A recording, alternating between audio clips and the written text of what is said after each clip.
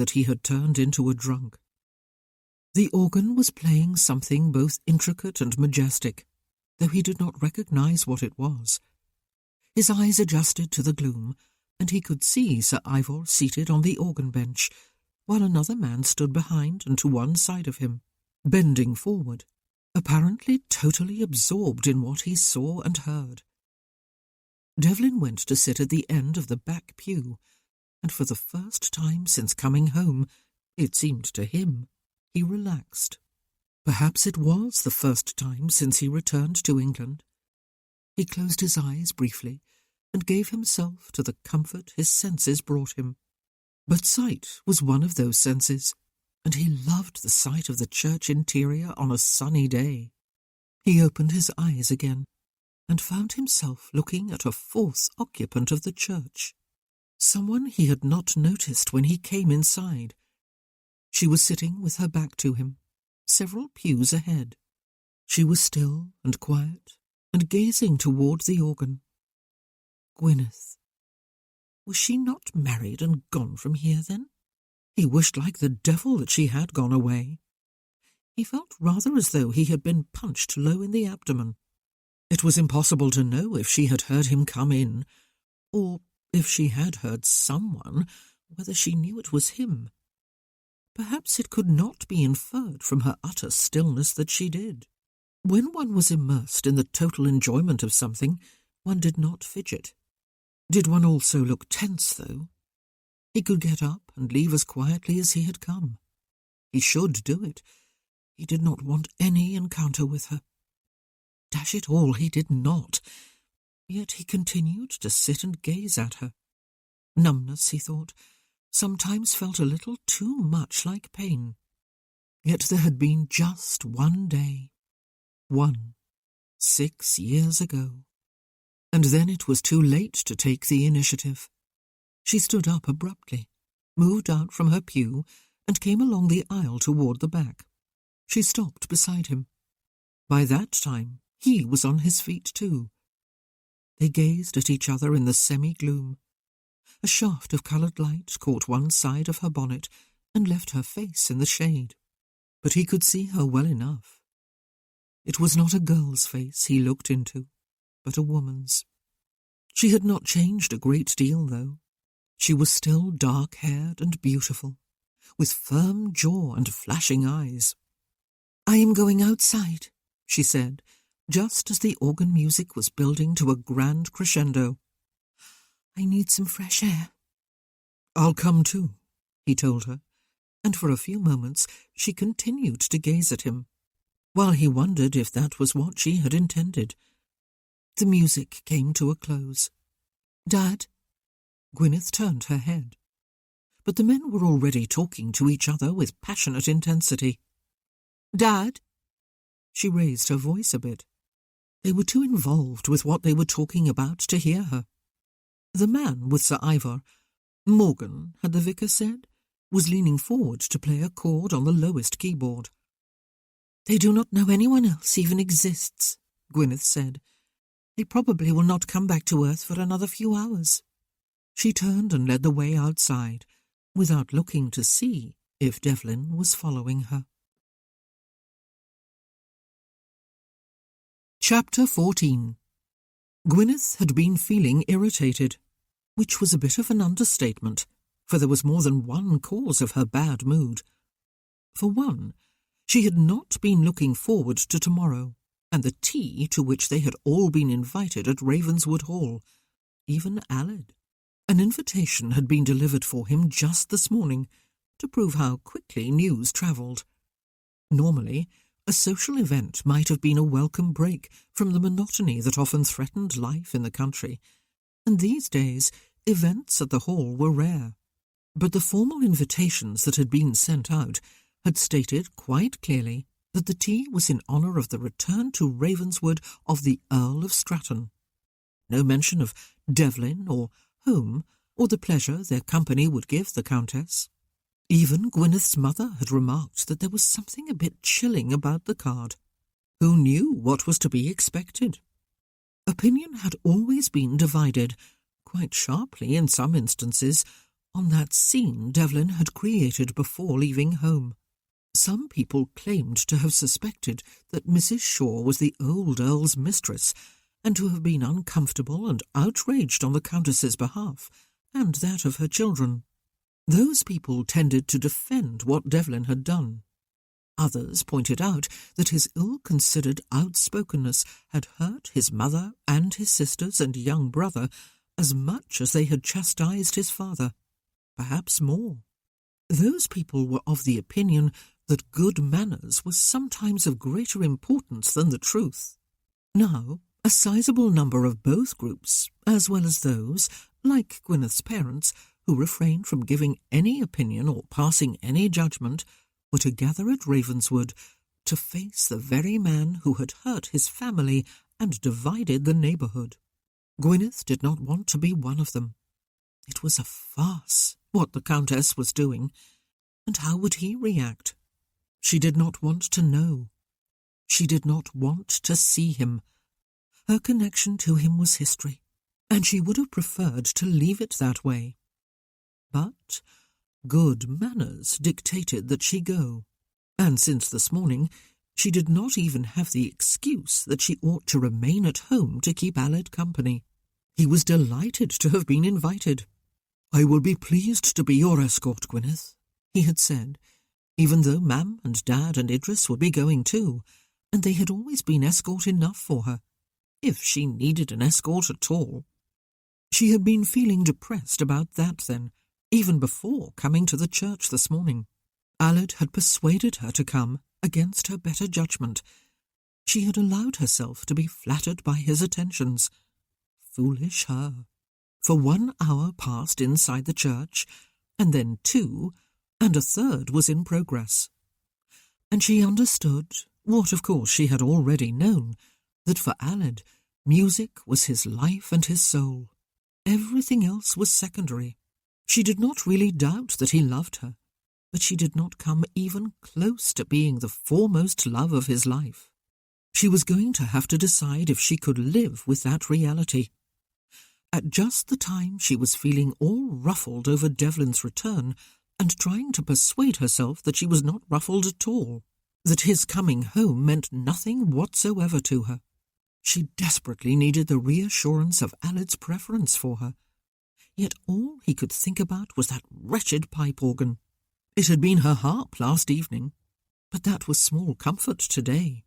Today she was feeling both bored and annoyed. No one liked to feel neglected, and no one liked to feel petty and childish for feeling neglected. But then, then the church door had opened quietly behind her. She had glanced back, and then turned her head sharply forward again, and prayed desperately, she was in the right place for it, that he would close the door and go away. For a few minutes she had tried to convince herself that he had done just that.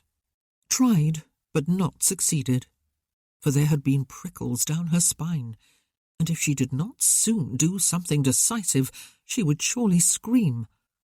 So she had got up and turned, and without even looking at him, she had known he really was there, and he really was Devlin.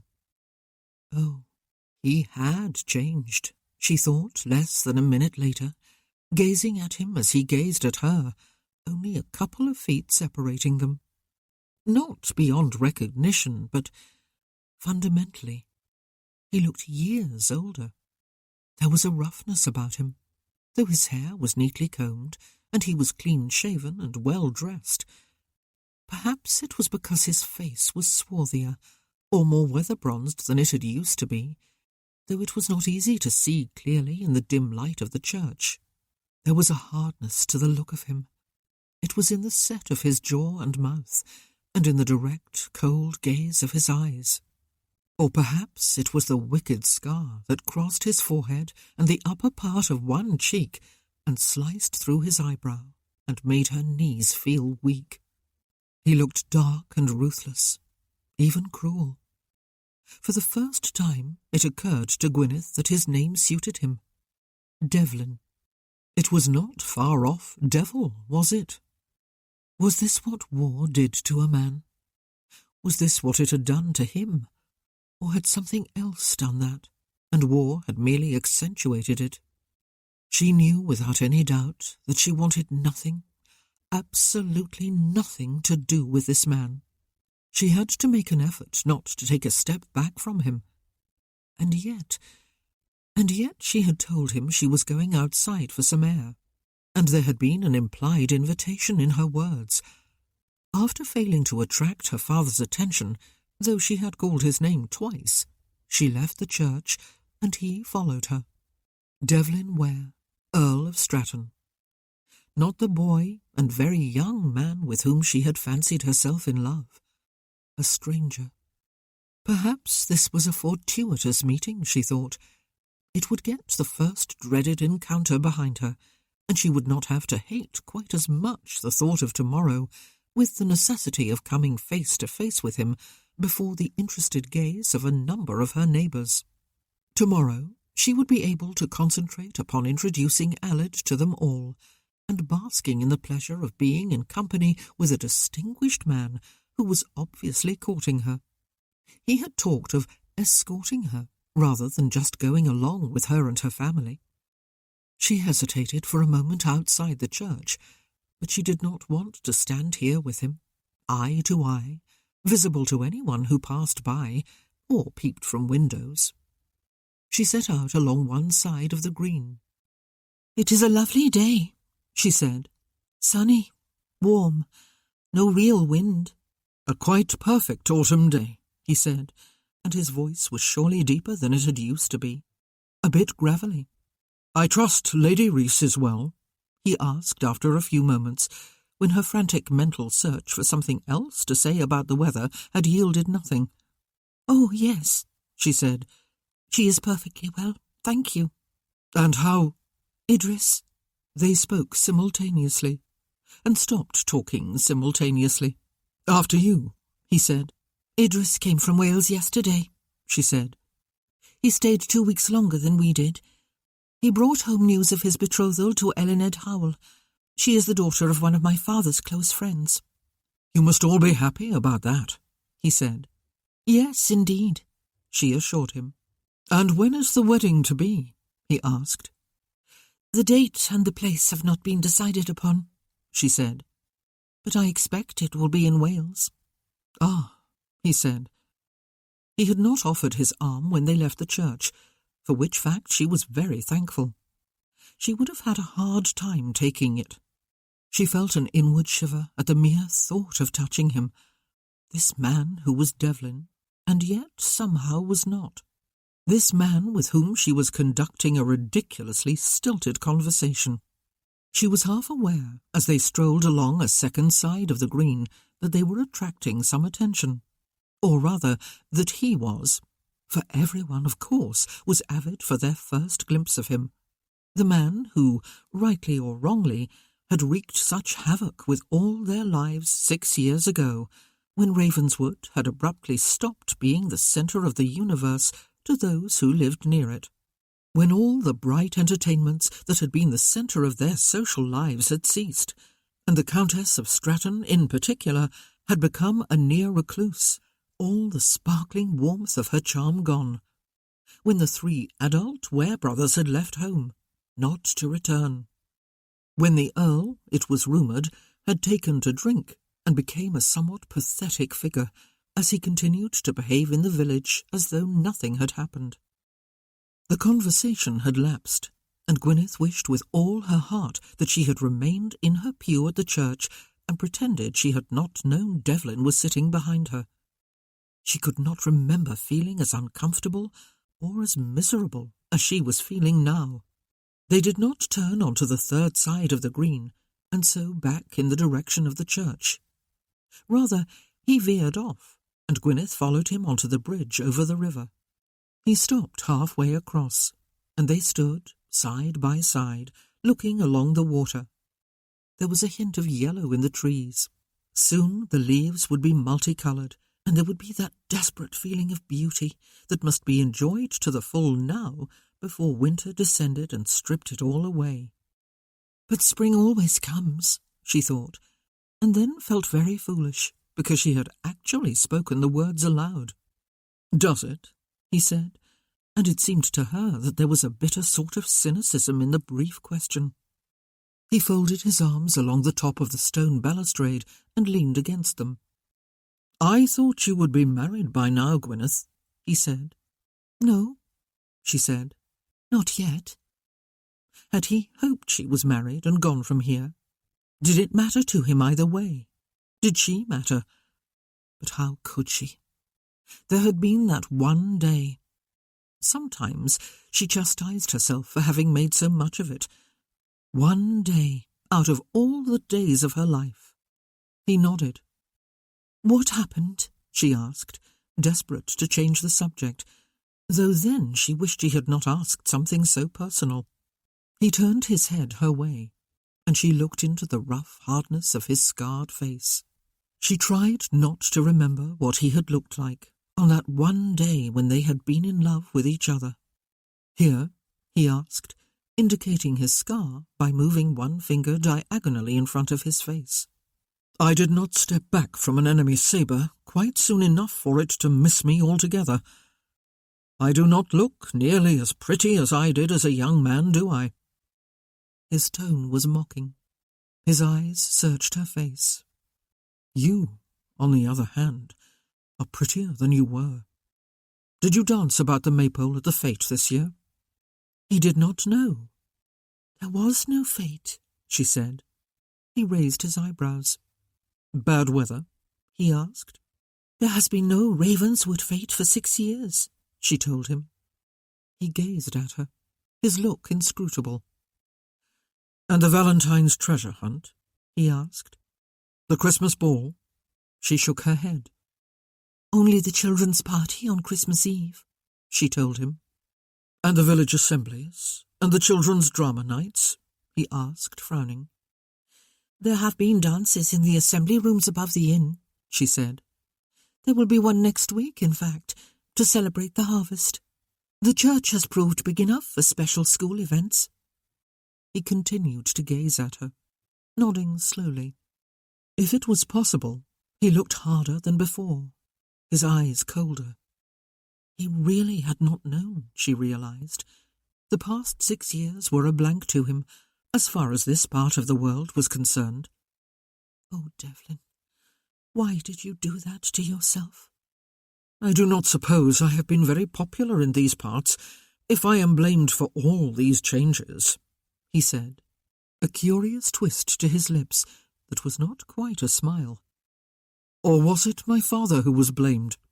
She stared at him mutely, but he held up a staying hand before she could frame an answer. "That was altogether an unfair question," he said. "I beg your pardon. Why are you not married, Gwyneth? I cannot believe no one has ever asked you." She could feel her cheeks grow warm, for he ought to remember that one man at least had asked her. 6 years ago, not even a mile from here, and she had said yes. But really, how dared he ask such a question? It was none of his business. She answered anyway. "I have had a number of eligible offers," she told him. "None of them suited me." "Waiting for love, are you?" he asked.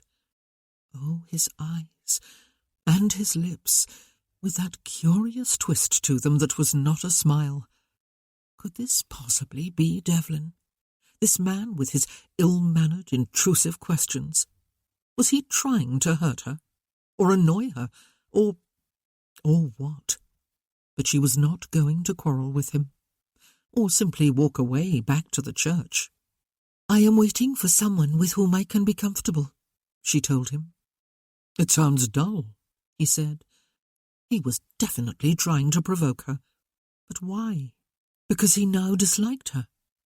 But surely dislike would merely breed indifference. Because somewhere deep inside this strange, stony exterior, then, there was pain of some sort? It was impossible to know, and she did not want to know. Oh, she wished she had stayed in her pew. "Comfort is never dull," she said. "It is—" But there was nowhere to go with that sentence. "Comfortable," he suggested, Yes, she said, and then she was horrified and definitely not comfortable when they both smiled at the same moment. A real smile on his part, not just that twist of his lips. Her stomach felt as though it had turned over, for during that moment he had looked just like Devlin. Though Devlin had not often smiled, except on that last day, which she would really rather not remember. "Are there any comfortable men on the horizon?" he asked her.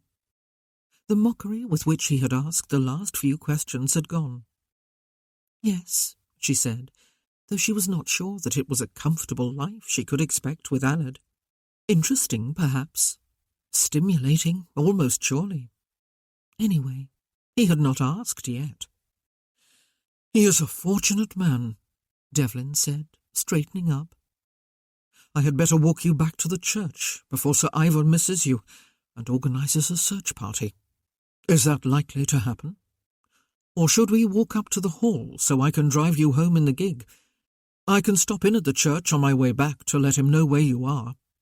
It was tempting. To go home, that was, to seek out solitude until she had found some composure. But she would have to walk all the way up to the hall with him and then ride beside him in a gig. And the chances were that her mother and Idris would see him and come out to speak to him and invite him inside. She was not prepared for any of that. This had been quite enough for one day. "I will go back to the church," she said. "You do not need to escort me." "But I will," he said.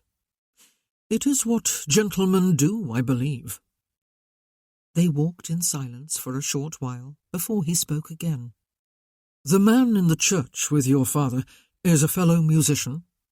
"Aled Morgan," she said. "A Welshman, as his name would suggest. Yes, he is a musician of some renown. He sings and plays a number of instruments, but he is best known, even outside Wales, as a conductor. I believe he will soon be conducting orchestras in places like Vienna and Paris and Rome, now that the wars are over." He had his head turned toward her. "Ah," he said softly. She thought of how a brief chance moment could change the whole course of life for many people. If Devlin had suggested returning to the ballroom a minute sooner than he had that night, or if his father had brought Mrs. Shaw, if that had been her real name, up to the pavilion a minute later, would they be married now, she and Devlin? Perhaps with little ones. Would his father still be alive? Would all of life in this place have proceeded as it always had? Would there have been fêtes and Christmas balls and happiness? But who could know? One could never predict the future, and the past could never be changed. The only influence one could ever have upon one's own life, or the lives of other people, was in the present. Yet the present was such a fleeting thing, gone even as one thought of it. Then one was confronted with yet another present moment, and so on throughout a lifetime. Each moment unveiling choices and decisions, any of which might have long-lasting consequences. It was a dizzying, even frightening thought, for any hope one might have of permanence or stability was just an illusion. The organ was still playing inside the church. "I am going to stay out here for a few minutes longer," she said, turning to him. "I am going to wander about the churchyard. I always enjoy reading the gravestones and contemplating the long history of this place where I live, and the ongoing connection of families through the generations. I find it soothing rather than morbid. Thank you for walking with me." But something had happened to his eyes. They had turned opaque, if that was the right word, as though he had shut himself up inside himself so that the world would not see in. And she remembered with a great sinking feeling that his father was buried in the churchyard, and in all probability Devlin had not seen his grave. "It was my pleasure." He inclined his head to her and turned to stride away diagonally across the green, skirting the duck pond as he went, striding like a military man. Gwyneth felt the soreness of tears prick the back of her throat. Oh, she did not want this, whatever this might be.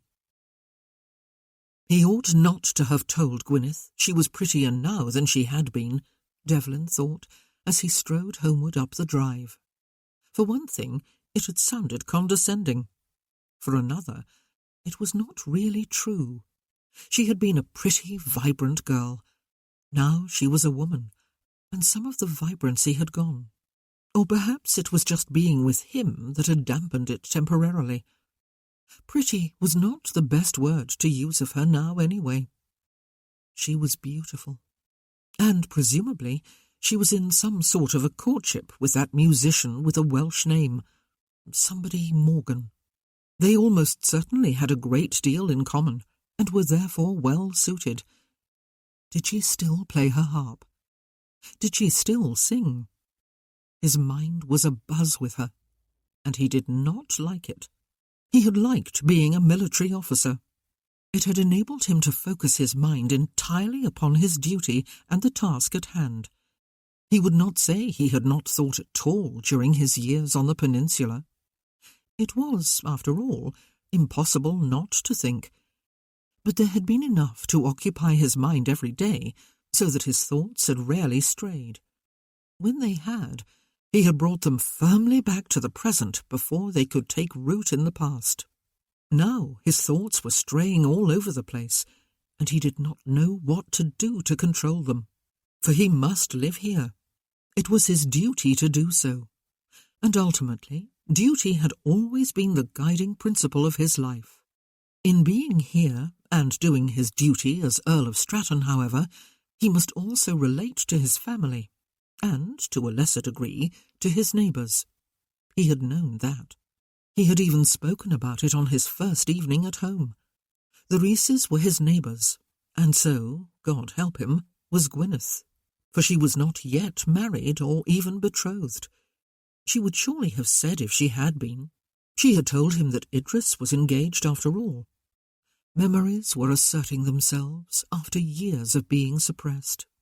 He was remembering things she had said to him the last time he had spoken with her, at Cartrev the morning he left, when he had gone to say goodbye. And suddenly it was all as though it had happened yesterday. He stopped to watch the sheep amble about the meadow below the ha-ha. One of them looked up and greeted him with a baa. Sheep always sounded comically human, he thought. "And good day to you too," he said, and felt a sudden, unexpected gladness that he was in England, that he was home, that this land was his in trust, to nurture while he lived and to hand on to his children and his children's children as it had been passed on to him. His father's mortal remains were in that churchyard. He walked on, thinking desperately about sheep. He had missed the shearing this year, and for the past 6. He had always enjoyed the shearing. If he loved her, Gwyneth had told him, on that long-ago morning, he would not have made that public scene the night before. She had begged him not to, but he had done it anyway. Had she been right? If he had loved at all, his mother, his brothers and sisters, his friends and neighbours, Gwyneth, would he have kept quiet and confronted his father privately the next day? Had the choice been between love and truth? But were they not the same thing? Or, when he thought he had acted out of an adherence to the truth, did he really mean righteousness? Righteousness, the need to judge and condemn in the name of a perceived truth. He had chosen righteousness, but also truth. And surely love, too. It was his fierce love for his mother and his sisters that had so incensed him and convinced him that he could not allow the terrible indiscretion to continue one moment longer. He hated questions that had no clear answers. Had he done the right thing? The wrong thing? Did it really matter? He had done what he had done. He could hear more of her words suddenly, just as if he were back in the dining room at Cartrev that morning. "And if you loved me, You would not be leaving me in this cowardly manner. You would be staying here and fighting for me. You would be persuading Dad to let you marry me, and you would be taking me off to Wales or somewhere to set up a new life with me, instead of with your stupid foot regiment. You know nothing about love. A man does not leave the woman he loves. There is no warmth in you, Devlin. No give. You are all inflexible righteousness.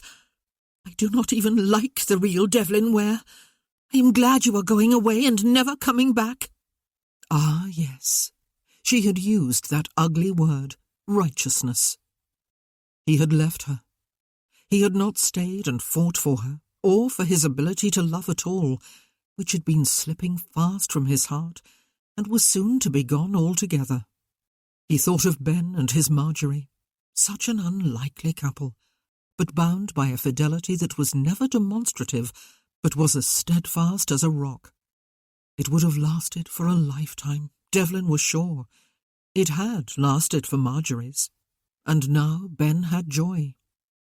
Devlin thought of the women with whom he had lain, of the enjoyment he had had with them, of the liking and respect he had felt for every one of them, but never a spark of love.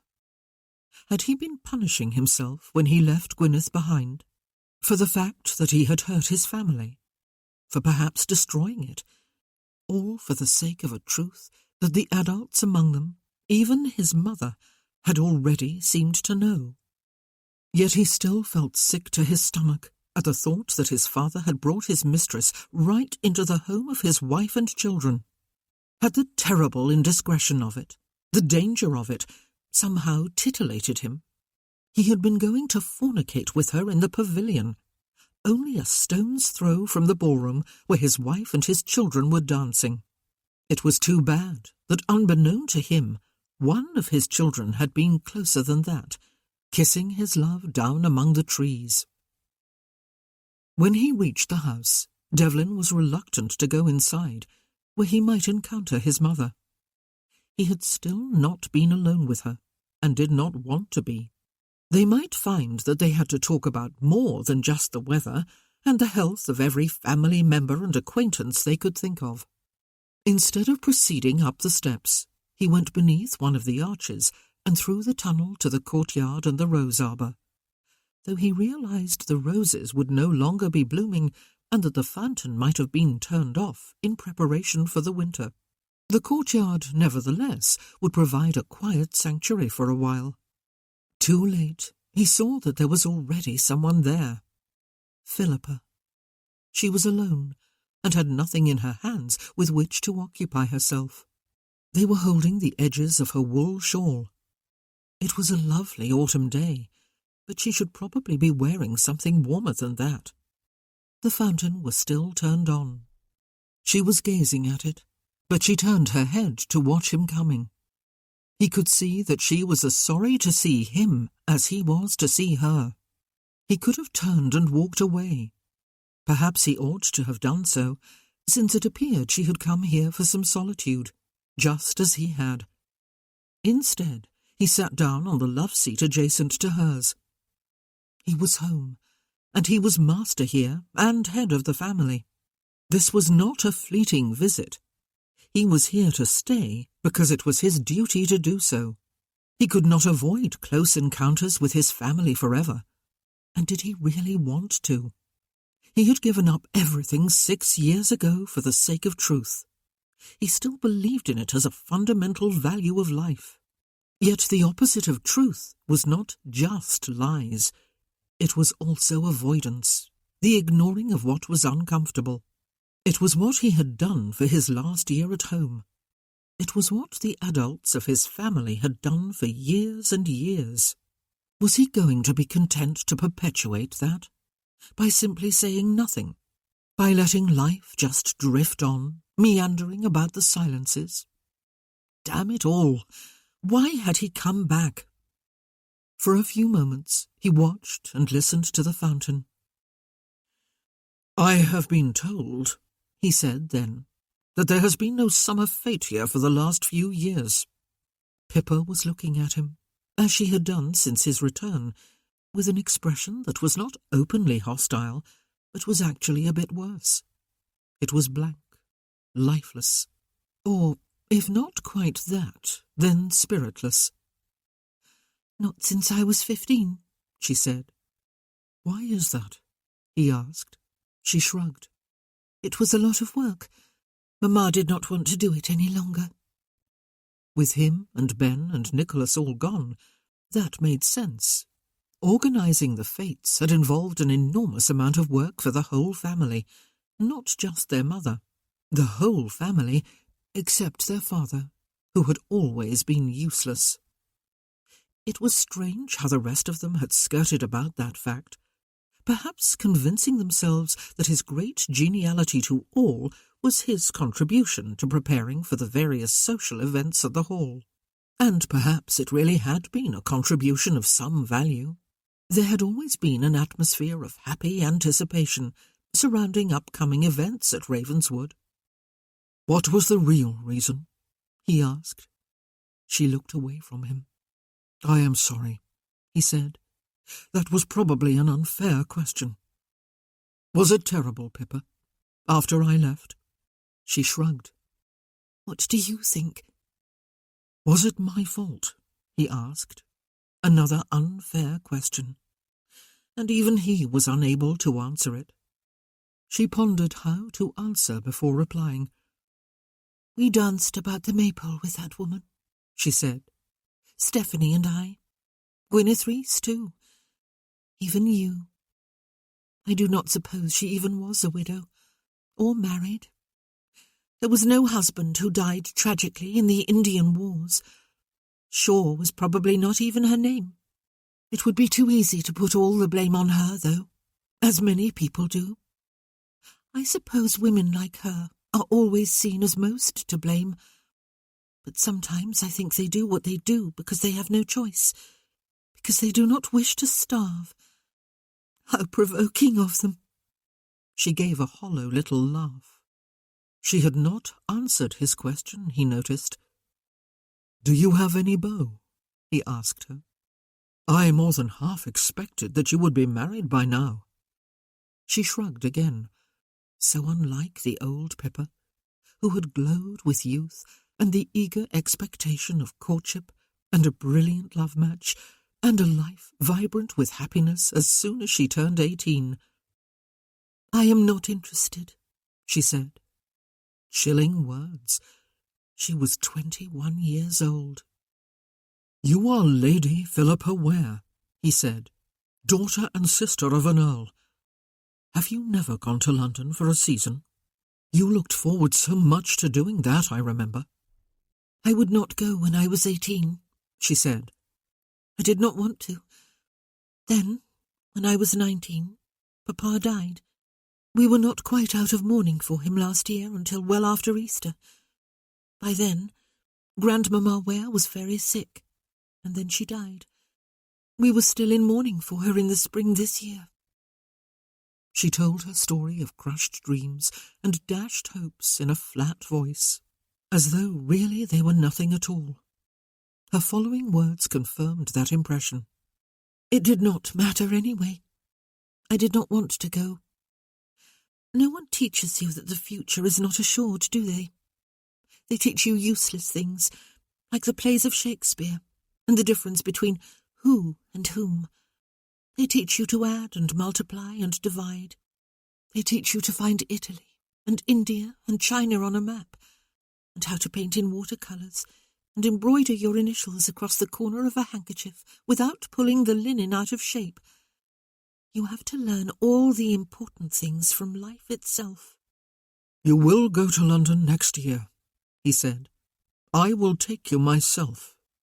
He was going to have to take his place in the House of Lords anyway. She looked at him with weary scorn. "You cannot promise any such thing," she said. "You may be dead by then. I may be. Besides, I will be 22 next year. I will be old." "You will be greatly sought after," he said.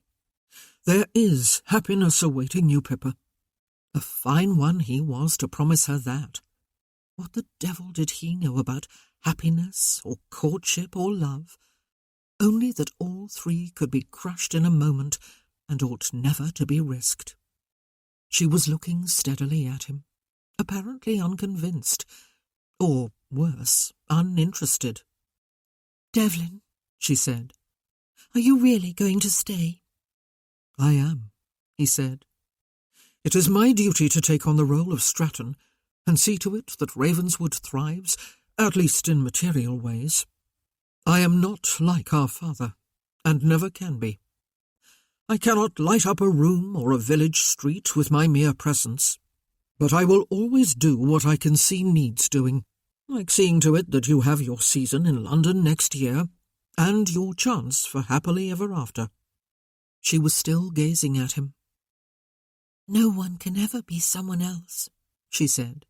"But even if you could, Devlin, or if you could at least be like Papa, I would not want you to do it. I loved him with all my heart, but he did not love us." Her words chilled him again.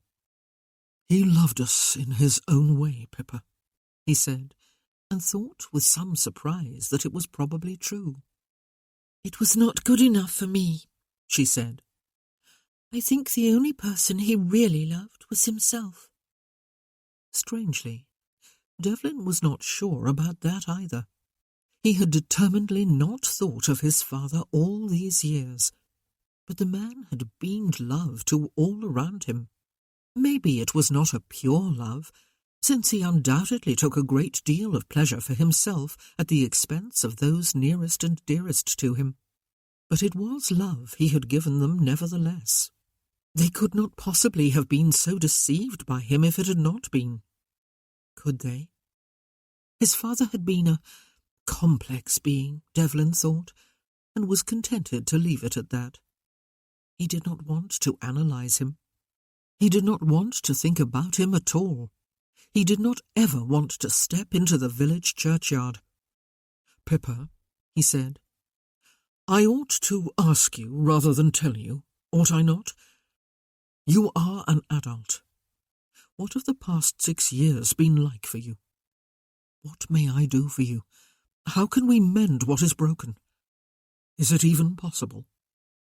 She looked at him for a long moment. "You were not to blame," she told him. "Even though the consequences were terrible, I was never really sorry that you did what you did. I was actually proud of you. For if you had waited and talked privately with Papa, and even perhaps with Mamma and the grandparents, everything would have been hushed up when it needed to be shouted from the rooftops." She paused then. "There is one thing I do blame you for, though. Papa died more than 2 years ago. He waited and waited for you to come home, but you did not come. Steph worshipped you, Dev.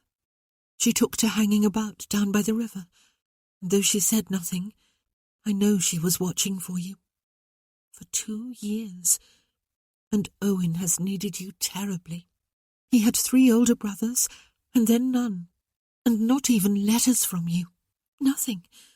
Just silence, because you could not bear to think of us, I suppose. And now you have come back, all turned to stone, or so it seems, and talking about how you were going to take charge."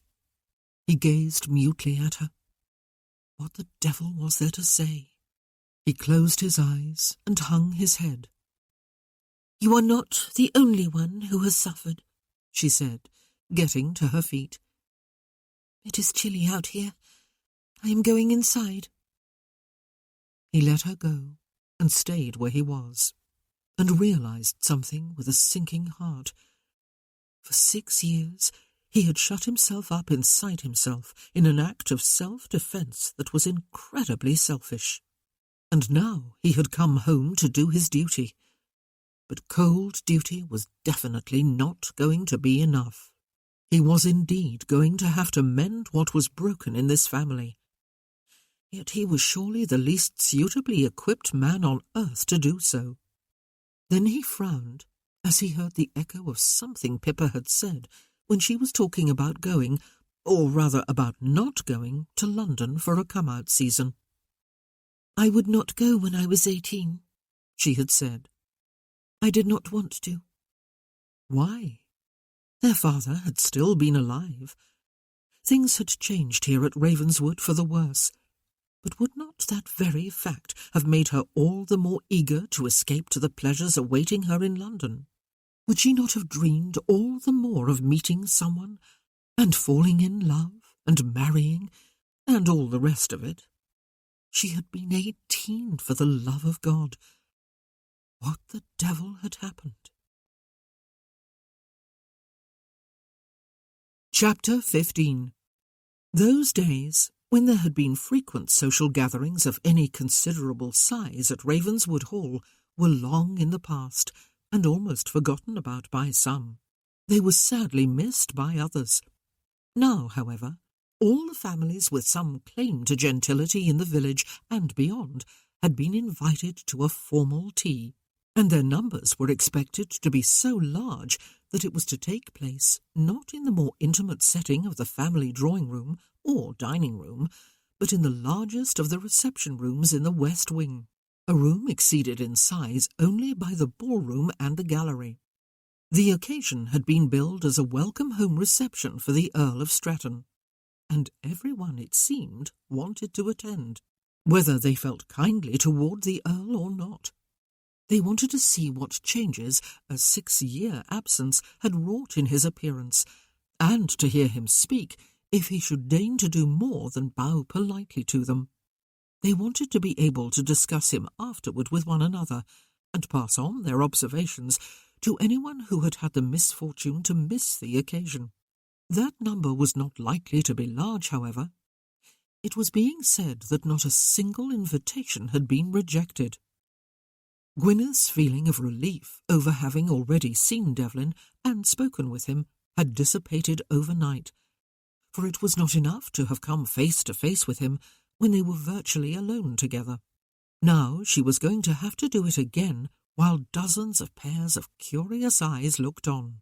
It was too much to hope no one would remember that on that most ghastly of horrid nights Devlin had been clinging to her hand, making it obvious to anyone with an ounce of sense that she had been with him on the Pavilion Hill when he encountered his father.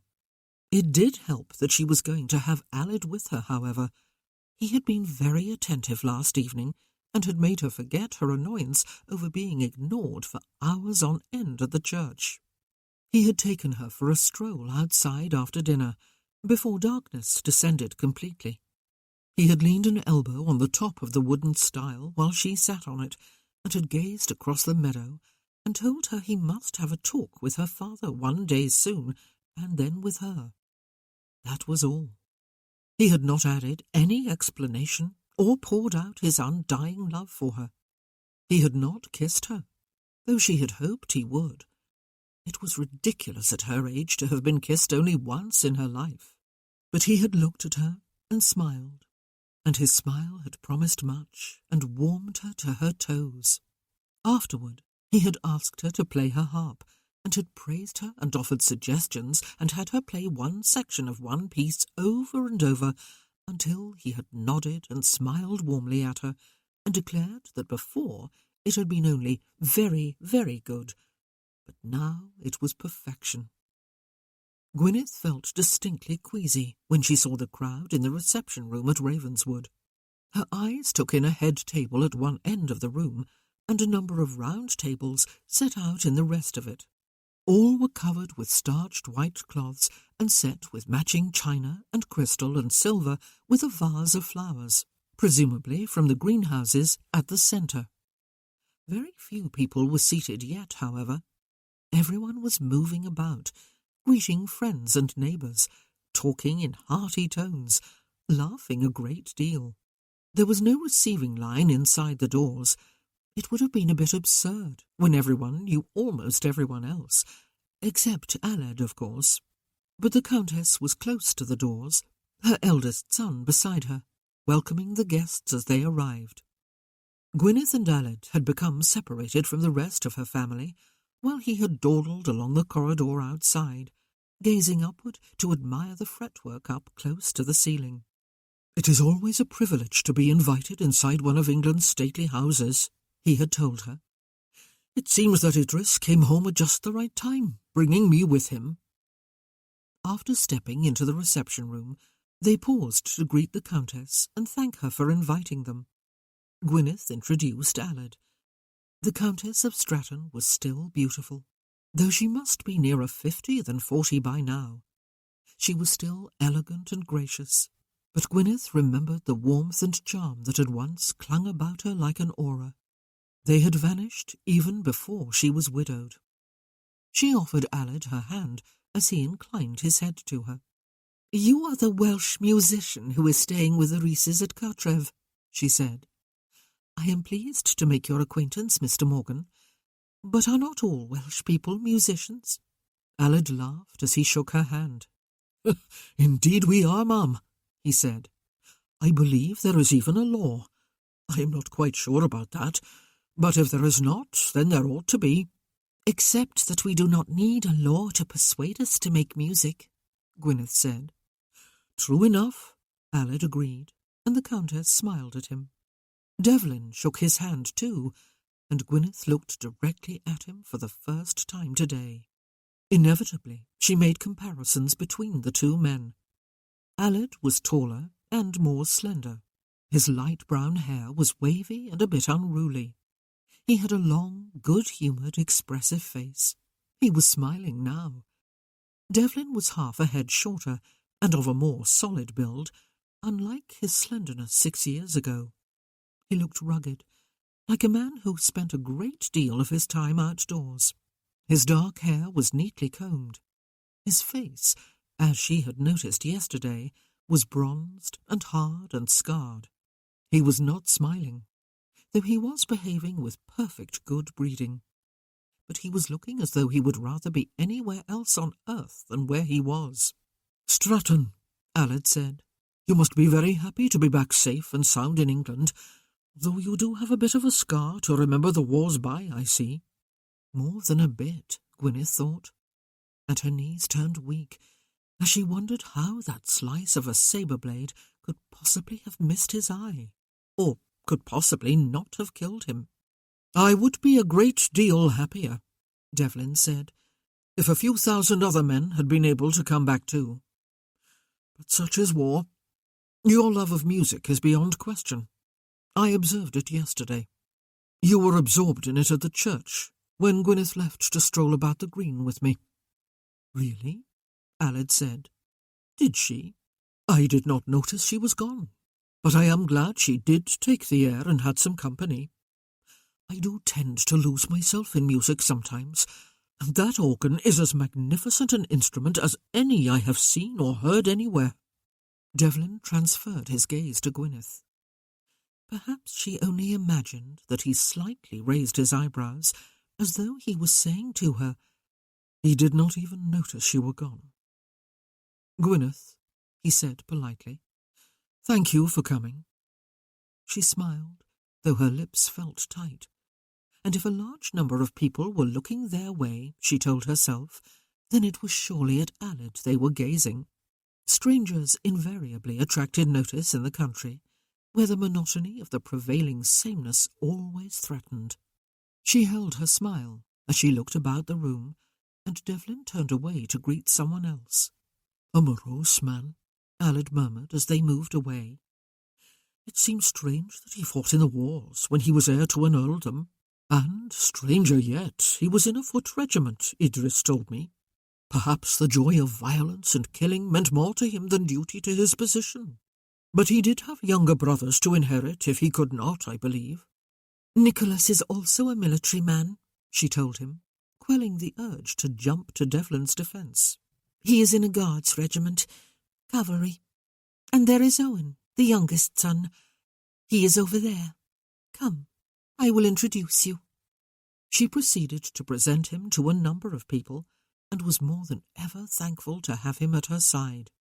He was a sociable man, when there was no music to distract him, and conversed easily with people who were strangers to him. Gwyneth felt speculative eyes upon her, and kept smiling. a morose man. He had not used to be. Quiet, reserved, somewhat on the serious side, yes, and lacking in the open charm and allure that his father and Nicholas had both possessed in abundance, but not morose, and not without a certain charm of his own. People were taking their places at the tables. There were no name cards. Everyone could sit where they wished, except those at the head table, of course. The Countess sat in the central position there, Devlin on her right, Philippa on her left. Mr. and Mrs. Edward Ware, the late Earl's uncle and aunt, sat on the far side of Devlin, and Mr. and Mrs. Greenfield, the Countess's parents, on Philippa's far side. Gwyneth drew Aled to one of the tables that still had empty places, and sat beside Ben Ellis, after introducing the two men. She introduced him also to the other occupants of the table, Mr. George Greenfield, Miss Wexford, and Mrs. Lamb, Devlin's great-aunt. "I am so pleased to see you back home, Ben," Gwyneth said, turning to him, "though I was very sorry to hear about your wife." "Thank you, Gwyneth." He smiled at her. His eyes had grown kinder, she thought, which was a strange thing to have happened after 6 years of warfare and a widowhood. "You have a child," she said. "Where is she?" "Stephanie insisted upon missing the tea in order to play with her in the nursery," he said. "She has a remarkable gift with children. Joy has been unwilling to let me out of her sight for a long time, since my wife died, in fact, but she has taken to her new aunt. They are dancing to Steph's singing. Dancing for my daughter, I should explain, means planting her feet firmly on the floor, holding someone's hands for balance, and bouncing from the knees, and laughing gleefully." "I look forward to seeing her," Gwyneth said. His daughter was obviously not an inconvenient piece of baggage he had been obliged to bring home with him from war. Aled was deep in conversation with Prudence Wexford, while Mr. Greenfield and Mrs. Lamb were chuckling over something with each other, and footmen were bringing plates of sandwiches and dainties to the table and pouring the tea. "Tell me about your wife," Gwyneth said to Ben. He thought for a few moments. "How does one describe a person in just a few words?" he said. "She was a good woman, Gwyneth." He drew breath to say more, but shrugged instead. "And you loved her," she said. "I wish I could have met her."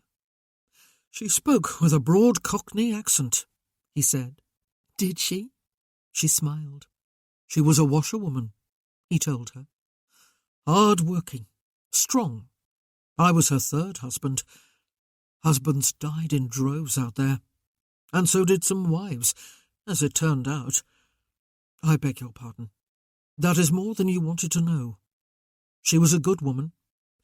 She was Marjorie." "I think I would have liked her," she said. "Are you going to be Devlin's steward?" "No," he said. "Fortunately, the current steward seems to be a perfectly competent man, so I feel no obligation to stay. I am going to set up a home for my daughter and raise her there." She had always liked Ben, Gwyneth realized. She had also unconsciously relegated him in her mind to a secondary place behind the rest of the family, because he was not aware, though he was the son of the late Earl. That had been very wrong of her. She could see and feel the kindness in him now. She could also feel the edge of defensiveness. He expected to be seen as somewhat inferior to his half-brothers and sisters. He wanted her to know that he was not ashamed of who he was or of who his wife had been, and he was going to devote his life to seeing that his daughter never had to fight for respect. "I am glad you went away with Devlin," she said.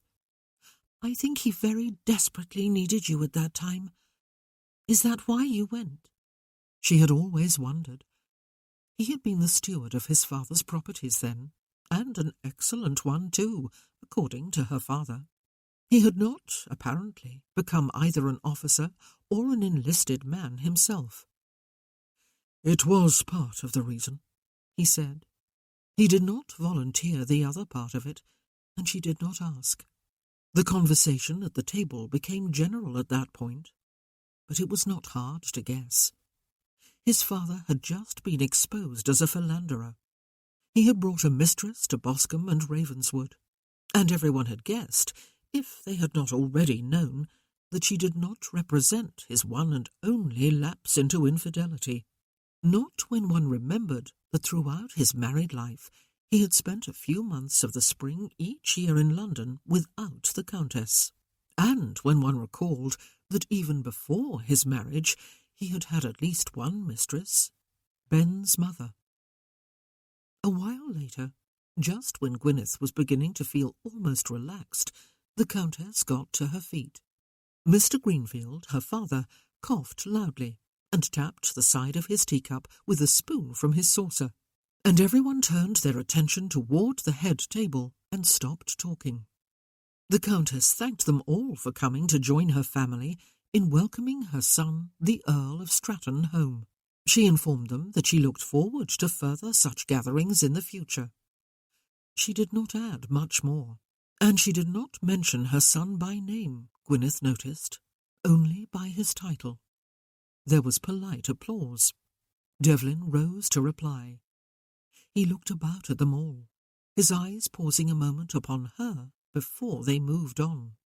"Thank you, Mother, for this lavish welcome," he said, and it was unclear whether he intended any irony. "And thank you all for coming, and in such impressive numbers. I wish you to know that I am here to stay, and intend to do my duty to the earldom, to Ravenswood, and to the neighbourhood around it. I intend to see to it that everyone is always welcome here, during open days, when the park is available to anyone who wishes to enjoy it, and during the various social events that will be arranged here. I intend to restore the annual Christmas ball and the summer fete, among other things." There was a buzz of interest among his guests, and perhaps some surprise too, for he certainly looked both morose, to use Allard's word, and uncomfortable, so unlike the late Earl, his father, who had revelled in speech-giving and in drawing smiles and laughter from his audience. "I will not, however, expect my mother to do all the work of planning such events," he added. "She did it superlatively well for many years, but she has earned a rest. I will employ someone to do what she did so graciously and uncomplainingly for so long." His words were greeted with applause. "I am not much of a public speaker," he said. "I will end this one without further rambling. Thank you again for coming. I will do myself the honour of paying a return call upon each of you in the coming weeks." This time the applause was a little more prolonged, and Gwyneth thought of how typical the speech was of Devlin, with its emphasis upon doing his duty and not expecting others, most notably his mother, to do any of it for him. How very much against the grain it must be for him to promise social events at Ravenswood and visits to each of his neighbours, when he probably did not even know which were friendly toward him and which might be hostile. She suspected, though, that it would not matter to him in which camp they lay. They had come here this afternoon, and therefore he would return the courtesy. "Ah, Devlin," she thought, "perhaps you have not changed all that much after all. You are still a decent man." The guests began to leave, and Idris found his way to Gwyneth's side. He set an arm loosely about her shoulders and spoke in her ear. "All right?" he asked her. "Yes." She smiled at him. "Of course I am all right."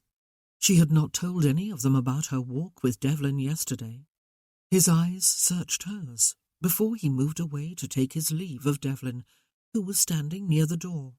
She watched the two of them clasp hands and exchange a few words, and then she turned to leave the room with Allard and her parents. Yes, of course she was all right. Of course she was. Devlin went up to the nursery with Ben, a plate heaped with sandwiches, cakes, and pastries in his hand. He was so hugely relieved to have that ridiculous tea behind him, and he would have been happier to retreat to his own rooms or go striding off to somewhere secluded outdoors, but he would not allow himself that luxury. "Magnificent speech," Ben told him. "I thought so too," Devlin said. "And who says a speech has to last longer than 1 minute? It was its very brevity that made it so magnificent," his brother said. "It is a pity you were destined to be the Earl, Dev. You would have been a very popular clergyman. No sermon longer than 2 minutes. You could have advertised that fact on the church board outside." Stephanie was sitting on a large armchair over by the window in the nursery, reading a book to Joy, who was snuggled in beside her and on the brink of sleep. She brightened as soon as she saw Ben, however, and wriggled down to come toddling toward him, prattling something incomprehensible, her arms raised high. He swept her up above his head, and she pressed her palms to his cheeks, her fingers spread wide, puckered her lips and kissed him on the lips. Then she nestled in under his chin, gathered a fistful of his neckcloth in one hand, and put her thumb into her mouth. "It seems," Stephanie said mournfully, "that no one is interested in the ending of this very exciting story except me." She laughed and closed the book. "Thank you for looking after her, Steph," Ben said. "You are a gem. I had better take this little girl and tuck her into her bed." Not anywhere on the nursery floor, though. He had had a child's cot set up for her in his own room, right beside his bed.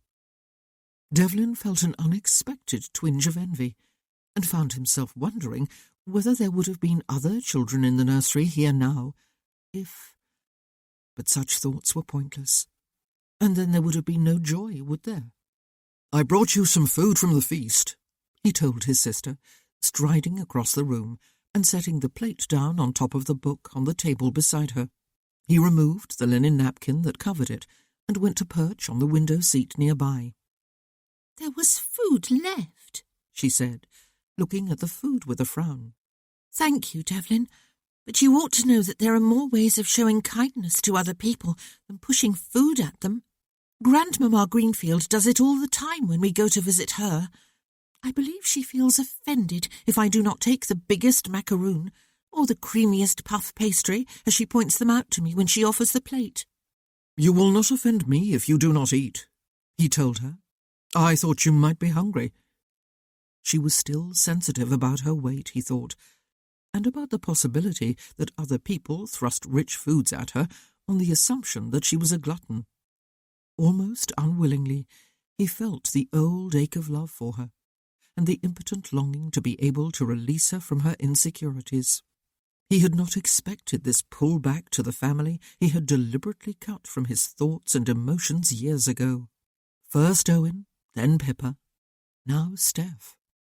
"And I did not mean to bite your head off," she said with a sigh. "Thank you for thinking of me. How was the tea?" "I think our mother had the right idea," he said. "Let them all come at once and gawk their fill. Let me face them all in one ghastly hour."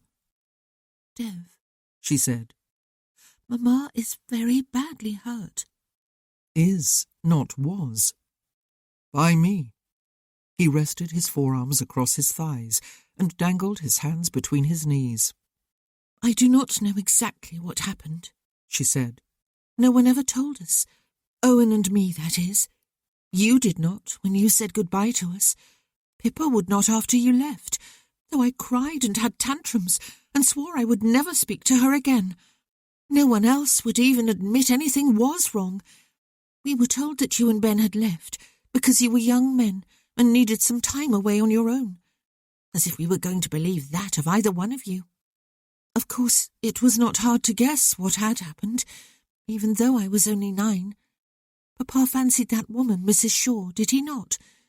I saw it that day, and a few times I wanted to go and kick her in the shins and tell her to leave my papa alone.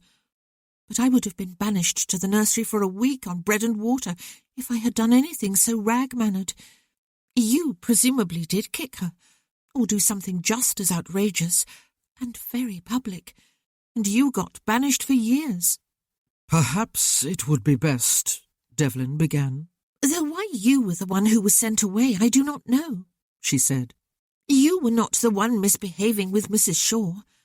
Perhaps it was because Papa could not very well be banished. But, oh, Dev, you took all the light with you.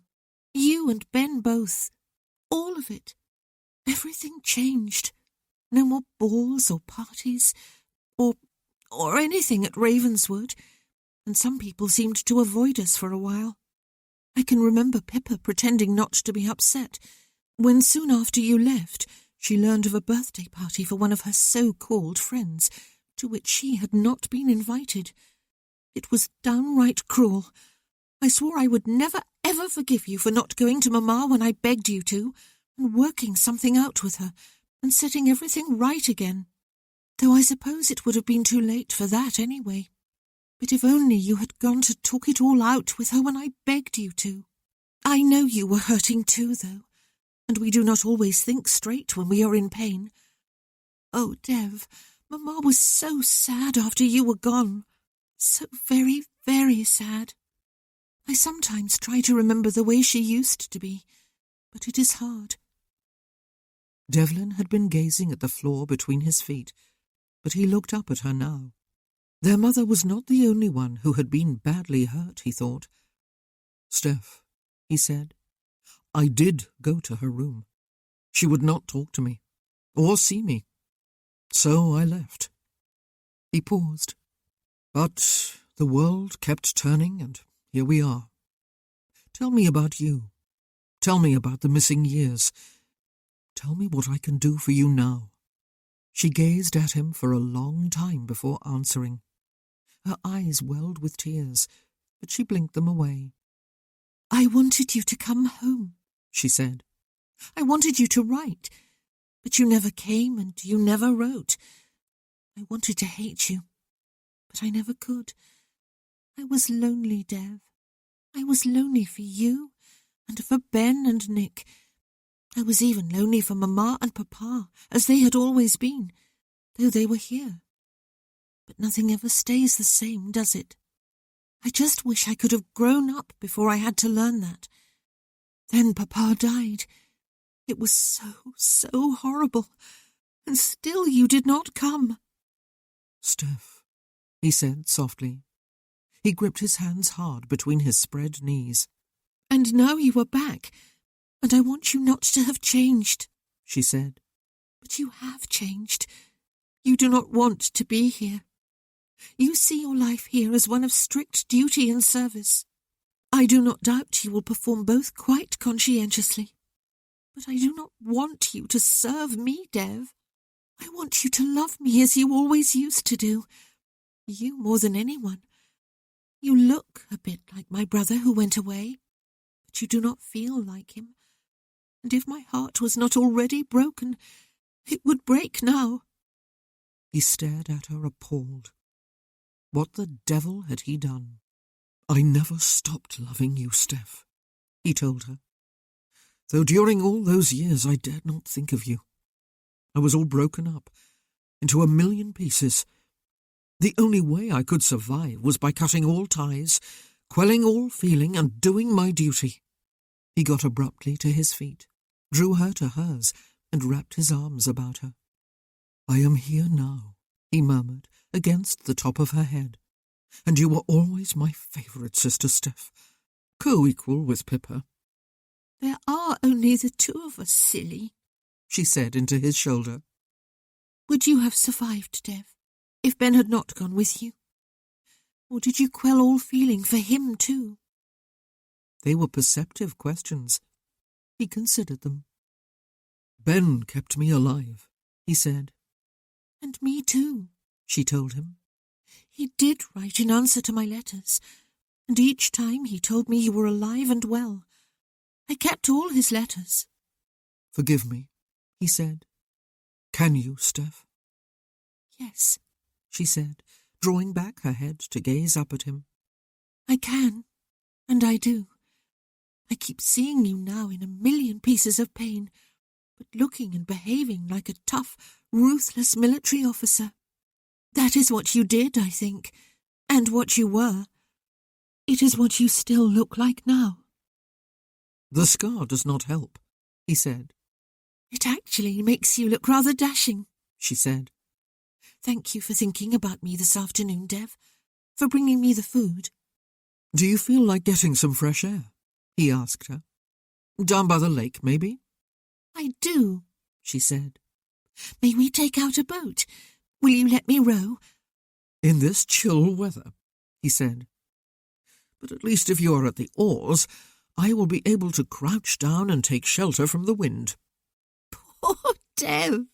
She laughed with some of the glee from her childhood. "Let me go and put on something warm. 10 minutes?" 9, he said. "I want to get this boat and rowing torture over with as soon as possible." She laughed again. Chapter 16.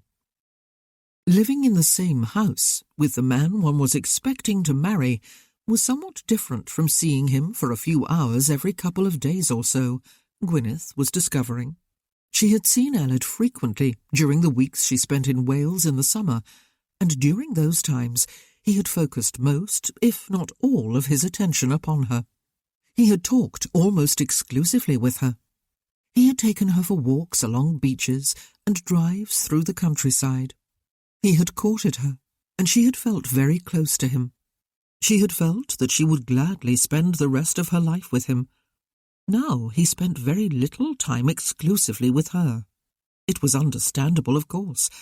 He was a guest at the home of her mother and father, and, as courtesy perhaps dictated, he spent most of his time with them and with Idris. And with her too, of course, but they were rarely alone together.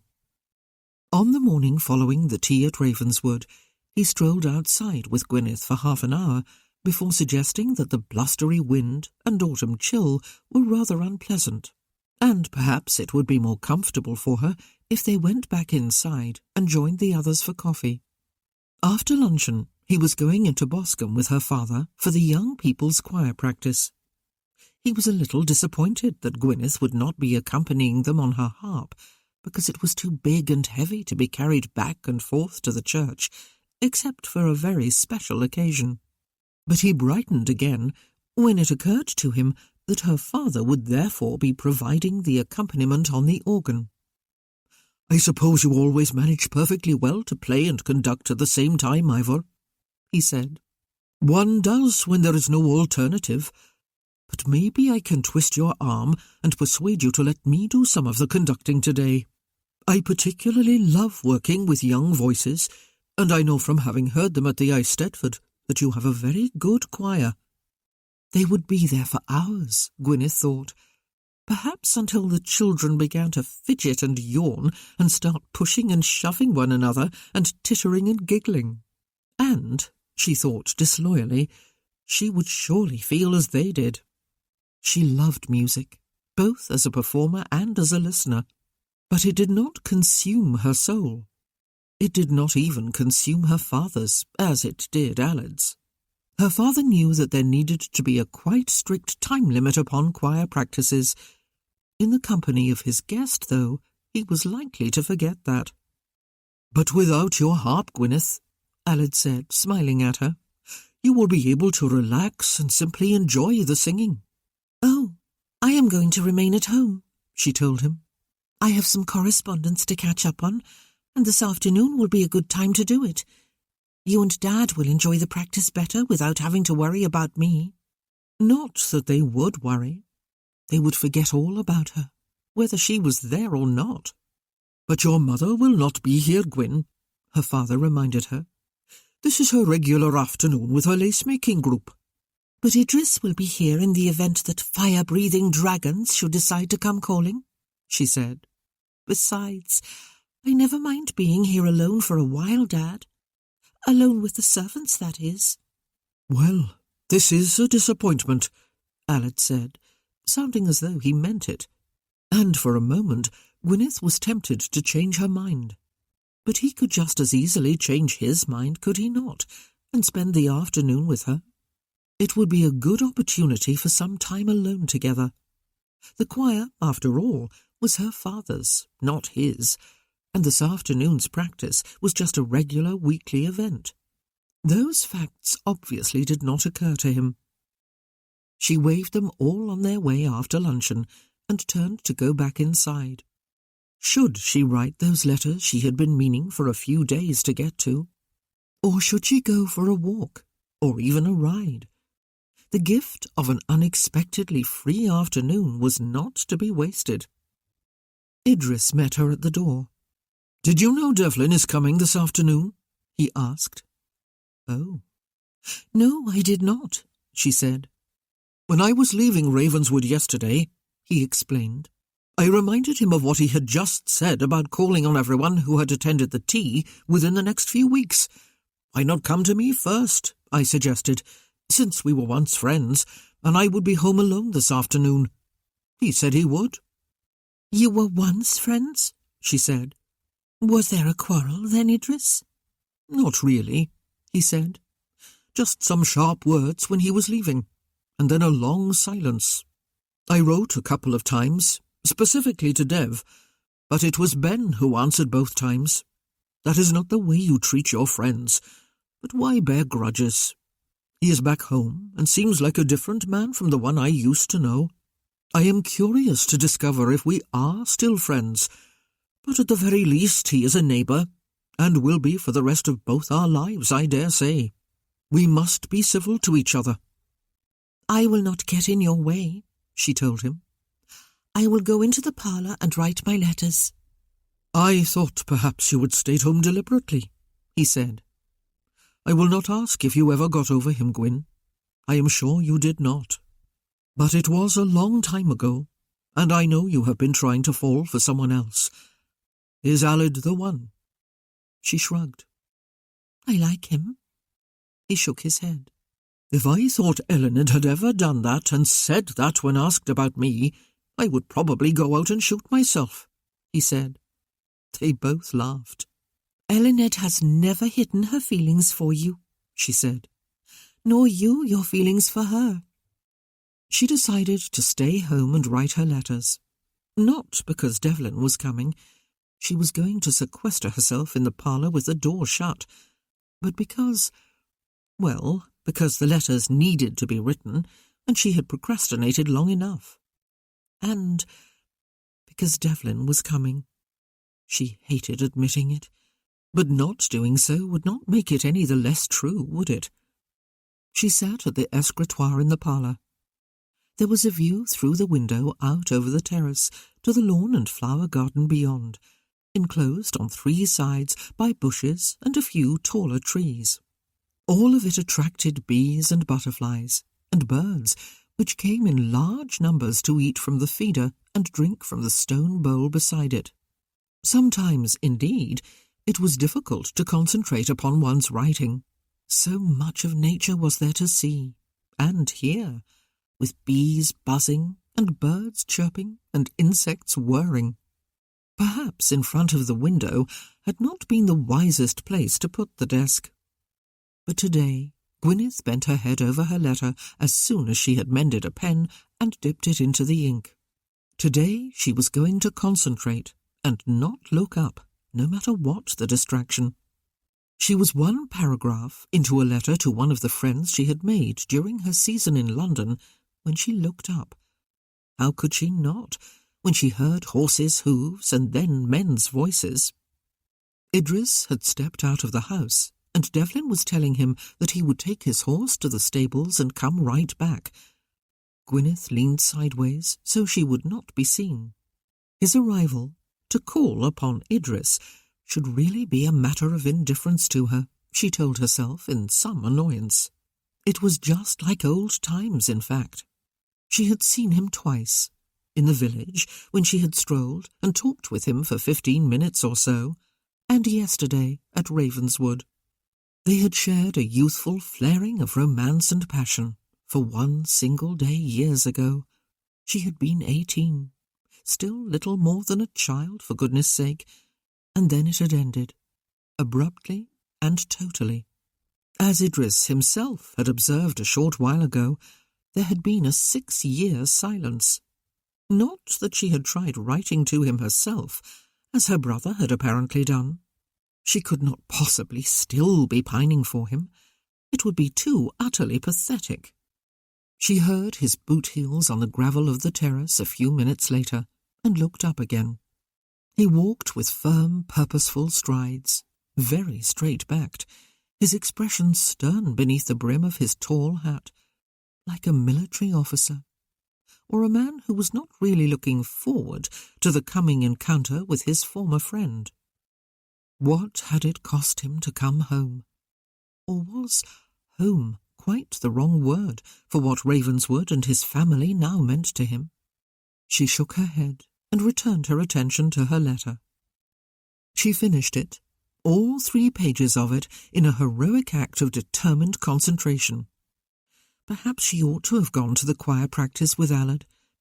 Would he think she was not really interested in him? Would he be right? She let the ink dry naturally as she cleaned her pen and quelled the sudden panic she felt. Not again. Please, not again. She was 24, perilously close to being left on the shelf. She knew a number of women who would be over the moon with happiness if they had won the notice of a man like Allard Morgan, and she liked him. She would even say she loved him, if that were a word that did not frighten her to death. There was a tap on the door, and it opened. Idris stood there, Devlin behind him. "Dev wants to pay his respects to you, Gwyn," Idris said. "He did not even realize you were here until I mentioned it just now." She turned in her chair. "How do you do, Gwyneth?" Devlin said, moving into the doorway while Idris stepped back. "I wanted to thank you again for coming to Ravenswood yesterday. It meant a great deal to my mother to put on a show like that. I wanted to congratulate you too. Idris has been telling me about the competitions you have won with your harp music at the... well, that Welsh word I can never quite get my tongue around." "Eisteddfod," she said. "Thank you." "I can remember wondering the few times I heard you play when you were a girl," he said, glancing at her harp in the corner of the room, "how on earth you could know which strings to pluck and how you could possibly make music from them. But you did." "After a lot of practice and grinding of teeth, it does become almost instinctive to pluck the right string," she said. He hesitated. She hesitated. And then she heard herself say something quite unplanned. "Would you like to hear it now?" His eyes came to hers. "I would," he said. "If I am not interrupting something important, that is." "I have finished my letter," she said, getting to her feet and crossing the room to her harp. Devlin advanced farther into the room and stood watching. Idris propped a shoulder against the doorframe, folded his arms, and crossed his feet at the ankles. She played a few simple folk melodies, first without any embellishment, then with. By the time she had finished, Devlin had taken a seat closer to her, and Idris had disappeared, half closing the door behind him. "I have always considered music undisciplined," Devlin said. "Or maybe that is the wrong word. It must be played correctly, and with much concentration and practice, so it is not by any means undisciplined. But it is not played for the intellect and the understanding, is it?" She did not know what reply to give him. She gave none.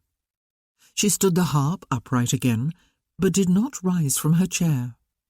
He was frowning down at his hands, until he looked up and directly into her eyes. "It represents chaos. It bypasses thought and reason and discipline. It speaks directly to the emotions." "And emotions are by definition chaotic?" she asked him. "Yes," he said without hesitation. "They are unstable, hard to control, impossible to master." "Should not emotions sometimes be surrendered to?" she asked, "in a safe way, through music and art and fine literature?" Why had she used the word safe? "Is that not like a drunk, thinking it safe to allow himself one drink?" he asked in return. "No, I do not believe so," she said. "If one surrenders to the power and beauty of music and art, One is not therefore doomed to react to every experience of life with undisciplined emotion. Are you afraid to love? She almost spoke the words aloud. Has Idris offered you tea, or something stronger? She got to her feet. Play again, he said, quite illogically in light of what he had just been saying. You used to sing. Do you still? Yes, she said. Can you play and sing? He asked. Yes. She sat again and tilted the harp down to her shoulder. She rested her hands against the strings and thought of what she would choose. She sang the haunting lyrics of Barbara Allen. "'Twas in the merry month of May, when green buds all were swelling, sweet William on his deathbed lay, for love of Barbara Allen." And so on to its sad conclusion, the rose growing from William's grave, twining about the briar that grew from Barbara's. Gwyneth pressed her hands to the strings to still the vibrations. "It does not really matter that the story is rather unbelievable, does it?" she said. "Or do you simply want to give William a swift kick for allowing himself to die of unrequited love?" She smiled. He did not. He sat gazing at her until his eyes narrowed slightly. "The song relies for its effect upon the raw emotions we all feel from time to time," he said. "Even the conviction that unfulfilled love might kill us, or that it ought to kill us, because there seems no further point in living." "Yes," she said, and she sang a Welsh folk song in Welsh. "Aderyn pyr ar adain las, byth I mi'n was di brade, o bresir brasha ata ferch, chloroes im serch am choder." "O gentle dove with wings so blue, fly quickly to my lady, and take to her a message true, while in her garden shady." Another rather sad song. Why were so many folk songs heart-wrenching, but so beautiful? She did not sing the English words aloud. She looked up just as he was swallowing, and something had happened to his eyes, though whatever it was disappeared almost immediately. Ah, she thought, he was so full of darkness. And pain. There must be pain. Why else the darkness? She had the sudden conviction that feeling had been suppressed in him for a long time, perhaps since that harrowing visit he had paid here as he was leaving home more than 6 years ago. Now he could see emotion, love, only as chaos that threatened his control over his life. Oh, Devlin. "Your competitors at the Eisteddfods, is that the plural?" he asked. "Eisteddfodau," she said. "Your competitors must resent you," he said. "They have no chance against you." From almost any other man, this statement would have made her suspect over-extravagant flattery. Not somehow from Devlin. "I do not always win," she told him. Idris pushed the door open again at that moment. "Our coachman has just come walking back from the village," he said. "There is some problem with one of the wheels on the carriage, and Oscar Holland is mending it. Dad and Allard will wait for it, but Dad is afraid Mum might be embarrassed if she is stranded at Lady Hardington's long after all the other ladies in the lace group have left. I am going to drop the coachman back off in Boscombe, and then go fetch Mum home. I dare say Lady Hardington will insist that I stop for tea before we come, though. You will be all right on your own, Gwyn?" Now this was strange. Why not ask her to go with him? Or Devlin? Why not send a groom to the village with the coachman, and then on to bring their mother home? And why had he abandoned Devlin here 15 minutes or so ago, when he was Idris's invited guest? "Perfectly," she said. "I shall do myself the honour of remaining here with Gwyneth until you return," Devlin said. "It might be a while," Idris warned him. "I have a while to spare," Devlin said. Gwyneth remained mute. If she needed a chaperone in her own home to protect her from strangers and fierce-looking men, why would the Earl of Stratton be a good choice? "Right then, I'll dash off," Idris said, and did just that, leaving silence behind him. Idris Rees, Devlin decided, was that most ridiculous and despicable of male types, a man in love who thinks that every other man ought to be in love too, and conspires to make it happen. It was downright embarrassing, and that was an understatement. They had talked, the two of them, more than Devlin had talked with anyone for longer than 6 years, in fact, including Ben. They had talked about Idris himself and his Elined, and his plans to renovate the large cottage close to the main house of Cartrev, built a century or so ago as a dower house, but used as a storehouse in Sir Ivor's time. After his marriage, Idris would move his bride there and raise their family while he continued to manage his father's farm. It was what he loved doing, while Sir Ivor, though he was very attached to the land too, was more interested in bringing music to the church and community. They had talked about the wars. Idris had wondered if war could sometimes be like an earthquake, with less powerful but still dangerous quakes following it just when one thought it was all over. "Are the wars really at an end, Dev?" he had asked, "with Bonaparte still alive?" "God, I hope so," Devlin had said. "Even though you would not be involved in them any longer?" Idris had asked. "My brother would be involved." Devlin had been surprised by the powerful surge of protective emotion he felt. They had even talked about what happened 6 years ago, and Devlin had asked the inevitable question, "Did I do the wrong thing, Idris?" Idris had thought about it, heaved a great sigh, and gone to the sideboard to replenish their glasses. "Yes and no, though who am I to say, really?" he had said as he resumed his seat. "Yes, because what you did caused a great deal of trouble and suffering, Dev, for the innocent as well as the guilty. And for the truly innocent, that was a great pity. I am thinking in particular of Stephanie and Owen, and Philippa too. She was, 14, 15 at the time? And she witnessed it all. All 3 of them might have been protected from the worst of the consequences if you had acted with a bit more tact, not to mention Gwyn." "And no, because?" Devlin had asked. His friend had said yes and no to his question. "Sometimes people need to suffer," Idris had said. "They ought to be shaken from their complacency and out from under the house of cards they have erected over their heads with their endless lies, both those they tell and those they do not confront. They need to be shaken out of the comfort of their illusions. I did not know the truth, Dev, but an amazing number of people did. Your mother, for example, and her mother and father, and her brother. No one would say anything, though. No one would risk the trouble they might cause. A man must be allowed his little foibles.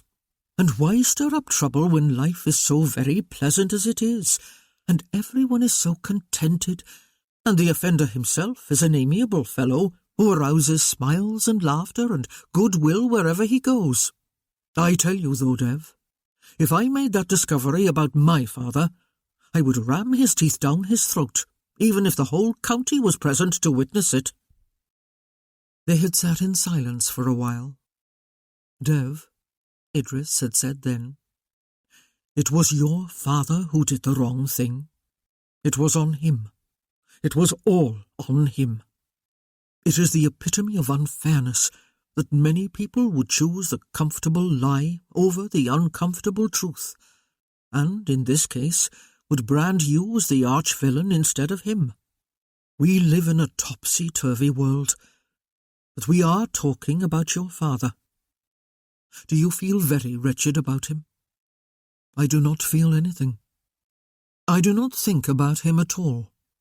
Ever," Devlin said, and Idris, after staring at him for a few moments, left it at that. They had talked a bit more about the past 6 years, though, about the way much had stayed the same in the neighbourhood, though everything had been somehow different. For one thing, you and Ben were gone, Idris said. And Nick too, of course, but that was expected and planned for, so was not in itself what upset the order of things. A bit like us all going off to school years ago and then to Oxford. This was different. All the usual big events at Ravenswood stopped, though the Countess did continue entertaining on a smaller scale. The Earl continued as before.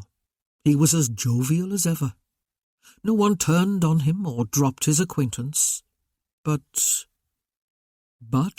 Devlin said. But there was a bit of hollowness to it, Idris said. Just because everyone knew, while they looked at him and listened to him, I suppose, or could no longer pretend that they did not know. He continued to spend the spring months in London, Devlin asked unwillingly. Your mother went with him, Idris said. That was something new. Devlin wondered why she had gone. Should she not have wanted more than ever to live apart from him? Had she gone just to keep a proprietary eye on him? I am sorry, Dev, Idris had said then. It does not feel quite right telling you things like this about your own people, even though we are friends. Are we? Devlin asked, despite my long silence. You never did right to tell me we were no longer friends, Idris told him. Perhaps I am just slow about taking a hint. Did you know Gwyneth is here? She is writing letters in the parlour. No, Devlin had not known that. He had assumed she was at the church with her father and Aled Morgan, listening to the choir practice. Stephanie had walked there for it, having declined Devlin's offer to take her. Gwyneth was here, in this very house. Now? Come, Idris had said, setting his empty glass on the table beside him and getting to his feet. You can pay your respects to her. He ended up doing more than just that, of course. Chapter 17. None of this was good. At least yesterday he had been prepared for her coming to that infernal tea. And somehow, seeing her there in company with Morgan, who was clearly dazzled by her, and seeing that they made a handsome couple and were glowing with an aura of what he could describe only as romance, had made it easier. It had enabled him to set things in perspective. 6 years had gone by. She was just a beautiful woman he had once fancied. Today, though, he had ended up not simply nodding politely from the parlour doorway and muttering some conventional greeting, but sitting right inside the room alone with her. Where the devil had Idris gone? Listening to her play the harp and then singing to its accompaniment. And he had spoken the truth to her, dash it all. Music was pure emotion. The sort of music she chose was emotion multiplied by 10. He was defenceless against its onslaught, for he could not simply stand her to attention and bark out an order to her to cease and desist. He could not just ignore her music either, or walk away without a word. He had actually asked her to sing.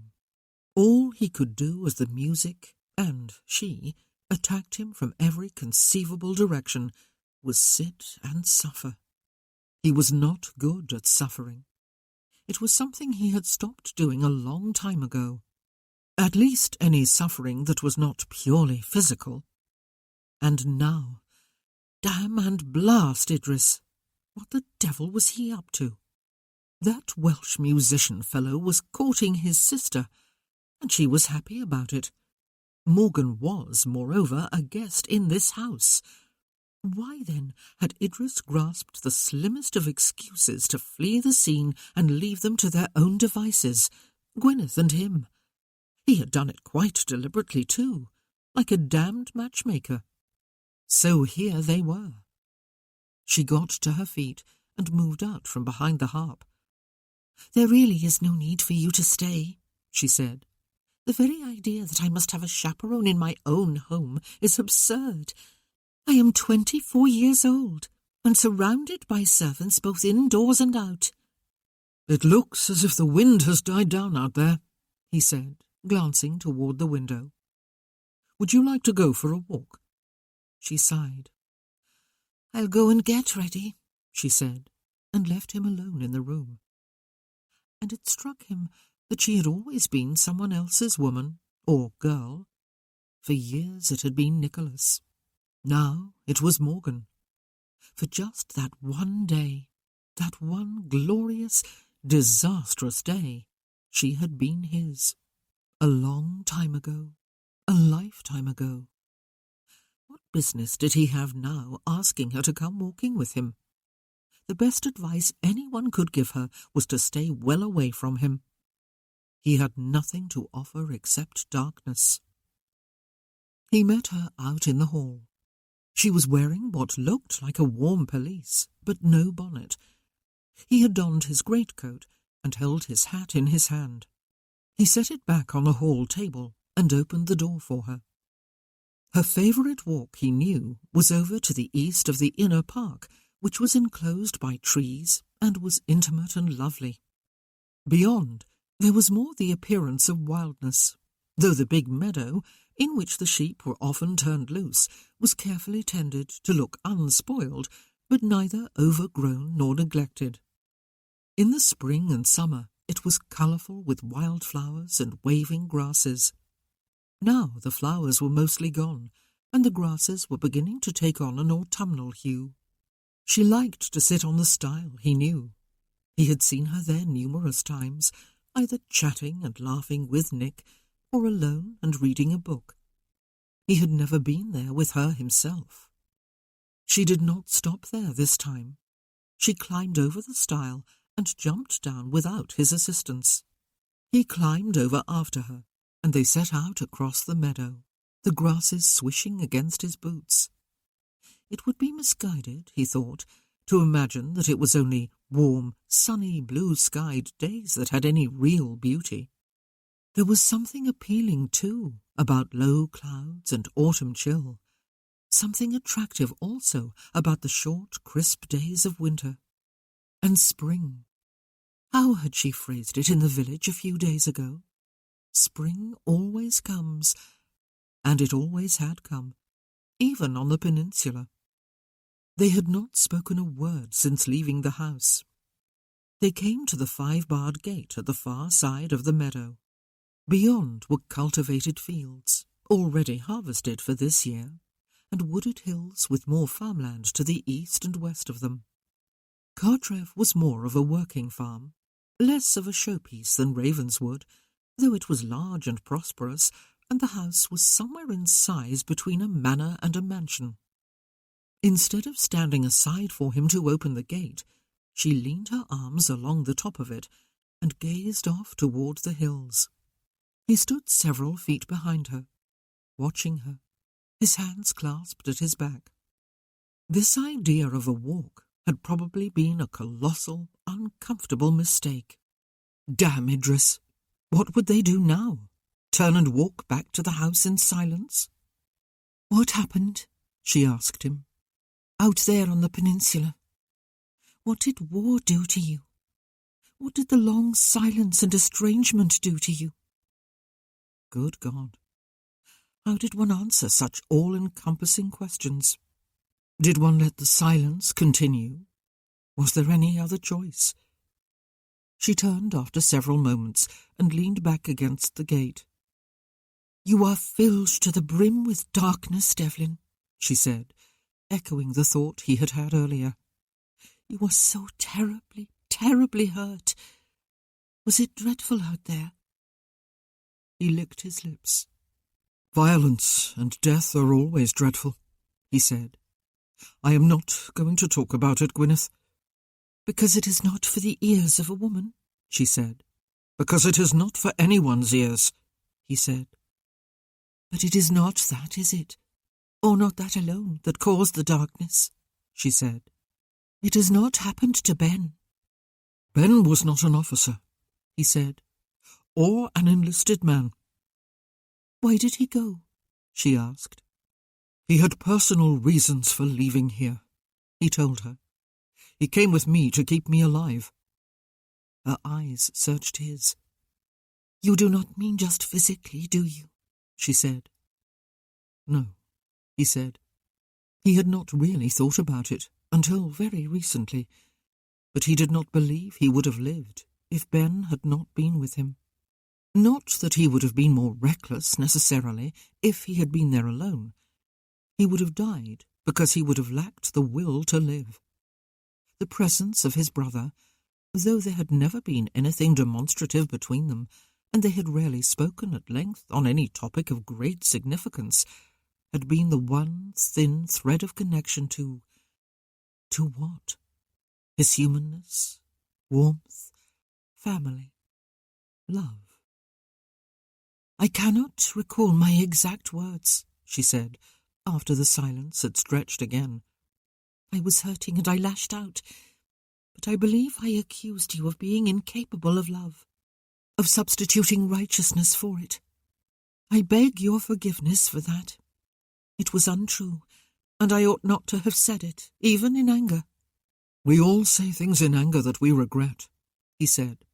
We can only move on, put it behind us and continue with our lives. I know that is the accepted wisdom, she said. We can never go back and change the past. Therefore we must forget it and move forward. I do not believe it. Or rather, I believe it misses a crucial step, or series of steps. There can be a gap between past and present that grows denser with darkness as time goes on. We deceive ourselves when we believe that as we move on we will forget and put behind us what can never be forgotten or changed. Devlin, the 6 years of your darkness and silence need to be brought into the light so that you can heal. What sort of nonsense is that?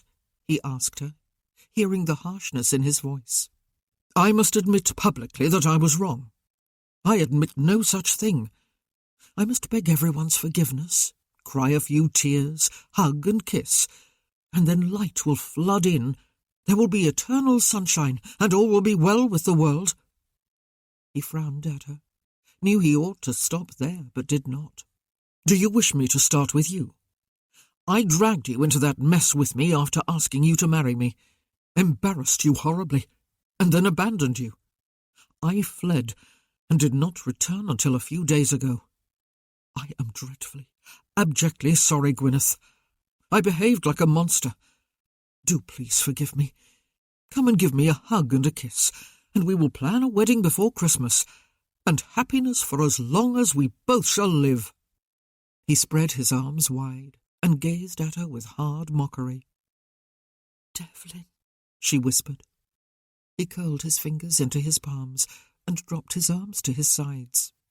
I am no longer that person you remember, Gwyneth, he said. That person adored you, and loved his family and his home, and did not see any clouds on the horizon of his life. That man was a dangerous innocent, quite unprepared for what real life was about to hurl at him.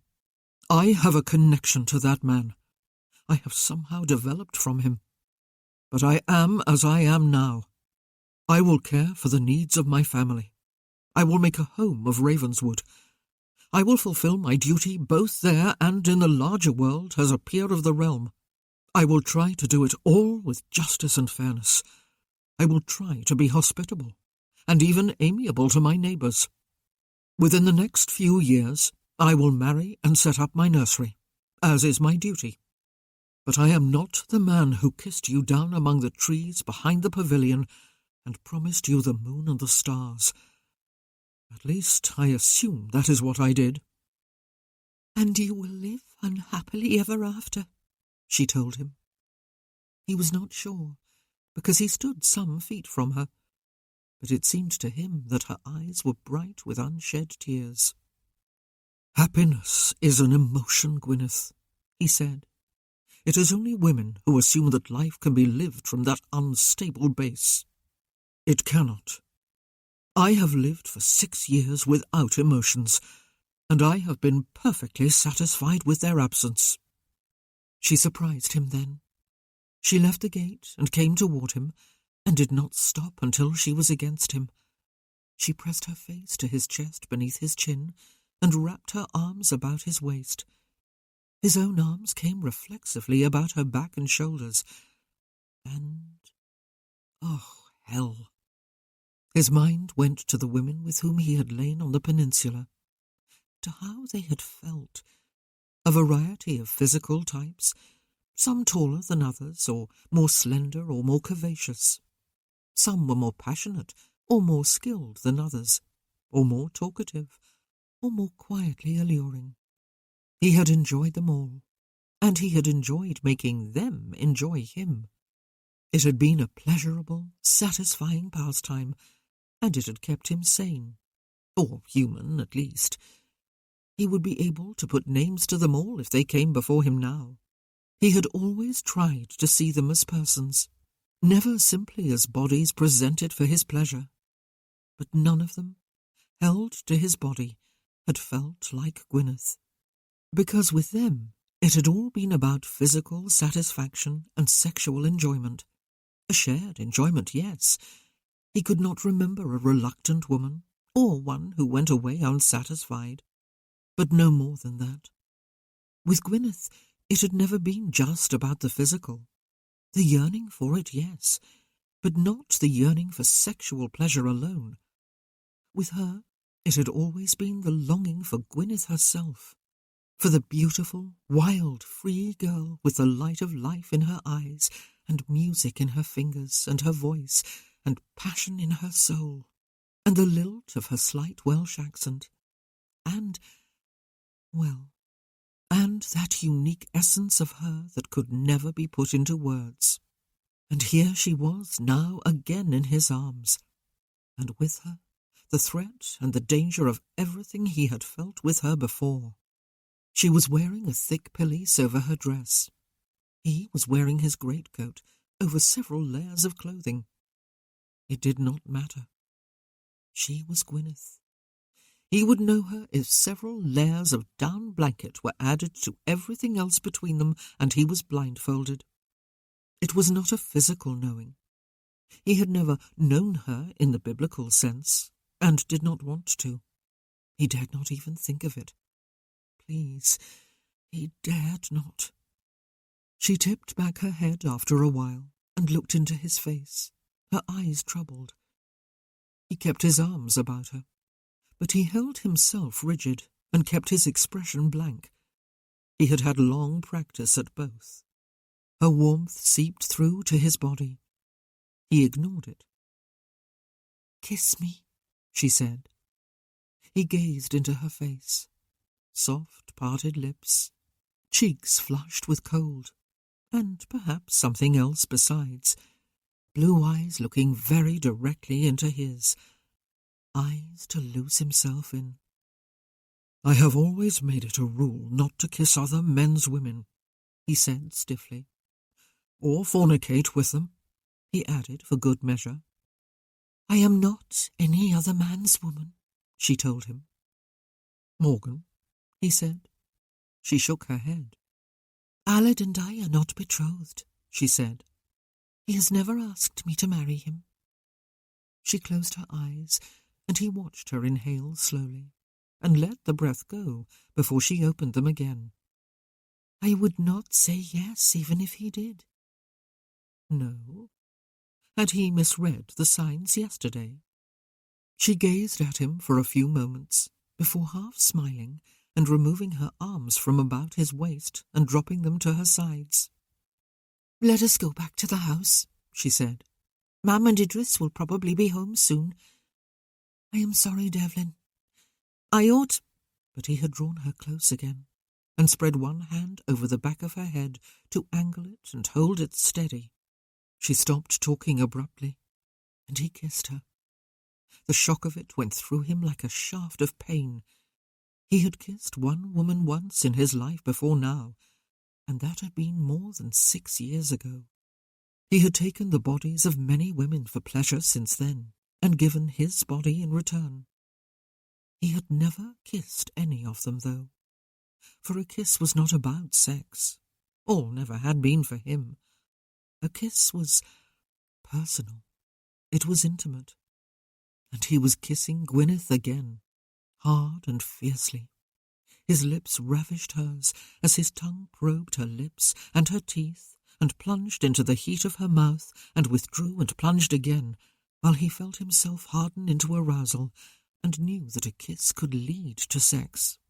It would be violent sex if he continued, and if she did not stop him. But even sex without love never called for violence. Never. It was one cardinal rule of his that he had never broken. There had been too much violence in other aspects of his life.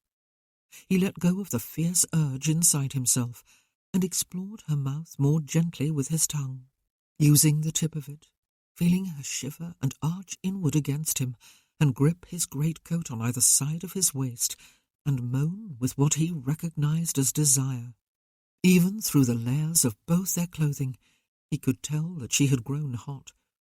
She must be able to feel the hardness of his arousal. Desire engulfed him. It pounded through his whole body and throbbed in his temples. But she was Gwyneth. He withdrew his tongue into his mouth and played her lips softly with his own, before drawing back his head and looking into her face. She had been in his dreams, the only part of his consciousness he had not been able to control. But dreams were easy to quell once one was awake. That jumbled mass of unrelated, incomprehensible, often bizarre thoughts and images that passed through the unconscious and unwary brain when one slept. She had been there, as had all of them, his family. And sometimes he had loved her, while at other times he had hated her. Undisciplined emotions, which had been easy to squash as he awoke, for emotions have no basis in fact or reason, and no place in the waking world. He had convinced himself that he had not once thought consciously of her in all those years, except that he could remember, at least he thought it was a real memory, Ben's voice. No one has ever doubted it, Dev. She has never doubted it. It was when he, Devlin, had believed he was dying from the gash across his face that had filled his eyes and his mouth and nostrils with blood. He had been babbling something about letting Gwyneth know. Please, Ben, please tell her. That he had always loved her, that he would love her with his dying breath.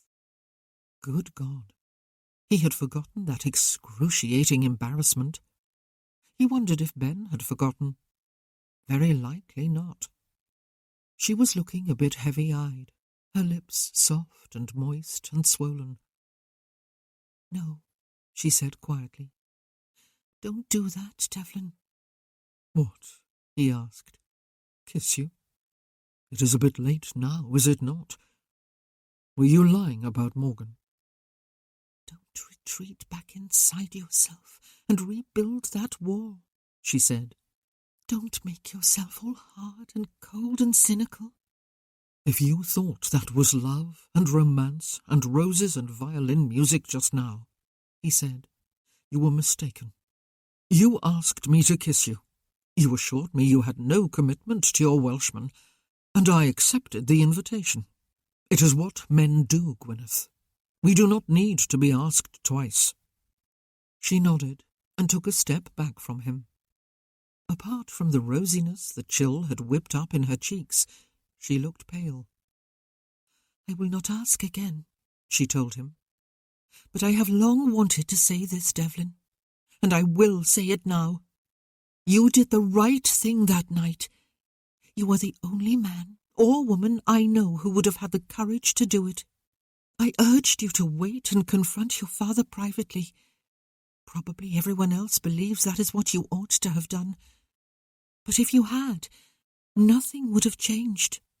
That new knowledge would have somehow been hushed up with everything else, and life would have continued as it always had been. The woman concerned would have left Boscombe quietly and without fuss, and everyone would have dutifully forgotten about her within a week.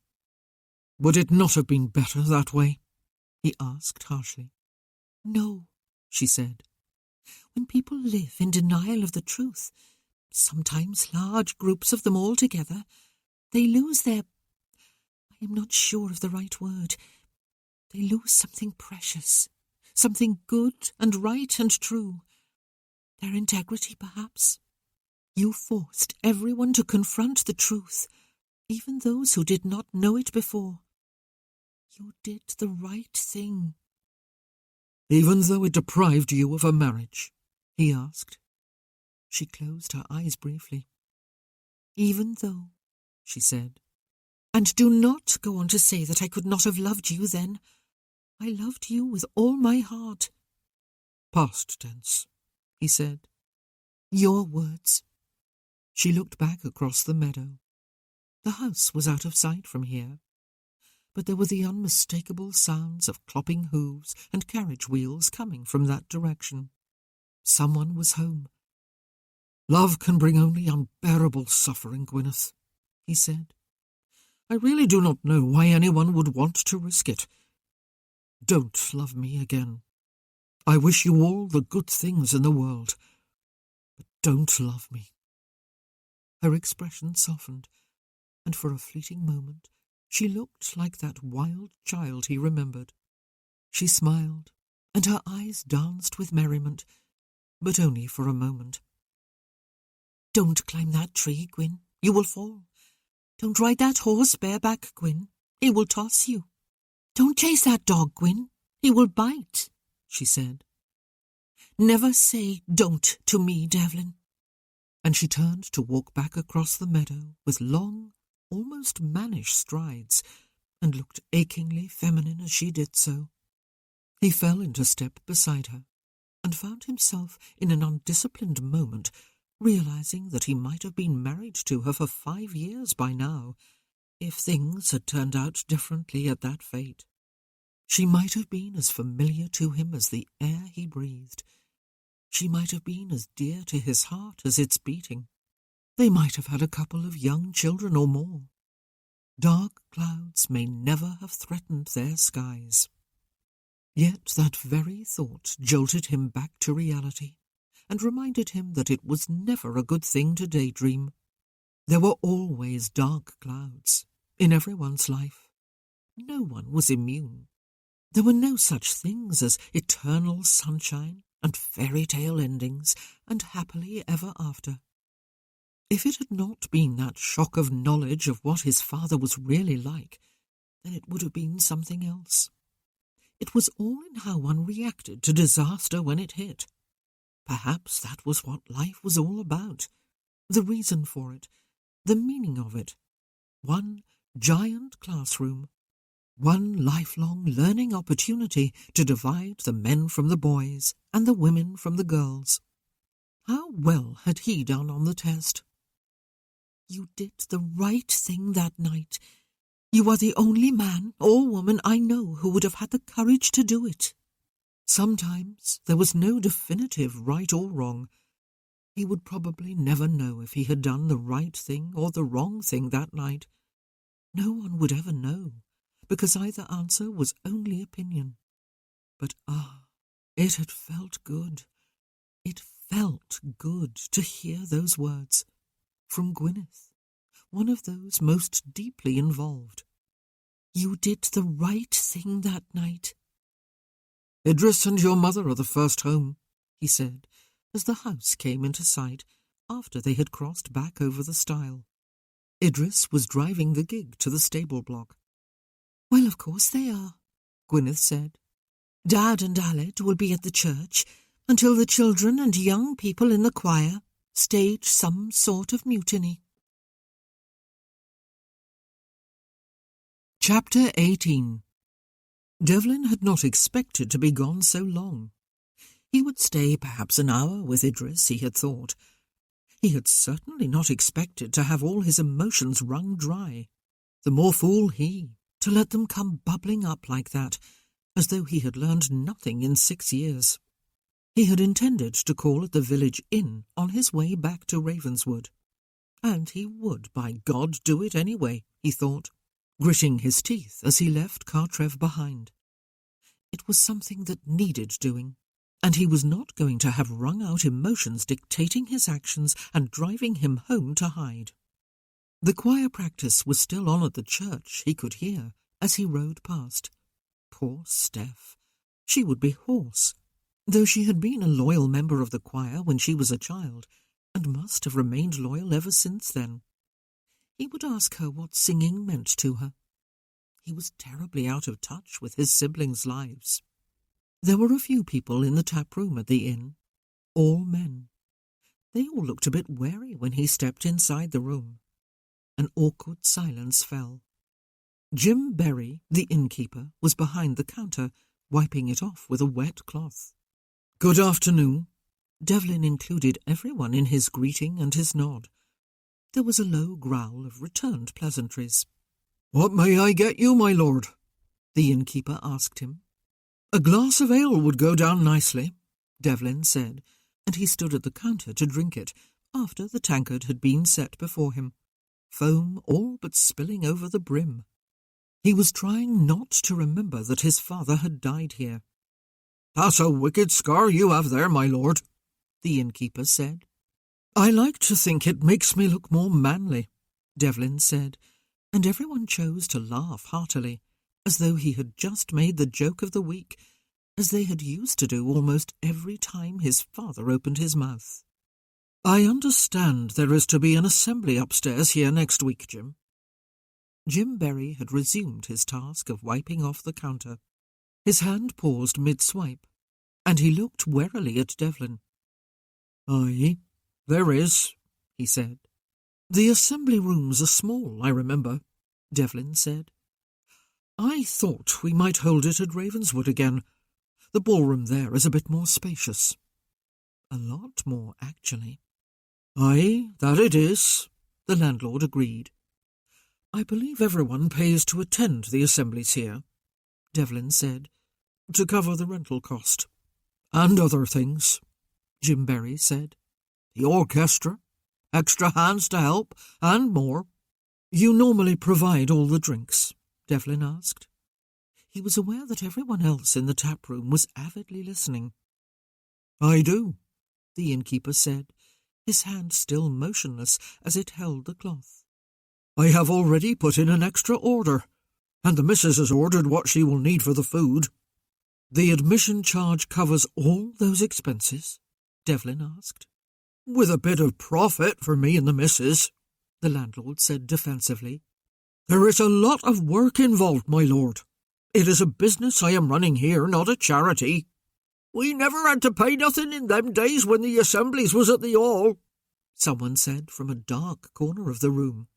"You will not have to this time either," Devlin said.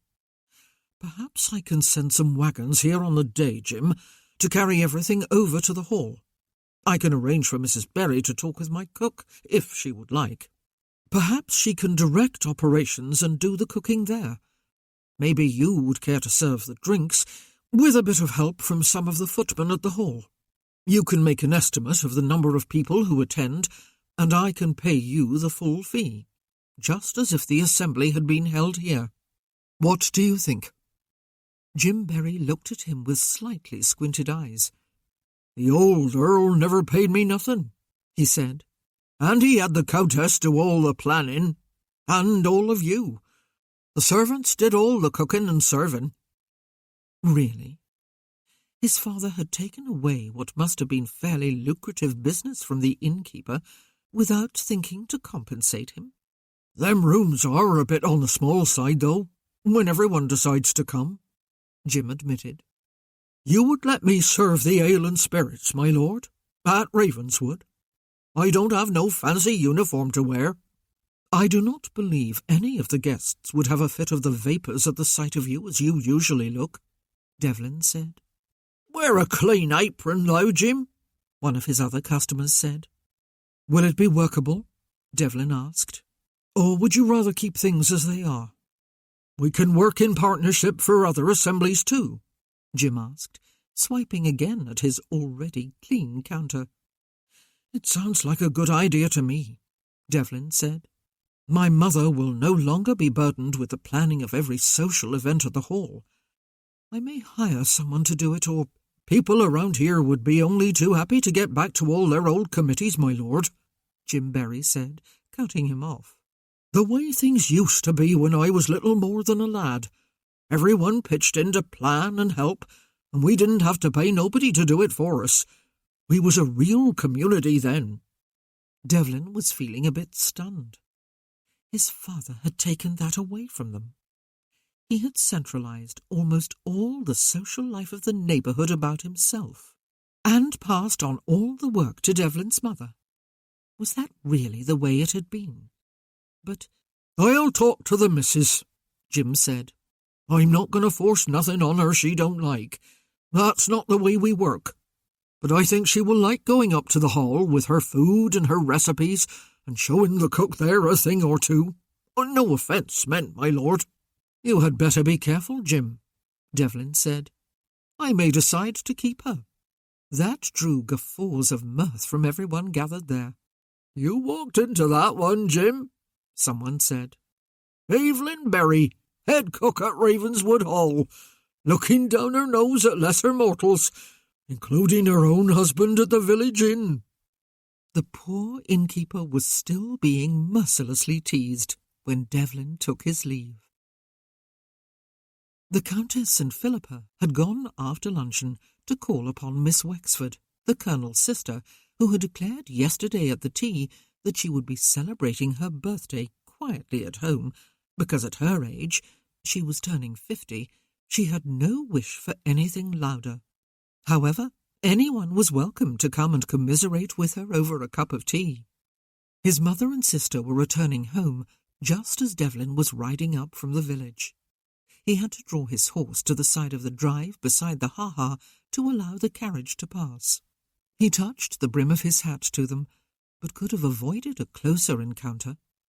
He could have continued on to the stables to unsaddle his horse and rub it down himself. It was amazing, actually, to what lengths he could go to avoid his mother. Even in less than a week, he had it down to a fine art. So did she. It had not always been so. He could remember her telling him, not long before he left, it was probably during the height of the busy preparations for that fete, that she did not know what she would do without him. And never put me to the test on that, Dev, my beloved boy, she had added, laughing. It was strange how random memories like that could pop up out of nowhere when one's guard was down. He did not ride to the stables, weary as he was from an eventful afternoon, to say the least. He followed the carriage onto the terrace and waited while the coachman set down the steps and handed his mother out and then Philippa. Mother. He removed his hat. Were you the only ones to attend Miss Wexford's non-birthday party? We would have been surprised if we had been, she said. And of course there just happened to be enough cakes and pastries baked this morning to feed everyone. Mother, Devlin said, as they turned to climb the steps to the front doors, may I have a word with you? It was probably the worst possible time. She would be weary after her visit. He was still feeling rubbed raw after what had happened at Cartrev and then at the inn. He actually wanted to crawl into a hole somewhere and stay there until he had put himself back together. But his mother was looking back at him and nodding. Come to my sitting room in a little while, she said. This, Devlin thought a little less than half an hour later, as he knocked on the door of his mother's private sitting room, was the very last thing on earth he felt like doing. But then he did not want to be doing any of this. What he really wanted was to be back with his men and his regiment. It had suited him admirably, that life, for all its discomforts and dangers and brutality. Sometimes he thought his father had died deliberately to avenge himself upon the son who had wrecked the very satisfactory double life he had enjoyed for years by disclosing the truth of it to a large gathering of his family, friends and neighbours, and, ultimately, to the ton itself. His revenge would be to force Devlin to give up his life of soldiering and return home to clean up the mess he had created. Millicent, still his mother's dresser, opened the door. "Come in, if you please, my lord," she said. "Her ladyship is expecting you." She let herself out after Devlin had stepped inside, and she closed the door quietly behind her. It had been his sitting room, or his den as he had liked to call it as a boy, attached to what had been his bedchamber and dressing room. The whole suite was now his mother's, but he was immediately engulfed in a different familiarity. A faint scent of gardenia and the sight of the furniture from her old sitting room. There were the soft love-seat and chair with their cheerful chintz covers, and the dark green velvet chaise longue on which, as a boy, he had loved to lie when he was feverish, or had the sniffles, or was otherwise feeling under the weather and sorry for himself. His mother would cover him with the cosy wool blanket she had knitted herself, and he would thread his fingers through the holes and pull it up about his neck, while she laid a cool hand on his forehead and bent to kiss his cheek and told him she would have him feeling all better in no time at all. Words he had always trusted without the shadow of any doubt. In those precious days, his father had protected him from all ills out there somewhere, while his mother had held him close in a nest of warm security and love in here. Childhood was a golden time for those who were loved. She was standing by the window, but she moved away from it as soon as he came in, and she bent over the tray on the low table before the love-seat to pour 2 cups of tea. She put a buttered scone and 2 small macaroons on a plate to hand him after she had set his cup and saucer before the armchair, just as she had used to do, picking out the best of his favourites for him instead of offering him the whole plate. He had always loved macaroons, and scones with lots of butter but no jam or cream. "You like scones with your butter, do you, Dev?" his father had asked one day, laughing and ruffling his hair. He did not want these memories. "Thank you," he said, taking his place and setting down his plate beside his saucer. Any food would surely stick in his throat. She sat on the love-seat, her own cup and saucer cradled in her hands. "Well, Stratton," she said. "Well, Mother," he replied, and they had spoken volumes with just those 4 words. The whole history of the past 6 years, with its bitterness and pain and estrangement, was in them. Stratton and Mother. The silence between them was loud. No, not that. There was no suggestion of sound. The silence was thick. "Devlin," she said. "Mama." They spoke together, and they gazed ruefully at each other. "Tell me," he said, "why did you send me away? Why would you not even say goodbye to me when I knocked on the door of your room? Why me and not him?" He drew breath to pour out another dozen or so questions, but he stopped there. "I desperately wished to protect you," she said. "You were still so very young, even though you were 22. You were still very innocent and very bewildered and hurt. I needed to get you away from here until somehow the situation had sorted itself out and things had settled down. I needed to get you to safety for a while." "Safety?" He stared at her. "I had no idea," she said, closing her eyes briefly, "that you would turn to the military, and a foot regiment at that. It seemed the very worst choice for you, unlike Nicholas. I had no idea you would cut yourself off from us so completely. I never intended it to be forever, or even for very long. I never said that. If Ben had not gone with you, I might well have lost my mind." And that was what had mattered to her, that she somehow hold on to her sanity, that she keep the peace, and therefore that she keep her son and her husband apart. Was that what the whole of her married life had been about? Somehow preserving the threads of the illusion of a happy marriage and family life? Refusing to see you the morning you left was pure cowardice and selfishness, she said. Saying goodbye, I just could not do it. And afterward, when I understood how it must have seemed to you when you were at your most vulnerable, it was too late. I ran out to the stables, but you were gone. You and Ben both. I thought I would die. No, that is foolish. I wished I could die.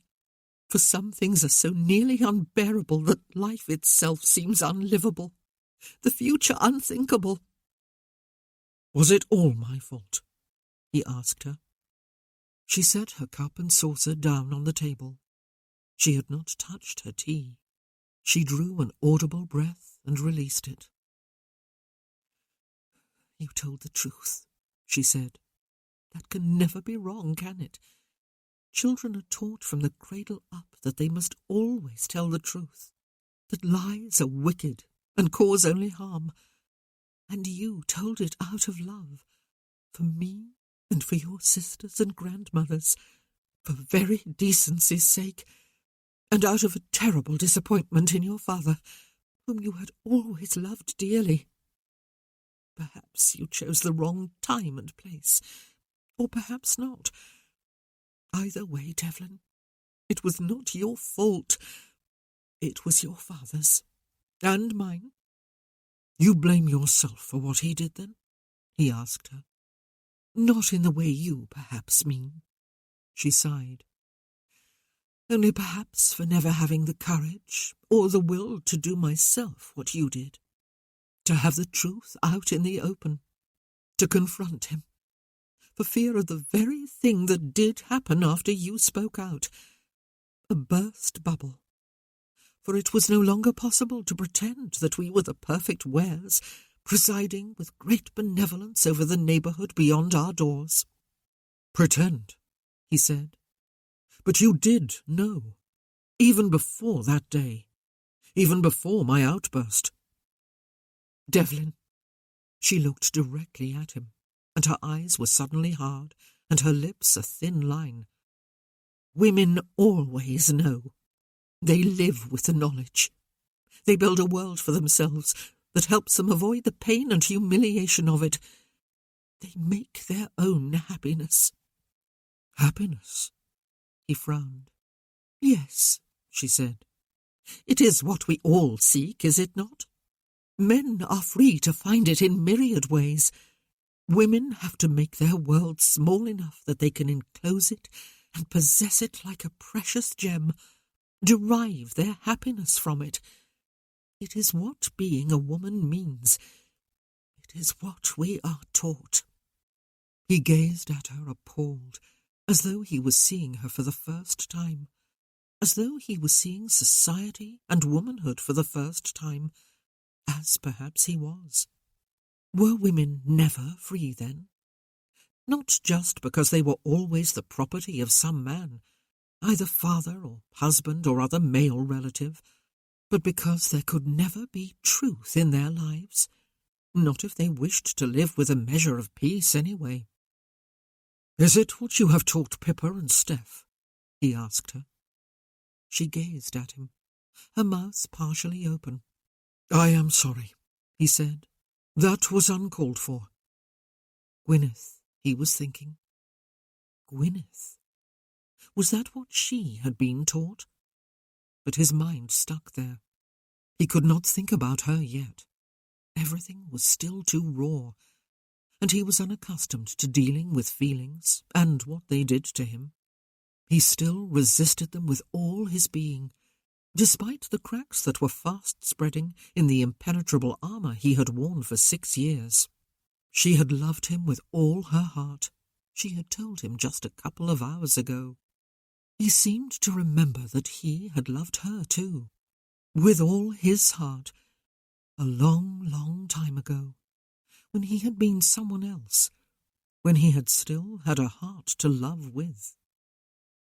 Tell me what happened after I left, he said, and braced himself. She thought about it for a while. Nothing very much, she said. Surprisingly little, except that you and Ben were gone. She went away, that woman. I believe George saw to it. Everyone was obliging enough to behave as though nothing of any great significance had happened. Perhaps after a while they really believed it. People are good at that, and I dare say most had known of your father's little weaknesses anyway, even though he had never before been indiscreet enough to bring them here. Little weaknesses. He hired a new steward to take Ben's place, she said, and all continued as before, with a few differences. I could no longer continue with all the elaborate social events I had organised here, not without the help I had always been able to rely upon from you and Ben and Nicholas. And your father persuaded me to join him in London each spring for the season, while he busied himself with his duties in the House of Lords. Then he suffered his sudden heart seizure here and died. And you became Stratton. Self-deception was a powerful force, he thought.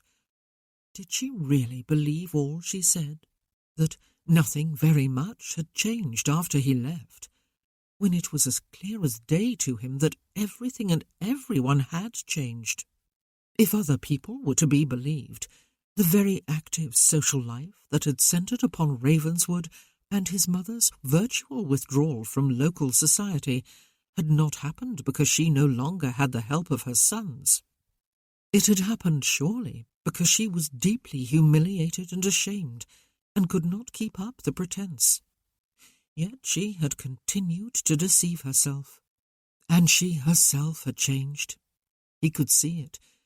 Stephanie had commented on it.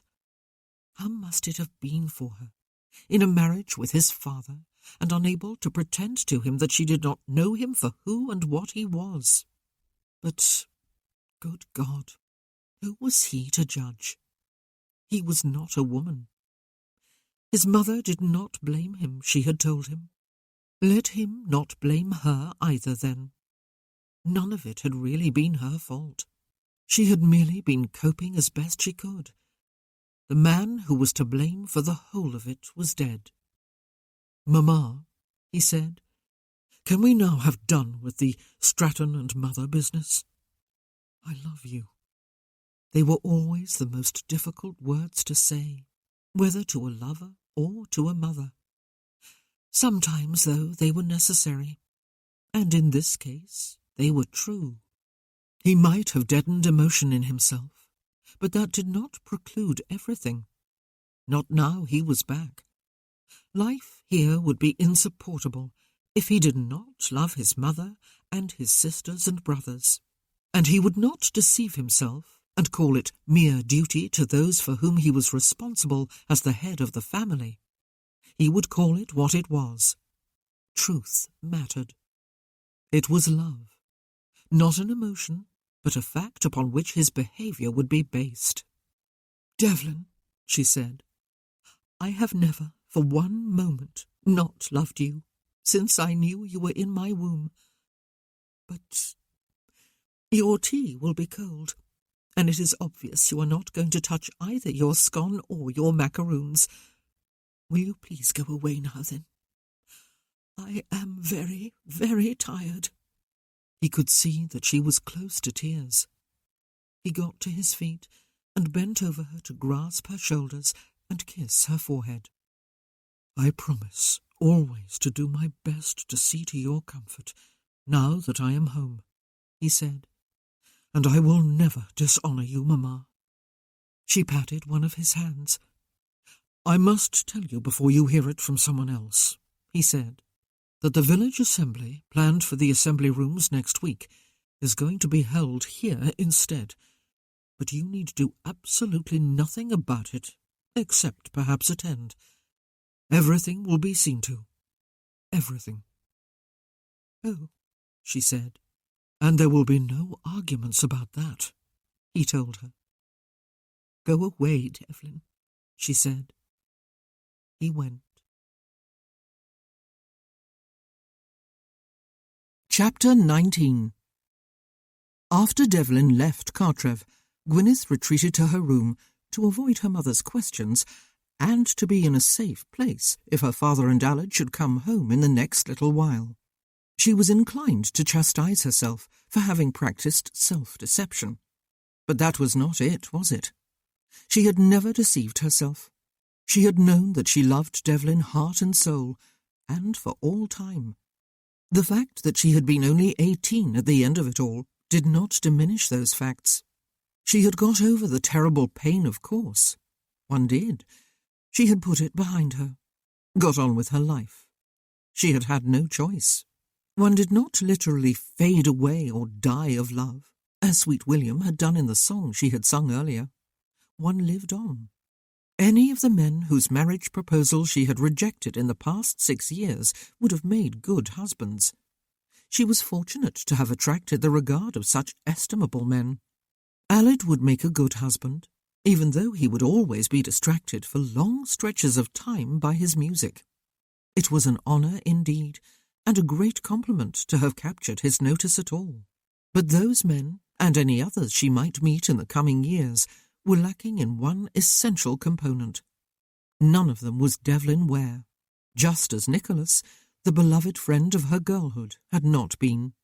She had been trying for 6 long years to tell herself that she would do perfectly well without Devlin if she could merely find someone else upon whom to focus her esteem and affection, even her love. With Aled, she had come very close to convincing herself that it had happened at last. He had everything to recommend him, including the respect and affection of her family, both here and in Wales. With him, she could embrace her rich Welsh heritage and yet reach out into the world too. With him, she could move on into full adult independence, away from her parents' home, away from Ravenswood. But he was not Devlin. Perhaps if Devlin had not come back. But he had come back. Of course, Devlin was not Devlin either, which was a head-spinning piece of nonsense. He was Devlin as he had become over a 6-year retreat into cold, seemingly impenetrable darkness. When he had kissed her out in the meadow, at her invitation, she had been almost frightened by the barely leashed violence with which he had pressed her to him and invaded her mouth. It had been nothing like the sweet, youthful, romantic kiss of 6 years ago. And yet, oh, he had been Devlin. She had felt that long-lost man trying desperately to get out, and more than anything else in her life, she had wanted to help him, to heal him. It could not be done, of course. Only he could heal himself. And that realization had shattered her heart, all over again, for it was surely impossible. He had spoken of taking a wife and having children as a duty. He had not offered her the position. She would not have accepted anyway. How could she? He was so terribly damaged, and might, probably would, remain that way for the rest of his life. She could not take that upon herself. And yet, oh, there had been that look in his eyes while she was playing her harp earlier, so fleeting that she might have imagined it, though she did not believe she had. And, "I wish you all the good things in the world, but don't love me."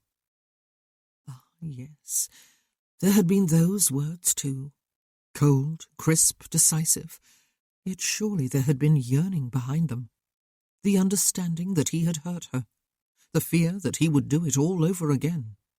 "Love can bring only unbearable suffering, Gwyneth." Which was true, if one omitted the word only. That was not all love could bring. When love was at war with other powerful forces, which it had been in their case, then it seemed very easily vanquished. It seemed the weakest of all forces. But what if people got their definitions of strength and weakness backward? What if love was the one thing that always survived and could carry one through to the other side of suffering?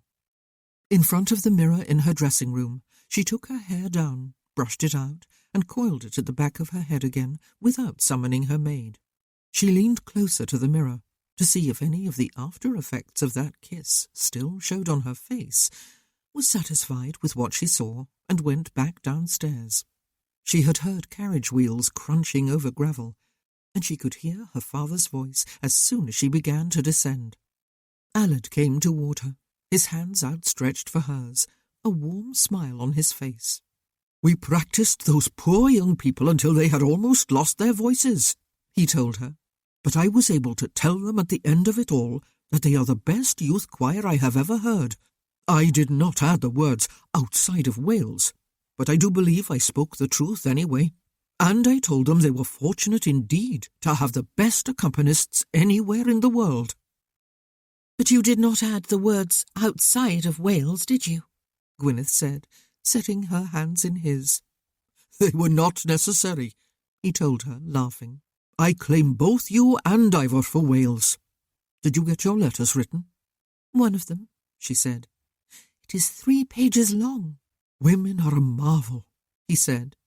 "I have to work very hard and use my largest, most sprawling handwriting to achieve 6 lines.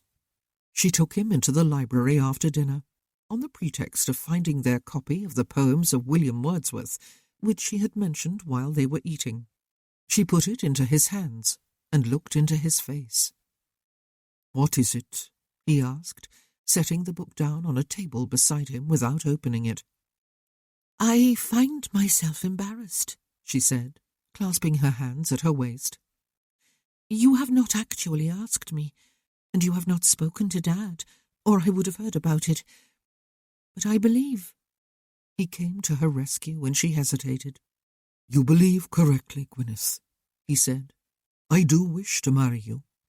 "I want to save you the embarrassment of asking and being rejected, then," she told him, wishing there were another way to say it, something less abrupt and harsh. She supposed she could have waited for him to bring up the subject first, but it would have been unfair. "I cannot marry you, Aled. I am sorry. I like you exceedingly well." "Ah," he said, "that dreaded word, like. I would want more than liking from a wife. It is as well to know now that I would not have it from you. I am sorry too, Gwyneth. Am I right in believing that you did mean to have me, even as recently as yesterday?" "Sometimes love does not work," she said, "and one tries to forget it and find it with someone else. I wanted to love you, Aled. I thought I did, and the fault is not in you, it is in me." "Your mother mentioned at dinner," he said, "that Idris went in person to fetch her home after the misadventure with the carriage, and that he left the Earl of Stratton here to keep you company." "Yes," she said. "Did I hurt you yesterday?" he asked, "when I described him as a morose man?" "You described what you saw," she said. "The wars do appear to have hardened him." "He would not be a good husband for you, Gwyneth," he said. "There is coldness and cruelty in that man. He would kill your soul, which is full of music and light." She half smiled and looked about the room, more shadow than light, with only a single candle burning. "It is fortunate, then," she said, "that he has not offered to be my husband." "Not in 6 years, anyway." "I do beg your pardon," he said. "I was quite out of line in offering you advice about a man I do not know at all. I take it there is some history between you and Stratton. I appreciate your speaking with me directly in this way. It took some courage. And already I know that my main feeling when I wake up tomorrow will be relief. I am 35 years old. I have known and been interested in a number of beautiful women over the years, but I was never tempted to offer marriage to anyone until I met you. I had decided long ago that marriage and I would not suit, but then you tempted me. I believe my earlier decision was the right one, however, and I will feel a bit like a prisoner, newly set free in the morning. I am sorry. That is not a very apt comparison." "Yes, it is," she said, though she was not quite sure she believed what he had just said. It was possible that he was merely putting a brave face on it. She smiled at him. "Do you wish to take that book to your room, Aled? Or shall I return it to the shelf?" "I will take it," he said, picking it up. "I want to find that poem about the daffodils. I wandered lonely as a cloud. Those are the opening words, I believe, and the only ones I can remember exactly, except a host of golden daffodils." Gwyneth picked up the candlestick and led the way back to the drawing-room, where her mother was regaling her father and Idris with bits of news and gossip she had picked up from her lace-making group during the afternoon. The following day, Aled recalled that he had business in London that he really must attend to very soon. The wars were over, and the continent was opening up for travellers and for a resumption of cultural pursuits for all. He had been approached with a tentative invitation to do some conducting in Paris and Vienna, and possibly Rome. It was something he would need to discuss in person with certain people. It all sounded a bit vague to Gwyneth, but her parents were delighted for him. They did agree with Idris, however, that he would be missed. "But you must stay for church on Sunday, Aled," her father said. "The choir boys and girls sit in the choir stalls, of course, but the rest of the youth choir always sit together in the front pews, and the hymn-singing is something to gladden the heart. I can almost imagine that I am back in Wales, where the singing sometimes lifts the roof a good 6 inches off the church." "Very silly you are sometimes, Ivor," Gwyneth's mother said, laughing. But Aled did stay that extra 2 days, and left on Monday, after thanking everyone profusely for their hospitality, and shaking her father's and Idris's hands warmly, and kissing both Gwyneth and her mother on the cheek. Gwyneth felt something very close to grief. At any other time, and under any other circumstances, but no, it would always have been a mistake, and Aled deserved far better than a wife who would live to regret marrying him. "All right, Gwyn?" Idris asked, his arm tight about her shoulders as the carriage disappeared from sight. "Yes, of course," she said. "Of course," he agreed. "I thought perhaps," their mother said, frowning and looking rather intently at Gwyneth, "he might have had a word with Dad before he left. But some men are dreadful slow-tops. Perhaps next summer." "No, ma'am," Gwyneth said, smiling and fearing the expression looked like a grimace on her face. "No." And she picked up the sides of her skirt and hurried inside after her father, leaving her mother staring at Idris. Gwyneth waited for 2 days. She knew it was something she could not possibly do. Just last week she had told herself she would never do it, even if she could. But it was also something she could not do, and if that was not a head-spinner, she did not know what was. If she did not do it, no one else would. He would not, and she was tired of always waiting, and of always trying to make a life and a future for herself that could never bring her happiness or even lasting contentment. It was so hard being a woman, but perhaps what she ought to realize was that it was probably not easy being a man either. It was not easy being Devlin. She understood that. It was her mother's lace-making day again, and her father's day for youth choir practice. She was going to ride over to Ravenswood, Gwyneth told them at luncheon, when her father asked if she wanted to come listen to the choir and perhaps play the pianoforte while he conducted. She was going to have a word with the Countess to see if there was anything she could do to help with the preparations for the assembly on Friday. It was a very slim excuse, and would possibly be recognized as an outright lie. Everyone knew. It had been one of the main topics of conversation for the past week that the Countess was to have nothing to do with the organizing of the assembly, even though it was to be held in the ballroom at the hall. "Well, it will be pleasant for you to have a visit, Cariad," her mother said. "You have been in low spirits since Aled left." And so here she was, Gwyneth thought, as she rode up the slight slope toward Ravenswood Hall. She had left a few minutes after her mother and father, having declared that she would rather ride on such a lovely day than go with them in the carriage. The groom, who sometimes accompanied her when she rode beyond her father's land, had frowned when she told him she did not need him today, but he had known better than to argue. And this might be for nothing after all, she thought, as she rode around to the back of the hall in order to leave her horse at the stables. She had no idea if Devlin was at home. He was, though. He was leaning against the wooden fence that surrounded the paddock beside the stables, one booted foot propped on the bottom rung, his arms folded along the top rung. He was dressed with shocking informality in breeches and shirt and unbuttoned waistcoat. His hair was wind-blown and a bit in need of a cut. He was looking really quite gorgeous. Beside him was Ben Ellis, also leaning on the fence. On his back he was carrying that contraption she had heard about. Cameron Holland and Sally, his sister, had made it between them out of an old knapsack Ben had had on the peninsula and taken down to the smithy a week or so ago. Cameron had made a sort of metal frame to hold the bag open and firm, and Sally had cut and bound 2 holes at the bottom of the front of it, and had folded and bound the top of it over the metal to make it warmer and more comfortable to the touch. And they had tried it out. Ben's daughter now rode everywhere with him, snug and safe inside the bag on his back, high enough to see past him and set her hands on his shoulders. There she was now, hugging his sides with her legs, bouncing and squealing as she pointed into the paddock and delivered one of her high-pitched monologues in gibberish, though one frequently repeated word was recognizable. "Papa! Papa! Papa!"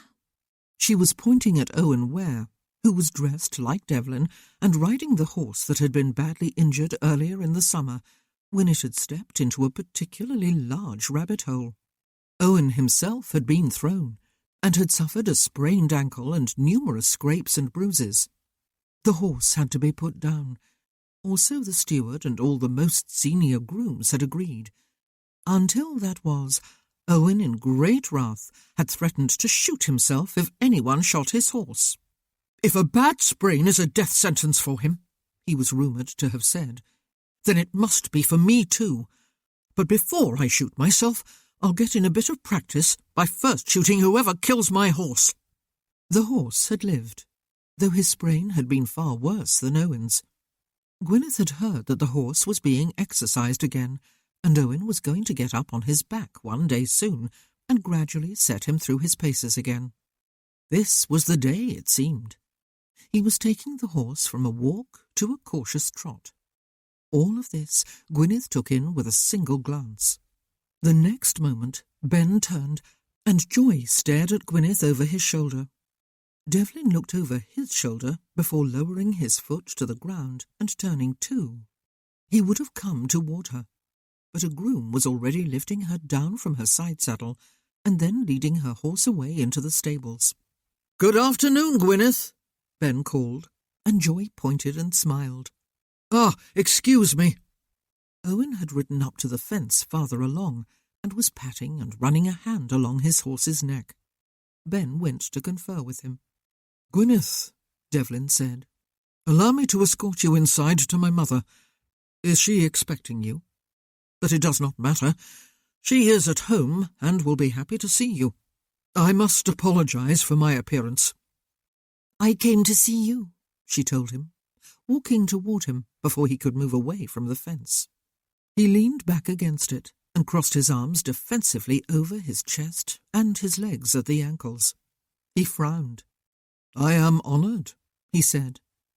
"Has anyone from the committee talked with you yet?" she asked him. "Committee?" he said. Yes. I did have a delegation of 4 wait upon me this morning. 2 men and 2 women who claimed to be representatives of a larger committee. They were all looking mulish and determined, as though they expected to have a fight on their hands, about paying the expenses for the assembly. Is that what you were referring to? "Yes," she said. "They called upon everyone. They came to Cartrev, but they did not ask only Mum and Dad and Idris and me. They talked with all the servants and grooms and gardeners, as well as the farm workers, I believe. They said the verdict so far had been almost unanimous." "Everyone actually wants to pay to attend," he said. "They want to purchase their tickets from Jim Berry at the inn, as they always do." I hope you agreed, she said. I did. He gazed at her for a moment. I am beginning to understand that my father was something of a benevolent tyrant, one of those delightful contradictions in terms. Apparently he took over every traditional social event of the neighbourhood after my grandfather's time, and insisted upon organising and financing everything. He was very good, Gwyneth said. Which is exactly what the committee said, Devlin told her, and his goodness obviously exasperated a large number of people.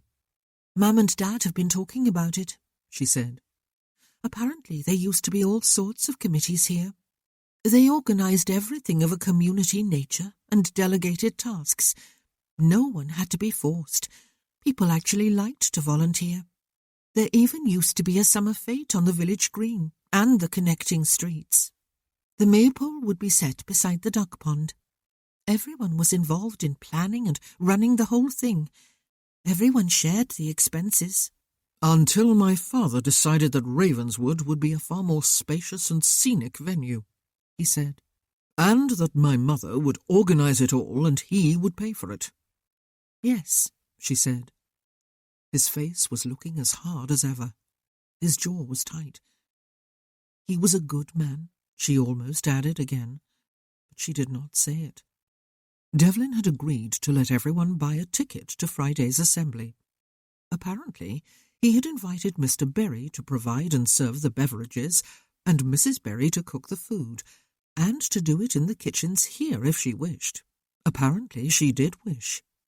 Devlin had obviously realised, as his father seemed not to have done, that he would be hurting both the feelings of the Berrys and their income by taking the assembly right away from them. He had offered the venue, but had left everything else to them, including all the profits. And now he had agreed to allow everyone to pay their way so that no one would feel beholden to him.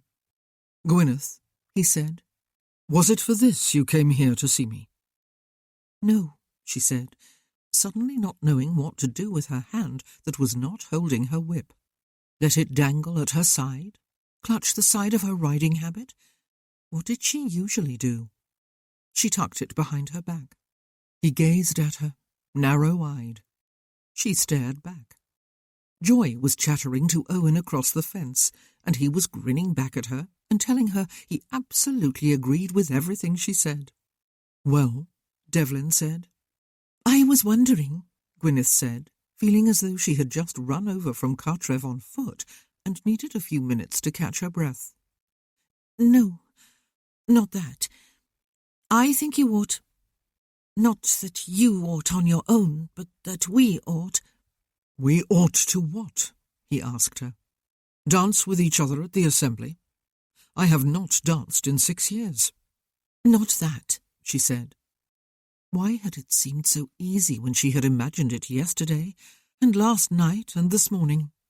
Well, not easy, perhaps, but at least possible, with just a bit of courage and determination. She swallowed and said it. "Devlin, I think we ought to marry. Each other, that is."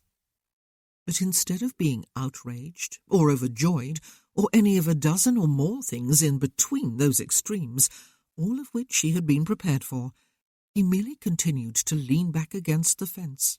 His arms were still folded over his chest, his ankles still crossed, his eyes still narrowed, his jaw still looking like granite, and he said nothing.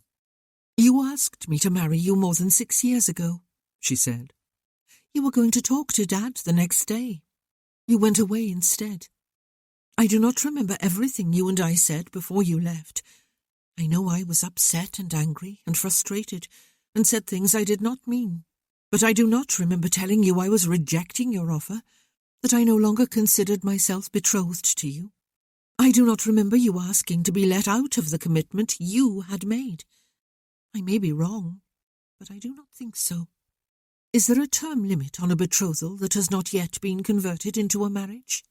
Is there such a law?" "You are about to sue me for breach of promise?" he asked her.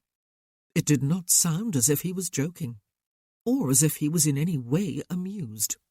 It was never a formal engagement, she said. I would probably lose the case. Well, that is a great relief, he said. Still no sign that he was joking. I told you last week, she said, that I had never got over you, or something to that effect. I have tried to feel for other men what I once felt for you. I really thought I had succeeded this time with Aled Morgan, but it has never worked, and you have not found someone else either, as Ben did. At least I assume you have not.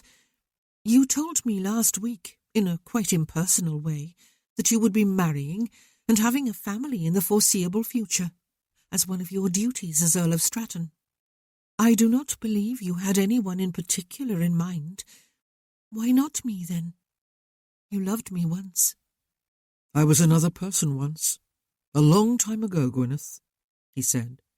I will marry, for the very reason you have just stated, but not for love. It will be a business alliance. I will choose someone who clearly understands that and feels the same way about marriage as I do. That would not be possible with you. No, of course it would not, she agreed. And what nonsense you speak, Devlin. As though any marriage could remain on the footing of a business arrangement for a lifetime, when, by the very nature of its principal function, the procreation of children, it must also be an intimate relationship. Her cheeks suddenly felt uncomfortably hot. He broke eye contact with her and glanced in the direction of his brothers. They were still talking.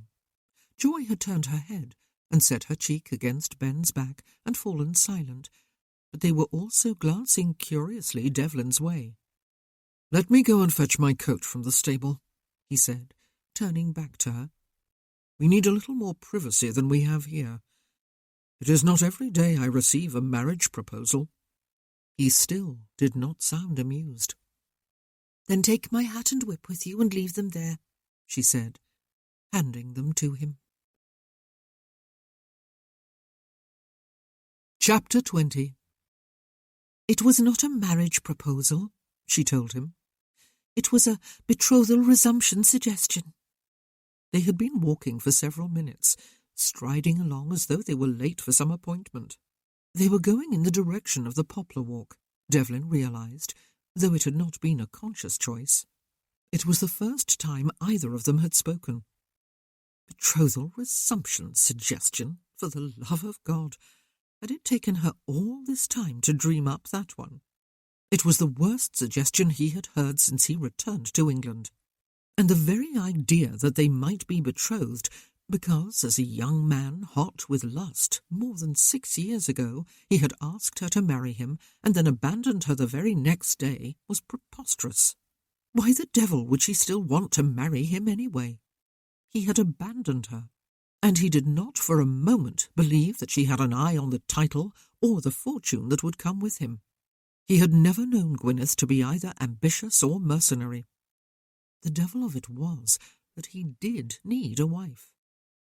Ravenswood ought to have a countess, one who was married to the Earl, that was. He ought to have sons to secure his line, and probably daughters too, just because. It had actually felt good to grow up in a home with siblings of both genders. He had not thought much about it at the time. He had just lived it, and he was not looking forward to Ben's leaving, though it was inevitable. They had already come to an agreement over Penallen, and Ben was in the process of purchasing it. He would have a few renovations done, and then he would move to his new home, probably some time after Christmas, by spring at the latest. Devlin would miss him, a massive understatement. He would also miss Joy, though, a realization that took him by surprise. She somehow lit all their lives with joy. But marriage with Gwyneth? No, absolutely not. He wanted his marriage to be the sort of business arrangement he had described to her earlier, something controlled and sensible and dispassionate, an alliance, a partnership. They were coming up on the poplar walk, and Devlin slowed his steps. It had not occurred to him until now to shorten his stride to match hers. But she had kept up with him. She was wearing riding boots. He had been unconsciously listening to the skirt of her riding habit swishing against them. The wide, grassy alley stretched ahead of them, the poplars like guards on either side. A scattering of fallen leaves dotted the grass. In a few weeks, a thick carpet of them would crunch underfoot, and that brought back childhood memories of leaf fights with Ben and Nick, and even Pippa in later years, and building mounds of leaves so that they could burrow carefully into them for the pleasure of jumping up in a rush and scattering them far and wide while whooping with exuberance or roaring ferociously. Pippa had always preferred to fall backward onto the mounds, arms spread, shrieking and giggling with fright and glee. "It was definitely a marriage proposal," he said abruptly, breaking a long silence. "There was never a proper engagement, so there is nothing to resume. You were 18, a minor, and your father's permission was neither asked for nor given. As for now, I would be the poorest possible choice for you. I have nothing whatsoever to offer apart from the obvious material things." "Then offer me those," she said. He stopped walking. So did she. He turned to regard her with a frown. "You covet the role of Countess of Stratton of Ravenswood Hall, then?" he asked, and he could hear the steel in his voice. "Yes, I do."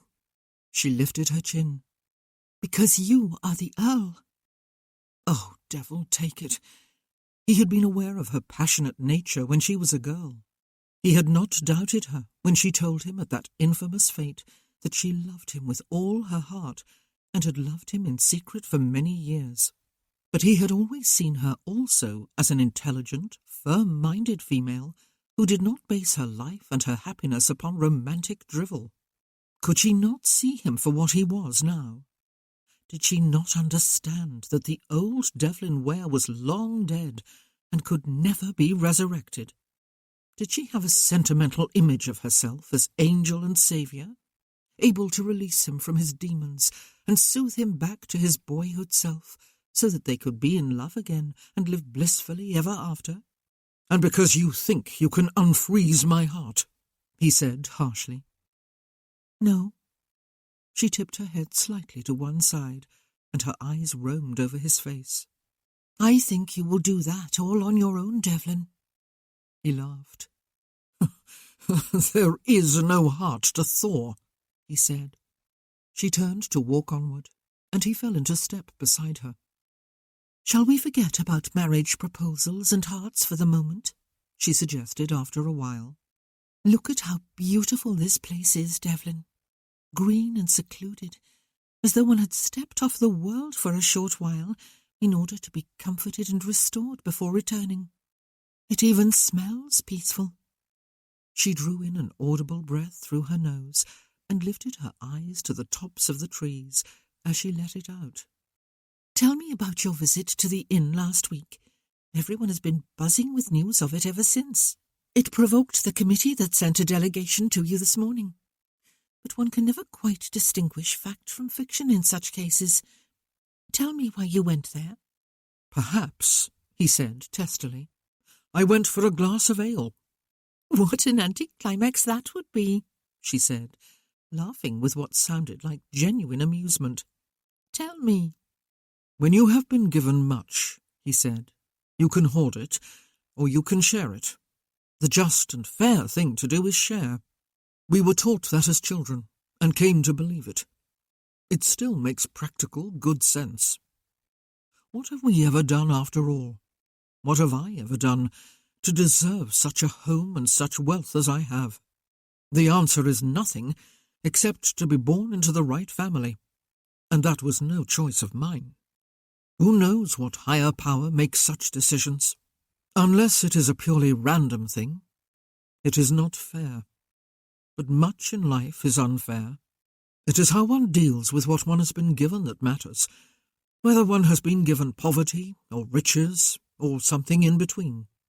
I would rather not be who I am, but it seems I am stuck with being Devlin Ware of Ravenswood, Earl of Stratton for the rest of my life. "And this explains why you went into the tap-room at the village inn?" she asked him, sounding amused.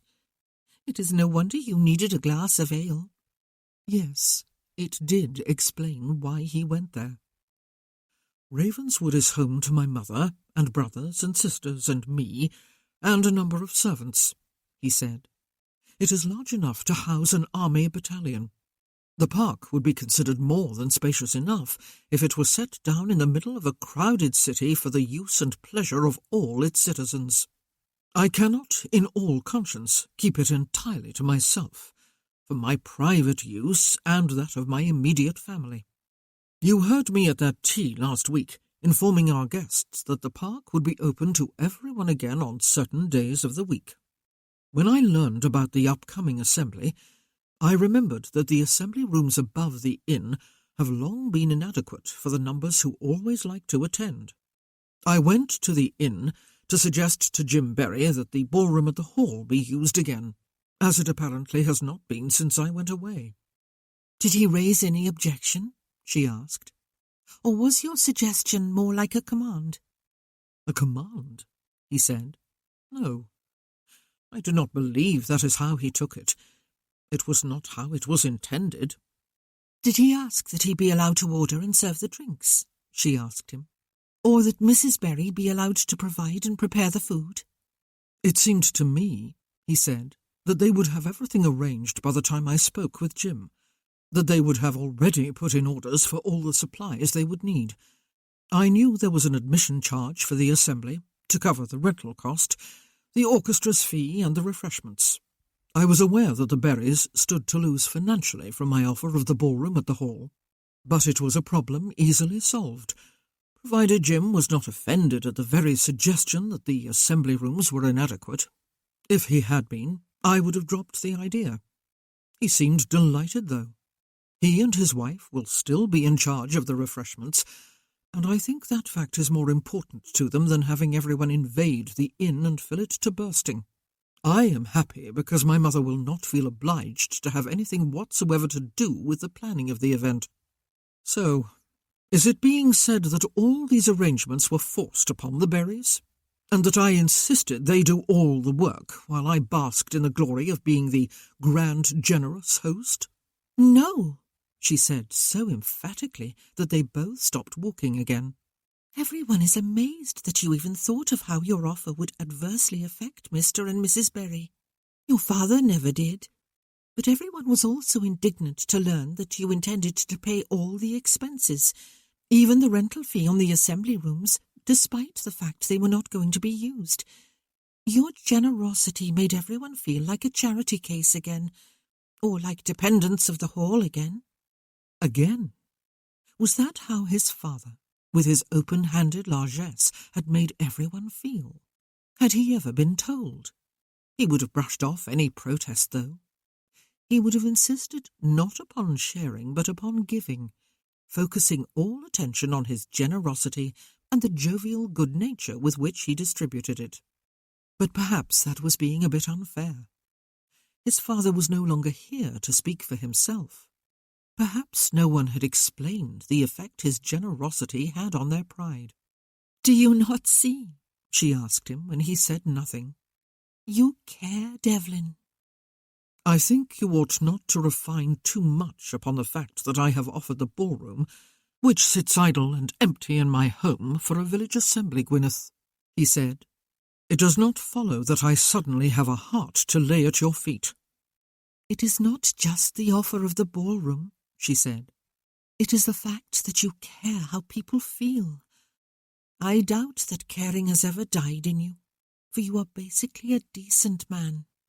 "Ah, that is right," he said. "I had forgotten for a moment. Whenever the French were sending their vast columns to break through the British lines, I used to call out to them to get back, to go home to their wives and mothers, because I really, really did not want to hurt them. Unfortunately, the sound of their drums and all their men chanting "Vive l'Empereur" drowned out my decent voice. Or perhaps they did not understand English." Too late, he heard the bitterness, the anger in his voice, and he wondered, not for the first time, how many hundreds or thousands of deaths he was responsible for, either directly by his own hand or as the result of orders he had bellowed. Fire! He had always been hoarse after a battle, from the smoke of all the guns, yes, but mainly from yelling that one word over and over again. They were almost at the end of the alley. The summer house was just ahead of them. "I had better get you back to your horse," he said. "I will ride home with you." "May we sit in the summer house for a while?" she asked, and when he looked at her, he could see that she was blinking back tears. He needed a wife. Suddenly, dizzyingly, he could not remember why she could not, under any circumstances, be Gwyneth. He led the way without replying, or showing that he had noticed her tears. There was a lock on the door. There was even a key somewhere, or had used to be, but the door had never been kept locked. What sort of a message would that send to their neighbours on open days? His father had once replied, when Nicholas had asked about it. The boathouse had never been locked either. And nothing had changed, he found now. He opened the door and stood back so that she could precede him inside. The sun had warmed the inside of the summer house. There was no discernible dust on the ledges or furniture. The floor was clean. There was no musty smell. The Ravenswood gardeners must clean here regularly, Gwyneth thought, as she sat on one of the comfortable chairs she remembered from her girlhood, when she had used to come here sometimes with Nicholas. Devlin sat on the sofa and looked at her. His shirt was buttoned to the neck, but he was wearing no cravat or neckcloth. The shirt itself was rather untidily bunched beneath his waistcoat and hastily donned coat. His hair was still dishevelled. She tried to remember the Devlin of 6 years ago, the one who had kissed her down among the trees below the pavilion, but it was impossible to transpose that youthful face onto this dour man. And why would she want to? She was no longer the girl who had returned his kiss, and he was far more attractive now. A strange word, that, attractive. It had very little to do with looks or perfect grooming or personality. But she had not come here to analyse a word in her mind. "I have been doing a lot of thinking," she told him, "about honesty and lies." He sat back, crossed his legs so that his booted ankle rested on his knee, and spread one arm along the back of the sofa. It was an informal, relaxed pose, but he looked anything but relaxed. His gaze upon her was steady and steely. "It is so easy to be dishonest and to tell lies," she said, "even if only to ourselves." This had sounded eloquent and earnest and passionate when she had thought about it in the past few days. But something always happened between thought and speech. He would be yawning in a moment, or just walking out, and she would be left to nurse her heart's truth in silence for the rest of her life. "Women are raised to tell lies," she said. Almost every parent and nurse and governess would be shocked to hear that, and protest that quite the opposite is true. They teach the children under their care always to tell the truth, never to lie. But girls and women are taught to obey their fathers, and then their husbands without question, to devote their lives and energies to supporting them and making their lives comfortable, and never, ever doing anything to embarrass or shame them. Some boys clearly are raised to believe that the truth is something that can always be bent to suit their desires, provided it is done with discretion and brings no open shame upon themselves or their women. Oh, this was as dry as dust. "Did you come here to advocate for my mother?" he asked her, "and to tell me that perhaps my father went too far in his bending of the truth?" She sighed. "I came to advocate for myself, Devlin, and I'm doing a terrible job of it. Women are taught that a man must make all the first moves, and we must pretend to have no thoughts or feelings or even opinions of our own. The best we can do is to use wiles to achieve what we want. We are never allowed simply to speak our heart's truth." "Yet you asked me to kiss you last week," he said. And today you ask me to marry you. Yes. It was downright hot here in the summer house. I spent 6 years telling myself that I was over you. I convinced myself that with a little effort I could fall in love with someone else, or at least hold someone else in high enough regard that I could commit the rest of my life to him. It has proved not to be so. I still may marry someone else, for I do not fancy the alternative. But before that happens, I must speak the truth. It has always been you, Devlin. Right back to the days when you used to come to Cartref to spend time with Idris and did not even know I existed. I knew, he said. She frowned, but he did not continue. I was very much in love with you, long before the day of that fate, she said. But I did not believe you had any interest in me, and I have never been comfortable with the idea of using wiles. You never needed to, he said. I was interested. That day, she said, it was magical. That is not a strong enough word, but I cannot think of another. It was magical. That is exactly the right word, he told her. It was magical. Not real, insubstantial, an illusion. Was it? She asked him.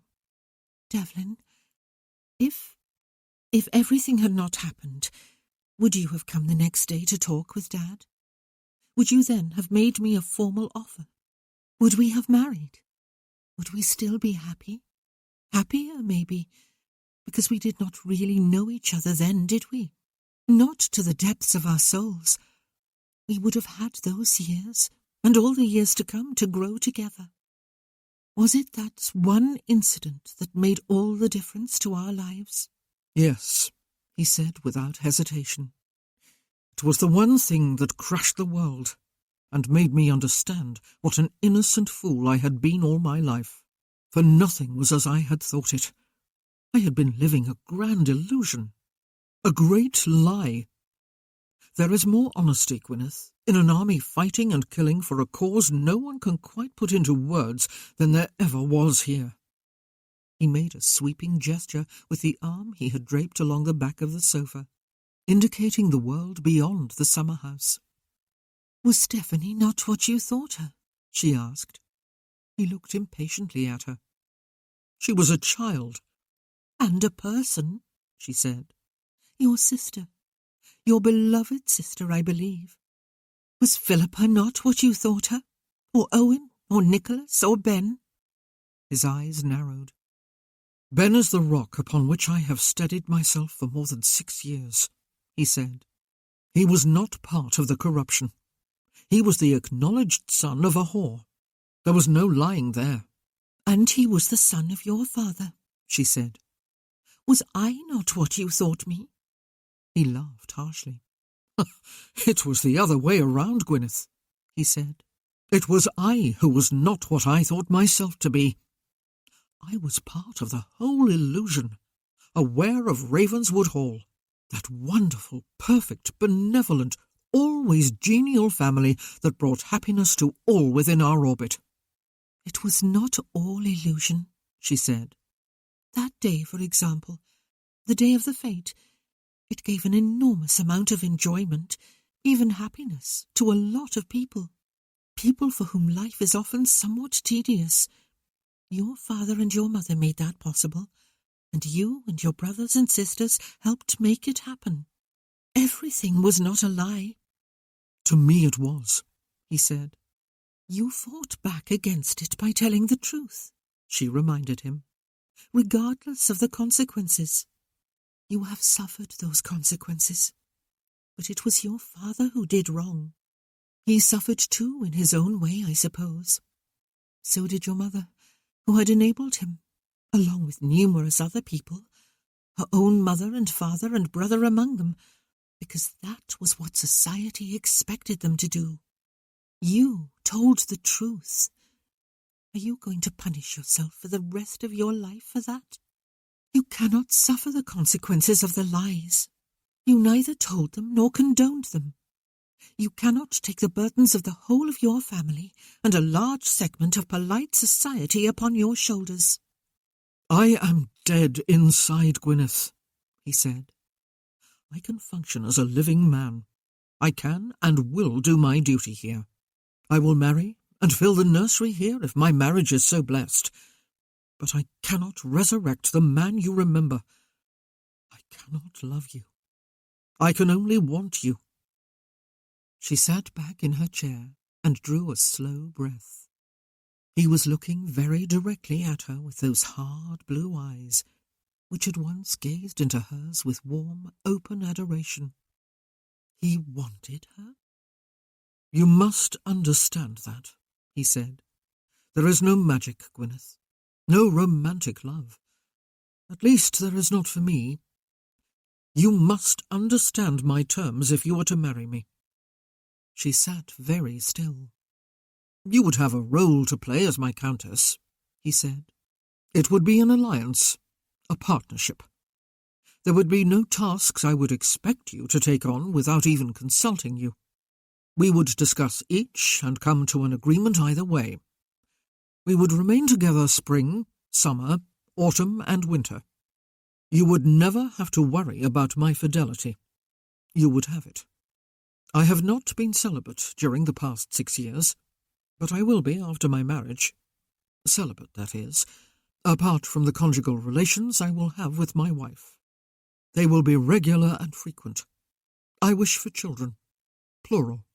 No sentiment, though, no romance, no love, except for the respect and even affection I would hope would be inevitable in a relationship that by its very nature would be an intimate one. She licked her lips. You are asking me to marry you, she said. No, he told her. I am accepting your offer to marry me, but upon strict conditions. With no illusions, Gwyneth. If you hope that I will fall in love with you again, if you can only marry me and soften me up, then think again. For your own sake. The last thing in the world I want to do is hurt you. I did love you once.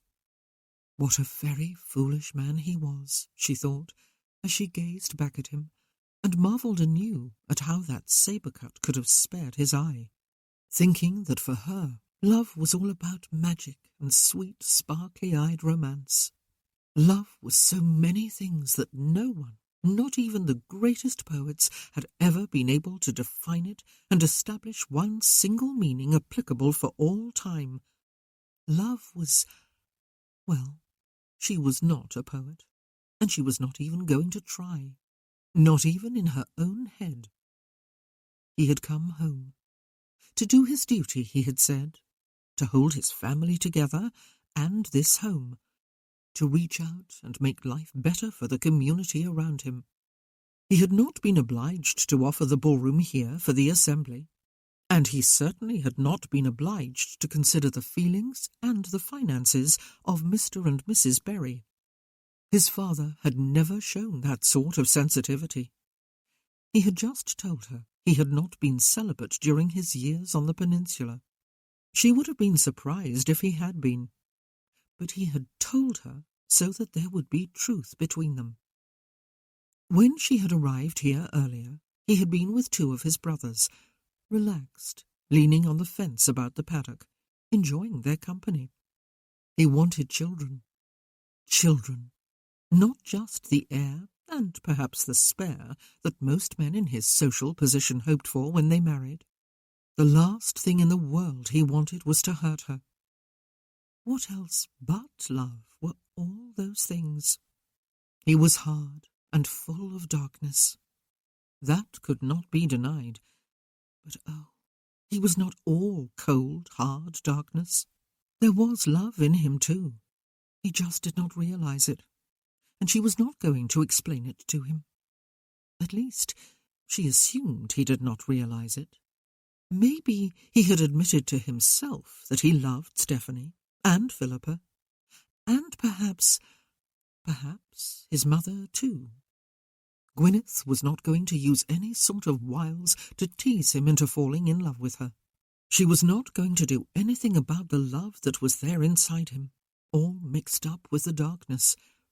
She was just going to allow him to discover it for himself, to discover who he really was deep down at his core, or not. In the meanwhile, she was simply going to love him and live her life to the full. "I think," he said, "you would be well advised to rescind your offer, Gwyneth. You deserve more than I have to offer." "You have everything to offer that I want," she said. "You are Devlin," she almost added, but did not. "Well then," he said, "I will ride back to Cartrev with you when you go and have a word with your father, if he is at home. Today is choir practice, I believe." "Yes," she said, and dear God, this was real. This was happening. Was she making the biggest mistake of her life? No, she thought.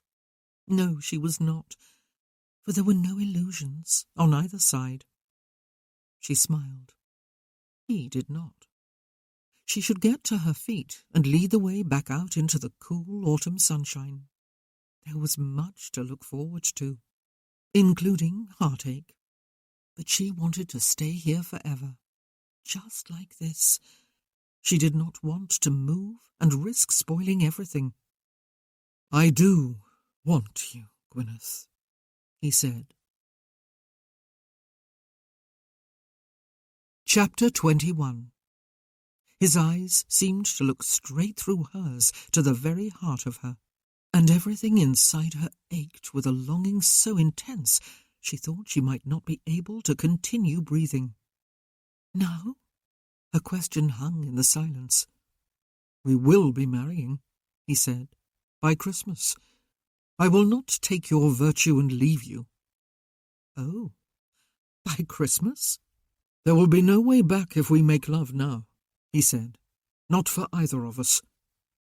"I will never want a way back," she said. He continued to look at her for a few moments longer, his eyes still hard, not letting her in. Then he got abruptly to his feet, looking upward as he did so. There were long curtains for the windows, 3 of them, which could be drawn to cut out most of the sunlight on a hot day. He pulled all 3 across their rails until they met, and only the door facing down the long alley remained uncovered. The curtains brought little darkness, just a deeper sense of seclusion and privacy in the very unlikely event that someone should wander within sight of the summer house. He turned and reached out a hand for hers. She set her own in it, and he drew her to her feet, but not directly into his arms. His hand was firm about hers. She could feel the heat from his body. His chest, his shoulders were broader, more firmly muscled than she remembered. Even last week she had not been as fully aware of that as she was now. His face was that of a man who had suffered and survived, but still did not fully trust anyone or anything beyond himself. He was a man afraid of love, yet unable to stop loving, though he did not use that word. He called it duty. He was a man who wanted her, but did not love her and never would. He would only act as though he did. Many men, many people, did just the opposite, professing a love their actions denied. He looked back at her with an intensity to match her own. "You are very beautiful, Gwyneth," he said. "Age suits you. Being a woman rather than a girl suits you." "Age suits you." Would any other man say such a thing? Sometimes his honesty was astounding.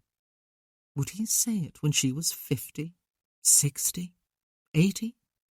He raised the hand that was not holding hers and ran the backs of his fingers, hard, strong, calloused fingers, down the side of her jaw to her chin. He ran the pad of his thumb lightly over her lips, sending raw need knifing through her body to tighten her breasts and throb in her womb and ache between her thighs. He released her hand then and cupped her face with both of his hands. He lowered his head and touched his lips lightly to hers before drawing back in order to look into her eyes again. Then he opened his lips over hers, teasing them with the tip of his tongue until they parted. The kiss was light, quite unlike last week's almost violent assault. Light and unbearably. What? She did not have the word. It was light and nearly more than she could stand. She yearned to be closer. She yearned... there were no words to complete the thought. He lifted his head again and glanced back at the sofa. "I will make it very good for you, when we have all the space and comfort of a marital bed to lie upon," he said. "Since we will be creating children, God willing, and must be intimate to do so, and since we will be intimate only with each other for the rest of our lives, we might as well make it enjoyable. I will make it so for you. It is the least I can do." "Perhaps," she said, "I will make it enjoyable for you too." And something, for the briefest of moments, sparked in his eyes. Laughter, desire, both. Then it was gone. "But all we have this time," he said, "is the sofa." "It is not," she said, and she did smile, as though we would be trying to keep our distance from each other. "True," he said. His eyes seemed very dark suddenly, and she could have moved against him and twined her arms about his neck. But instead she raised her hands to the top button of a long line of them down the front of her riding habit and opened it, and then the next. But he nudged her hands away and did the rest of it himself, slowly and deliberately, his fingers brushing against the flesh beneath, until he could push the heavy velvet fabric of the garment off her shoulders and arms, and it fell into folds about her feet. His eyes moved down her body, and he took her by the shoulders and sat her back on the chair, before going down on one knee to pull off her riding boots one at a time, and then her stockings. His hands, fingers spread wide, moved hard up the outsides of her calves and thighs, and under her shift and upward until she raised her arms, and he removed the one remaining garment and tossed it aside. She wore no stays. She almost never did. To her they were a contrivance from hell. He stood and drew her to her feet again to remove the pins from her hair and send them tinkling to the floor, while her hair tumbled over her shoulders and down her back in what was surely a dishevelled mess. "You used to go riding with your hair down and flowing out behind you," he said. "I used to think there was nothing in the animal kingdom to match you for wild grace and beauty." It was still a shock that he had noticed her in those days, and that he had looked upon her not with disapproval, but with admiration, and perhaps some of the yearning she had felt for him. He drew her into his arms and kissed her with more intensity than before. And her longing for him, her naked body against his fully clothed body, was even more unbearable than before. Beautiful beyond belief. His voice was low, and very, very desirable. "Devlin." He sat on the sofa then to pull off his boots and stockings, and stood to shrug out of his coat and waistcoat and draw his shirt off over his head. He unbuttoned his breeches and lowered them with his drawers and stepped out of them, and he reached for her again. Her first impression was that she was looking at a warrior, a battle-hardened soldier, his body surely a map of all the engagements in which he had fought, from the firmly honed muscles of thighs, chest, and arms, to the numerous scars, and even what must have been a bullet wound below his left shoulder, really not far from his heart. Her second impression was that he was indeed extremely attractive. He was Devlin. He had carried her heart with him when he left her that long-ago morning. He had taken it onto those battlefields with him, even if she had known nothing of the battles, and he had known nothing of the extra burden he carried within him, next to his own heart. "Devlin," she said again, her voice a mere murmur of sound. "Come." He laid her on the sofa and sat on the edge of it while moving his hands and then his mouth over her, knowing exactly what they were doing, arousing magic and need and that unbearable ache of longing, and making her very aware of her own inadequacy and inexperience. He was giving her the enjoyment he had promised. He was not making love to her. Oh, but he was. It was just a term, making love, being in love, just words. She raised one arm and ran her fingers through his hair, and then down over his bare chest, with its hard muscles and light dusting of dark hair. This was happening. She did not care what he called it, or what she called it for that matter. This just was. And, oh, Devlin, oh, my love.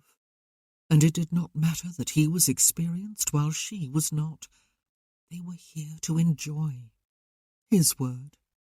And to love. Her word. She let passion bubble through her and out of her. She reached for him with both arms, drew him down to her, kissed him open-mouthed, murmured words into his mouth, unaware that she was speaking Welsh. "Rwy'n garu di." I love you. He moved to lie fully over her and on top of her. He pushed her legs apart as he came, and she wrapped them about his. His weight robbed her of breath, but it did not matter. His hands came beneath her and held her steady, and he came inside her with one firm, swift thrust, and did not stop until he was deep. Pain and shock robbed her for a moment of what breath was left her, but it lasted only a moment before glory burst in to replace it. They were together, at last. Ah, at long, long last. He was Devlin. Dear God, he was Devlin. He held inside her, rocking his hips slightly against hers, and he raised his head to gaze again into her eyes. His still looked very dark in the dimness of the curtained summer house, and still hard and inscrutable. Oh, he was locked so tight inside himself. "I am sorry to have hurt you," he murmured, not the words of a hard man. She shook her head. "I want it all," she told him. He moved then, withdrawing from her, thrusting inward again, and repeating the motions over and over, until there was a rhythm to the enjoyment he gave, accompanied by the sounds of their laboured breathing and the wetness of their coupling. Gwyneth was unable to move freely on the sofa beneath his weight, but she moved her hips and matched his rhythm with the clenching and unclenching of inner muscles.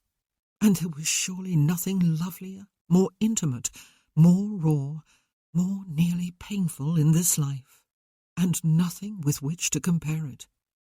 His rhythm quickened and deepened after a long, wonderful while, and the yearning for something just beyond her grasp grew until it threatened to drive her to madness. Until suddenly he stopped moving and held hard inside her, and she reached and cried out, and shattered into, not into a million pieces as she had expected, but into that nameless something for which she had yearned. Something that was sweet and quiet and so... But the word would not come. And really, did it matter? Some things just simply were. She wrapped an arm about his shoulders and ran her fingers into his hair, and deep inside her she felt the hot gush of his release. It had not felt like enjoyment at all. It had left him feeling closer to tears than he had been since... when? He could not remember a time. Though yes, he could. When he had been saying goodbye to Stephanie and Owen and Philippa, and then Gwyneth, on the last Sunday in July 6 years ago, when he had still been human and a virgin. In all the time since then, he had associated sex with pleasure and relaxation and comfort. Not, damn it all to hell, with tears and a soreness in his chest and a strong urge to run away. from everyone and everything, until there was no farther to run, except that he could not run from the one person he most wished to escape. He could not run from himself, or from Gwyneth either. "There will be no way back if we make love now, not for either of us," he had told her earlier. They had made love, or had sexual relations anyway. There was no way back, not for her, not for him. They dressed in silence, their backs to each other. He waited for her to retrieve enough hairpins from the floor to pin up her hair relatively neatly. He pulled back the curtains, and then they were walking side by side back along the alley. The air felt chill and welcome after the warmth of the summer house. "What did you say?" he asked her, though he was not sure he wanted to know. "Say." "It sounded like Welsh," he said. "Oh," she said, "it was nothing." He looked sidelong at her. Gwyneth. He knew her now. He knew the feel of her, skin to skin, the heat of her, the taste and smell of her. And she was his, for the rest of their lives. He still could not remember why, since he needed a wife, and the sooner the better, he had decided his wife would definitely not be Gwyneth Rees. Perhaps because he would be hers for the rest of their lives, and that would be no bargain for her. "It was Ringaridi," she told him. He waited. "I love you," she said. "That is the translation." There were a few clouds overhead. Were they going to lose the sunshine? "The thing is, Devlin," she said, "that I meant it then, though I did not know I was going to say it aloud, and I mean it now. And I am not going to pretend to stop feeling it or living it just because you cannot. I will try not to say it too often, because that will annoy you, just as it would annoy me if you were to keep on telling me that you cannot love me. You promised a partnership. Let us be partners then, working together for the good of both of us, but separate persons, entitled to our own thoughts and feelings and inclinations." "That," he said, "sounds fair enough. But separate persons. But faithful to each other," he said. "Yes," she said, "of course." "Of course," he said softly. "But what would you do if I ever were unfaithful, Gwyneth? Would you turn a blind eye, provided I was discreet about it?" "No," she said. "I would make a fuss, a very noisy and very public one. I would shout it from the rooftops." "And leave me?" They had stopped walking and turned toward each other.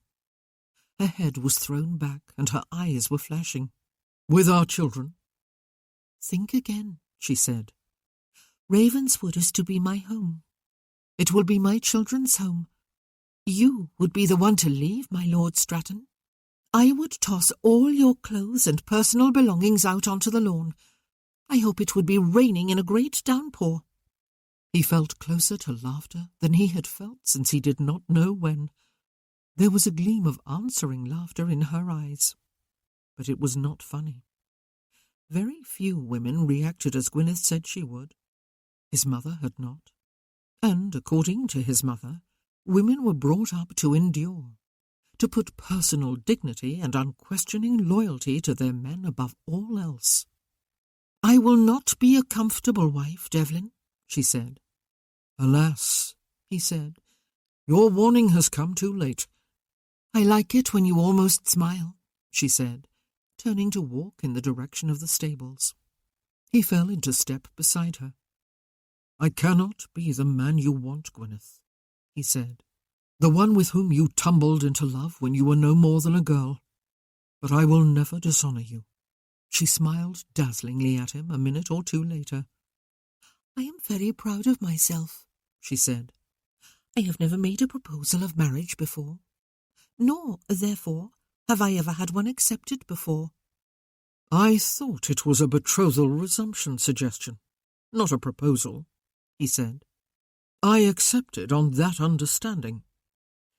After I have spoken with Sir Ivor, I will make you a formal offer of marriage, and you will give me your answer. A man must be allowed some pride. Very well, she said, laughter in her voice. But I will expect something extraordinary.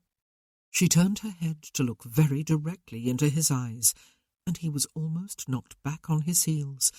So much did she resemble the old Gwyneth. Just as though all the cobwebs of 6 years had been blown away without a trace. She did know what she was getting herself into, though. It did not matter to her. Before they reached the stable-yard, someone called to them from the front of the house.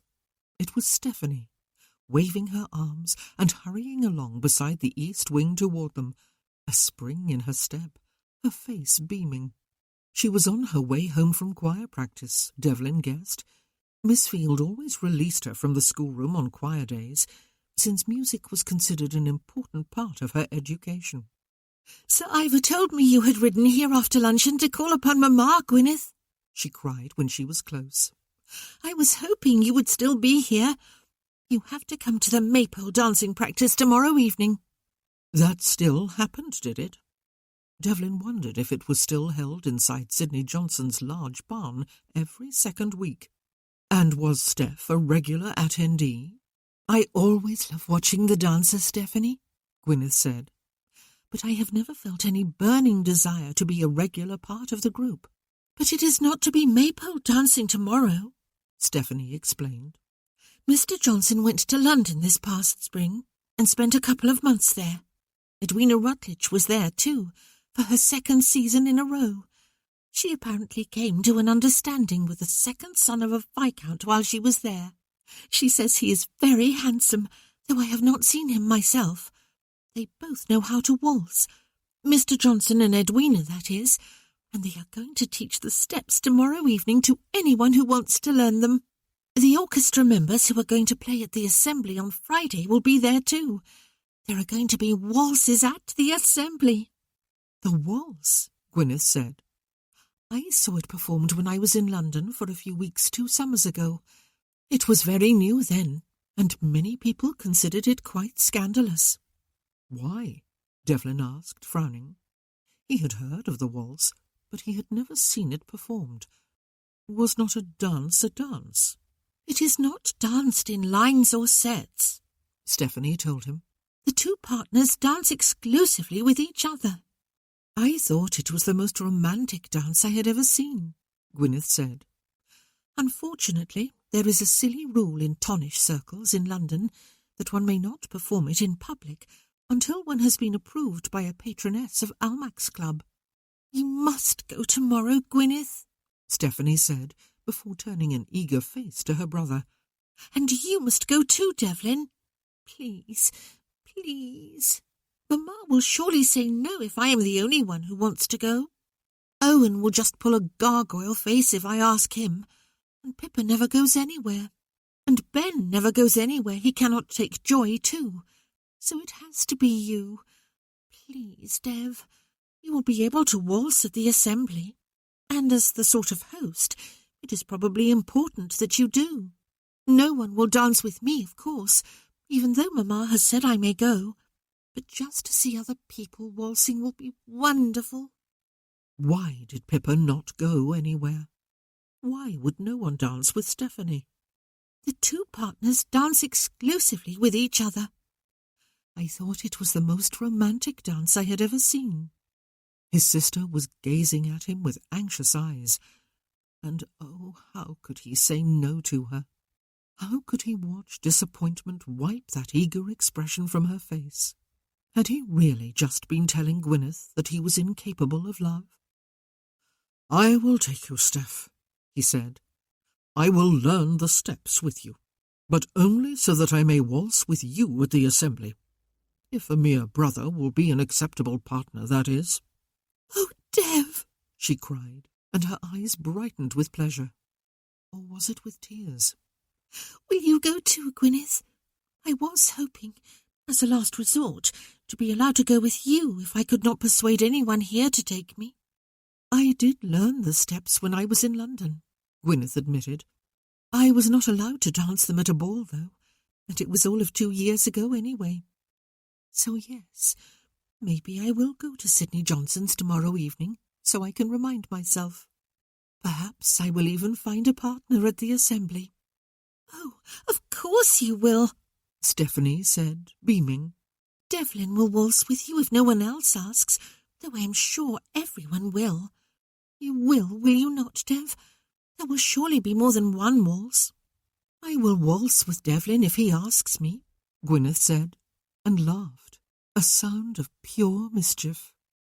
Stephanie looked from one to the other of them, a suddenly arrested look on her face. Where have you been? She asked. Strolling along the poplar walk, he told her, and sitting in the summer house for a while. Oh, she said, looking between them again. Well, I must go inside and find Mamma. I will see you tomorrow evening then, Gwyneth. And she hurried off back to the front of the house. Devlin gazed after her, a frown on his face. The old Pippa would have been first in line to learn a new dance, he said. She would have been fairly bouncing in excited anticipation of an upcoming assembly. I have not heard her mention this one. And Steph does not seem to think it even worthwhile to ask her to go to Johnson's tomorrow evening. She really is very badly hurt. Yes, Gwyneth said. And Stephanie is convinced no one will dance with her, he said. She is only 15, of course, but I seem to recall that young people her age were allowed to attend the assemblies, and did. Is it her weight, Gwyneth? I think that may be part of it, she said. But she eats very sparingly, he told her. I have an aunt in Wales, she said, who insists that she has only to look at food and her waist expands by 2 inches. For some people, weight seems to have little to do with the amount they eat. But women often feel unattractive if they believe themselves to be fat, or they are made to feel unattractive. Perhaps men too, though not quite as much, I believe. I adore her, Gwyneth, he said with a sigh, and realized that he really was allowing his tight grip upon his emotions to be loosened. But, God damn it all to hell, Pippa and Steph were his sisters. I know, she said. I am going to need your help, he said, before realizing that he never needed anyone's help. But she was going to be his countess, and, oh, hell. I know, she said again. The stable yard was deserted, Ben and Owen having long gone about their business elsewhere. Gwyneth and Devlin went inside the stables, where he saddled her horse, despite her insistence that she could do it herself, while a groom was saddling his. She put on her hat, and Devlin helped her to the side saddle and handed up her whip. They rode to Cartrev in a silence that was unexpectedly companionable. Though he did feel close to exhaustion, Devlin realized, it was something he had felt a number of times since his return to Ravenswood. It was surprising, really. His life on the peninsula had been far busier, less comfortable, more strenuous, more dangerous, more full of anxiety. Though that one word gave him pause. There were numerous types of anxiety. It had been almost exclusively a physical thing when he was there. Here, it was something quite different. Emotion was battering at him from all sides here, and the effort to keep it outside of himself, while at the same time dealing with the issues that had caused it, was fatiguing. "Would it be better if I talked to your father tomorrow instead of now?" he asked her. "If I merely made an appointment with him today?" "Yes," she said. "I want to have time to be looking my best for this extraordinary marriage proposal you have promised me.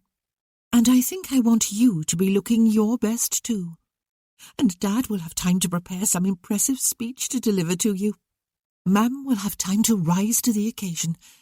Idris will have time to hide." Was she laughing at him? He looked across at her. She was, though not so much laughing in derision, perhaps, as bubbling with exuberance. She was feeling happy, God help him, and God help her. She was looking like the Gwyneth he remembered. though now he was the cause of that look, and was not merely observing it from afar. "I believe extraordinary was your word," he said. "But I will insist upon a very special marriage proposal," she told him. He wondered for a startled moment if she would always tease him, if she would refuse to allow him to take himself too seriously. "Sir Ivor and Lady Reese will not drive me from the door with a broom when I arrive tomorrow, then?" he asked her. "Devlin," she said, "you are the Earl of Stratton. Besides which, they do not want me on their hands all their lives, yet they know that is precisely what will happen if you will not take me." "Ah," he said, and he felt close to laughter again, and so tired he hardly knew how to remain upright in the saddle. Chapter 22. "I think," Sir Ivor Reese said the following morning, as he spread his linen napkin over his lap and prepared to tackle the breakfast his butler had laid before him, "Stratton is coming here this morning because he wants to beg me to let him sing solo with the choir at our Christmas concert. I will have to think of an answer to give him before he gets here. How does one say no very, very tactfully?" "Dad!" Gwyneth protested, though she could not help laughing too. "Number 16, Idris murmured. "What was that, Idris?" Lady Reese asked. "Number 16, he said more loudly. Dad made 15 guesses last night. I counted. The only one he still has not thought of is the obvious one." "Which is?" his mother said. "He is coming to ask Dad if it is all right for him to be my friend again, now that he has the earldom and all that," Idris said. "But how do I say no tactfully?" his father asked. "No one can tell me that." "Sometimes," Lady Reese said, "I think I must be living in a madhouse. Gwyneth, Cariad, they are just teasing. But one as bad the other they are, your father and your brother." "Not quite, ma'am," Gwyneth said, eyeing her plate with its single poached egg and slice of buttered toast, and wondering if she was going to be able to eat even that modest breakfast. "Dad has made 16 suggestions, if Idris is to be believed, while Idris has made only 1. Here is another from me. Perhaps Devlin is coming to ask Dad for my hand in marriage, though he does not need to, since I am practically middle-aged." "Number 18, Idris said, "and a worthy contribution, Gwyn. It is what men do, regardless of necessity, though. It is what I did a few weeks ago, even though Elined is 26. Luckily for me, Mr. Howell said yes, after giving me a good grilling." "How do I say no tactfully?" Sir Ivor asked again. "Enough now, Ivor," his wife said. "Can't you see that Gwyneth is off her food this morning?" Which was ridiculous, really, Gwyneth thought. Yesterday, she had proposed marriage to Devlin. She had actually lain with him, and then had lain awake half the night, reliving every moment. Today was just a formality, but that was the point, was it not? Yesterday had been just the two of them, while today their families would be involved, and tomorrow, well, tomorrow they would be borne inexorably onward to their wedding and their married life together. The thought had a strangely calming effect, for she had no doubts, no regrets, no second or third thoughts, no illusions either. "I am not, ma'am," she said, and took a bite of her toast. "I was just so fascinated by the conversation that I forgot to eat." Idris patted the back of her hand.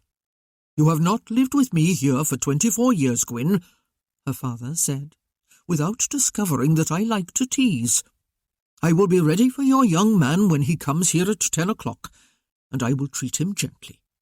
It is more than 30 years since I went on a similar errand to beg your grandfather for your mother's hand, but I have not forgotten how my legs were shaking in my boots, and my heart was booming in my chest, and I was afraid I might forget my own name."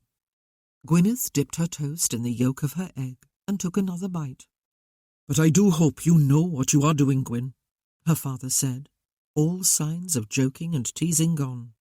"I know you took us all by surprise years ago, when it turned out it was Devlin you had fallen for, not Nicholas. And then you got all caught up in that nasty situation and ended up with a broken heart. I will not belittle what you went through, but you were just 18. There is a difference between 18 and 24, a difference in maturity. Now he is back, and he is a different man. There is hardness in him, maybe worse, and he has problems galore to deal with. Ravenswood has not been a happy place since that night. All of them have suffered and are still suffering from what I see.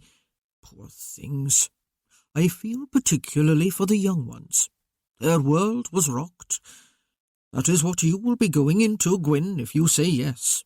Your mam and I are feeling sick at heart. We agreed not to say anything, though, Ivor, Lady Rhys said. About our feelings, I mean. This is not about us, Gwyneth. It is about you. And when you love a man, you see him differently from the way other people do. It is not as though Dad and I dislike Devlin. We do not. We did hope with Aled, though. But no, forget I mentioned his name. You see with the heart. We have been looking with the head for someone who will make you happy. The head has nothing to do with such decisions. Nothing, Bronwyn? Sir Ivor asked. Nothing, she said. My father warned me that if I married you, it would be forever music, music, music with you. And this from a Welshman, I might add. I knew it, but I married you anyway, because my heart would not listen to my head, and I have never for a single moment been sorry. Well, perhaps once or twice, when the pew in church has got to feel very hard after I have been sitting on it for a couple of hours at a stretch. Gwyn, Idris said, setting his napkin beside his empty plate and pushing his chair back as he got to his feet. The quality of this conversation is rapidly deteriorating. Are you finished? She was surprised to see, when she looked down at her plate, that indeed she was. Both egg and toast were gone. She got to her feet too. You must not let your hearts ache over me, Mam and Dad, she said. There is a great deal of goodness at the core of all the darkness you see in Devlin, and kindness, and love. And, if nothing else, he has a strong sense of duty and responsibility, and a deep commitment to doing what is truthful and right. And you hope to bring all that out of him? Her mother asked. Oh, Gwyn. No, she told her mother. As Dad just said, I am 24, not 18. I am not going to try drawing anything out of him. I am just going to love him and be his countess. Idris walked upstairs with her, and they stopped outside the door to her room. All right, are you, Gwyn? He asked. Idris would never press questions or advice on her. He was not much of a talker at all, in fact. He never had been. He was neither a very sociable nor a greatly ambitious man. He had always wanted to work their father's large farm, and that was what he was doing, with steady competence and hard work, out in the fields and in the barns and in the office at the back of the house. He was a kind and considerate man, and Elined was one of the most fortunate women in the world to be marrying him, or so believed Idris's fond sister.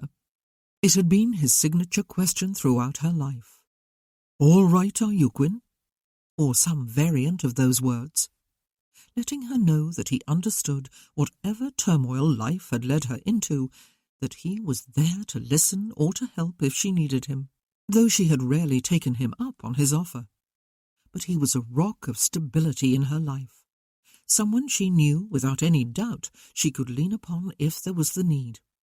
Oh, I say, he said, when she stepped forward into arms he opened reflexively and hugged him tightly. He patted her back. I am very all right, she assured him. Go and read your letter. I know you must be itching to do so. He was holding it now. It had sat beside his plate through breakfast, a fat-looking letter addressed to him in Elined's hand. Well, he said, if you are sure you are very all right, Gwyn, I will.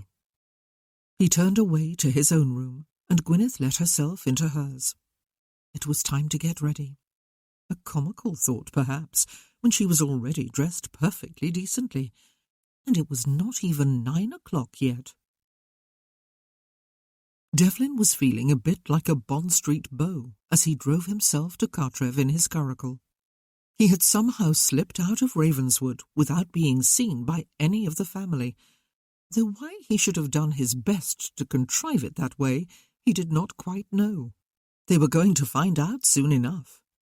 He just hoped they would not expect him to behave like a besotted bridegroom, and that they would not expect any great fuss over wedding plans. And, he thought, as he descended from the curricle and tossed the ribbons to one of Sir Ivor's grooms, who had been hovering in the vicinity and was clearly expecting him, he hoped the Rheases would not expect it either. Or Gwyneth. Good God, he hoped not. But anything was possible with the volatile Welsh. The front door was open, and the Rhys butler, behaving with far greater formality than he ever had when Devlin had used to come here as a boy, conducted him to the small parlour, announced him to Sir Ivor, the lone occupant of the room, and closed the door quietly behind him. Sir Ivor Rhys did not prolong the interview. He did not deliver any speech, though Devlin had anticipated one. Nor did he allow Devlin to deliver the speech he had prepared with meticulous care. "I doubt you can tell me anything about yourself that I do not already know," Sir Ivor said. "And as for your record as an officer with the 95th Rifles, it would seem that since you recently sold out, rather than being kicked out, you must have done your duty on the peninsula just as you always did it here, and doubtless intend to do again now you are back. I fully expect that you will do your duty to my daughter too, if you marry her. There is only one thing I want to know, Devlin, before I give you my blessing, as well as the permission you do not need. No, 2 things. Would you always, from the moment of your marriage until death takes one or other of you, remain faithful to Gwyneth, and look in my eyes as you answer, if you please?" "Not from the day of my marriage, sir," Devlin told him, looking directly at him. "From the moment she says yes to my proposal, which will be this morning, I hope." Sir Ivor nodded. "And do you love her?" he asked. "Look in my eyes, please." "I will honour and keep her," Devlin said carefully. "I will work in partnership with her, and respect her words and opinions equally with my own. I will raise children with her, if we are so blessed, and with her I will teach them the meaning of family and respect and loyalty and honesty. I will never belittle her, or deliberately embarrass her. I will never expect her to do anything simply because I have decreed that she should. As for love, sir, I can only answer honestly. I do not trust it. I am not sure I even believe in it. Not romantic love, anyway. It is just a word, and to my knowledge no one has ever been able to define it." Sir Ivor nodded slowly, his lips pursed. "I think maybe you just did, son," he said, "all except for the magic." His eyes twinkled suddenly. "But maybe you have to be Welsh to experience that. We do like to live on the edge of our emotions, we Welsh." "Dragons," Devlin said. "Those too. Red ones." Sir Ivor laughed and stepped closer to slap a hand on Devlin's shoulder and squeeze. "I'll go and fetch Gwyn. She is in the drawing-room with her mam. You have my blessing." And he left Devlin alone in the parlour, where she had been writing her letter at the escritoire last week, where she had played her harp for him and sung her melancholy folk songs, one in English, one in Welsh. He had not understood a word of the latter, but it had not mattered. The harp music, her voice, what had been behind her voice, had spoken straight to his heart. The heart he did not possess. She stepped into the room alone a few moments later, and they stood looking at each other. She was wearing a pale green dress of fine wool, high to the neck, with long sleeves snug to her arms, and a narrow skirt falling from just beneath her bosom and moulding to her curves. It was totally unadorned. It did not need to be, though. She had a perfect body whether she was clothed, as she was now, or whether she was naked, as she had been in the summer house yesterday. Her dark hair was shining and smooth over her ears and the crown of her head, and confined in a knot high at the back of her head, with wisps of ringlets feathering over her ears and neck. "I think," she said, "that on your way home from the peninsula you must have gone to London and stopped off on Bond Street." "A bit overdone?" he asked her. "You look gorgeous," she said. "You have stolen my words," he told her. "Now how do I describe you?" "A bit underdone," she suggested. "You are beautiful," he said. "Your father has given his blessing, Gwyneth. Does your mother give hers too?" She nodded. "They are a bit anxious," she said, "but they know that for me it is you or no one, and they trust my judgment." He marvelled. She had never really known him, just as he had never really known her. They had had no relationship, even though they had loved each other for years. There had been only that one day, and only parts even of that, because his wretched sense of duty had sent him to mingle with other guests at the fete too, when all he had wanted was to be with her. There had been that one set of dances at the ball, and the one chaste kiss, and a brief confession of their mutual love out on the hill. There had been some sort of marriage proposal. He could no longer remember just what he had said, yet her feelings for him had apparently remained constant. "They know that for me it is you or no one." "We like to live on the edge of our emotions, we Welsh." It was more than just emotion with Gwyneth, though. There was the solid weight of something else behind it. Love, perhaps. "Come." He held out a hand for hers, and she came farther into the room and took it. He closed his fingers firmly about her hand and did the ridiculous thing. Not quite the extraordinary gesture she had asked for, perhaps, but surely what was expected of him.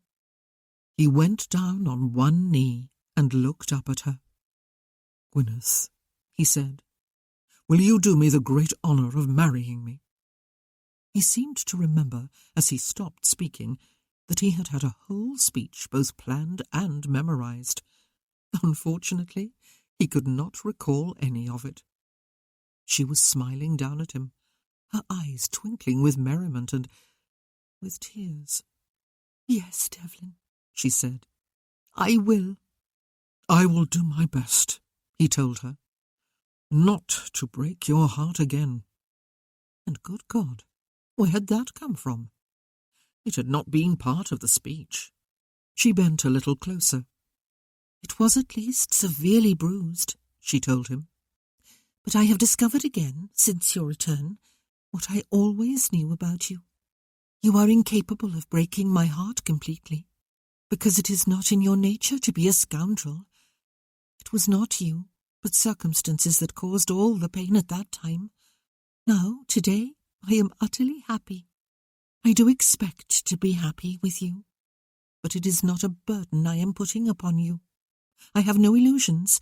I do not expect more than you can give. What you can give will be enough." Oh, devil take it, Gwyneth. How could there not be a burden in what she was saying? But there was not. She was not a fragile female who depended for every moment of happiness upon the man who had the charge of her. He would not even have the charge of her, except in the strictest of legal and ecclesiastical senses. She was a person in her own right. She had a very strong sense of self. She had come to Ravenswood yesterday, had she not, to propose marriage to him, or a betrothal resumption agreement. "There you go again," she said, "almost smiling." He got to his feet and drew her into his arms. He held her close and rocked her. "Thank you, Gwyneth," he said. "I am the most fortunate of men. And why is it that I can seem to talk only in platitudes this morning?" "Because often platitudes hold great truth," she said. He held her away from him. "I have no ring to give you yet," he said, "or any other jewels. though I might, I suppose, have picked something from the family heirlooms, which will be yours anyway after we marry. For your lifetime, at least. I did not bring any of them. Doing so would not have been a personal gesture. I did bring you gifts, though." He turned to the table beside her harp, where he had set 2 folded linen handkerchiefs before she arrived. But now he felt very foolish indeed, and wished he had said nothing, or at least not called them gifts. It would have been better to have come empty-handed. "Oh," she said, "did you?" "You will laugh," he warned her, as he spread his hand beneath one of the handkerchiefs and turned toward her. "Laughter is good," she told him, and leaned over his hand as he carefully turned back the fold of linen that covered 4 leaves, one still summer green, the others varying shades of autumn. "I found them early this morning," he told her. "They were out on the back side of the pavilion hill, beneath our tree." Good God, it had seemed such a good idea at the time.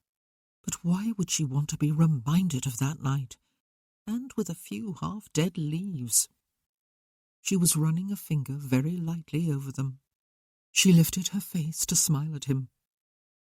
"I asked for something extraordinary," she said.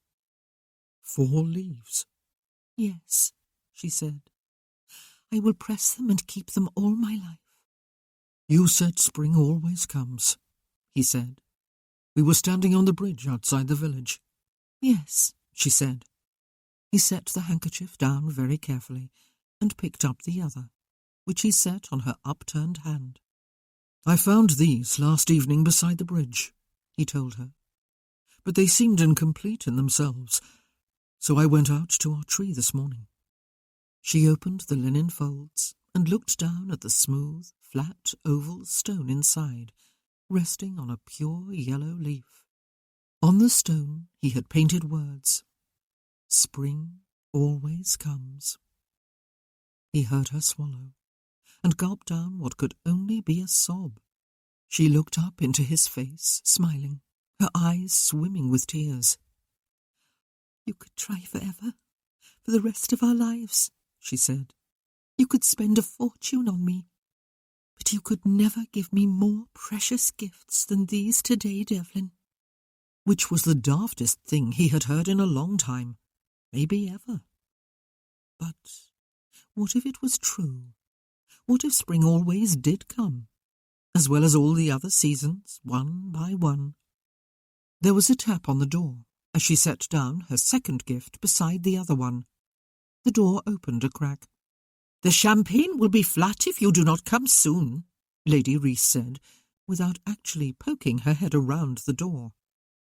"Oh, Mum," Gwyneth cried, "do come and see my treasures." And Devlin had to endure the excruciating embarrassment of having both Lady Reese and Sir Ivor bending over the table to look at 5 leaves and a painted stone, while Gwyneth told them the story behind the objects.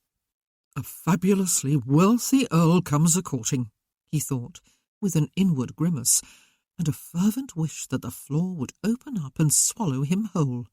And, to make matters worse, Idris had come to drape himself against the door-frame in order to wink at Devlin and then grin at him. "Well, son," Sir Ivor said, straightening up and beaming at his future son-in-law, "it would seem that, after all, you must have some Welsh blood running in your veins." Both the gig and the carriage were on the terrace outside the front doors when Devlin returned home after drinking 2 glasses of champagne and eating 1 slice of each type of cake. 5 of them Lady Reese had baked herself that morning because she had not been able to decide which would be best to celebrate the occasion. "Mr. Ellis is taking Miss Ellis to play with the children of Mr. and Mrs. Cox," the groom who was with the gig explained, when Devlin looked at him with raised eyebrows. "I believe the younger Miss Cox has a birthday today." Devlin nodded. The carriage, he knew, would be taking his mother and Owen to his grandparents' home for a farewell tea in honour of Owen's leaving for his first term at Oxford next week. He had been hoping they would have left already, but they were all gathered in the hall, he discovered, when he stepped inside after relinquishing his curricle to another groom who had seen him returning and come hurrying from the stables. Stephanie was there too. She must have been granted another afternoon off from the schoolroom. Nobody looked to be in any great hurry to leave, though. Joy, wearing one of the frilly dresses Ben had bought for her in London, an improbably large bow anchored somehow among her very short curls, was running about the hall on her little legs, giggling and occasionally shrieking. Owen was in hot pursuit, though for all the length of his legs he never quite caught up with her, but clapped his hands on empty air and roared every time he came close and missed.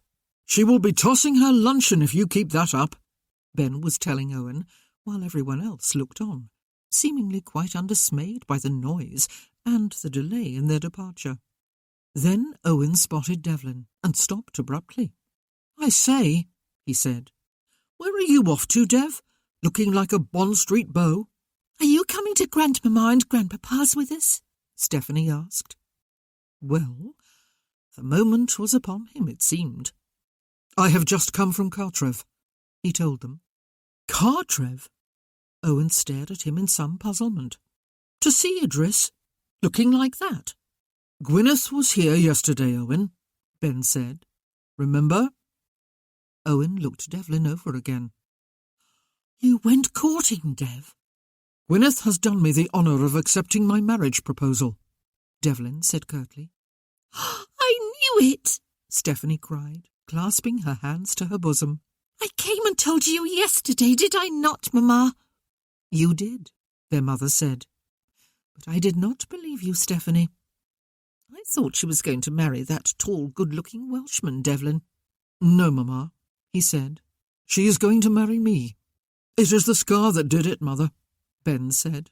"It makes Dev irresistible to the ladies. They forget the tall, good-looking ones as soon as they set eyes on that face of his."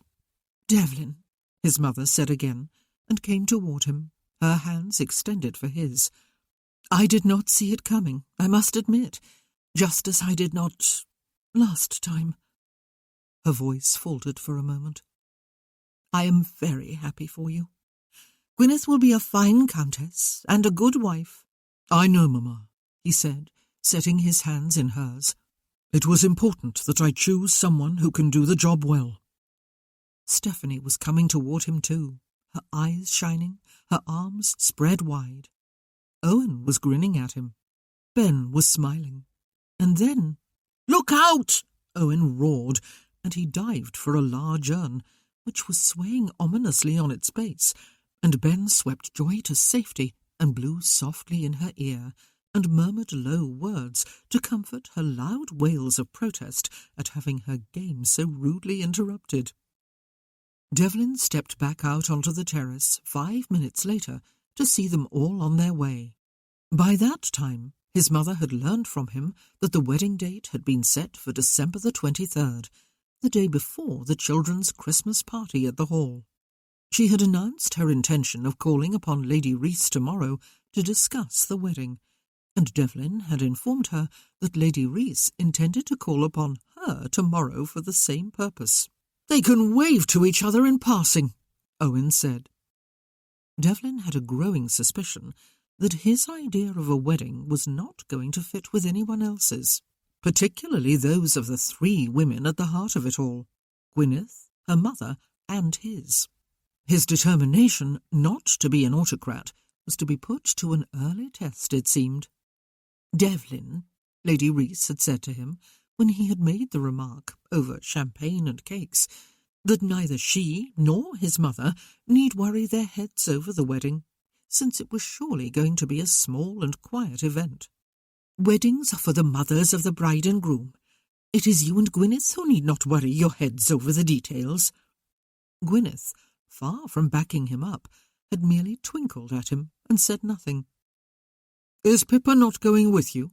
he asked now, as Owen was handing their mother and then Stephanie into the carriage. "No," Owen said. "Where is she?"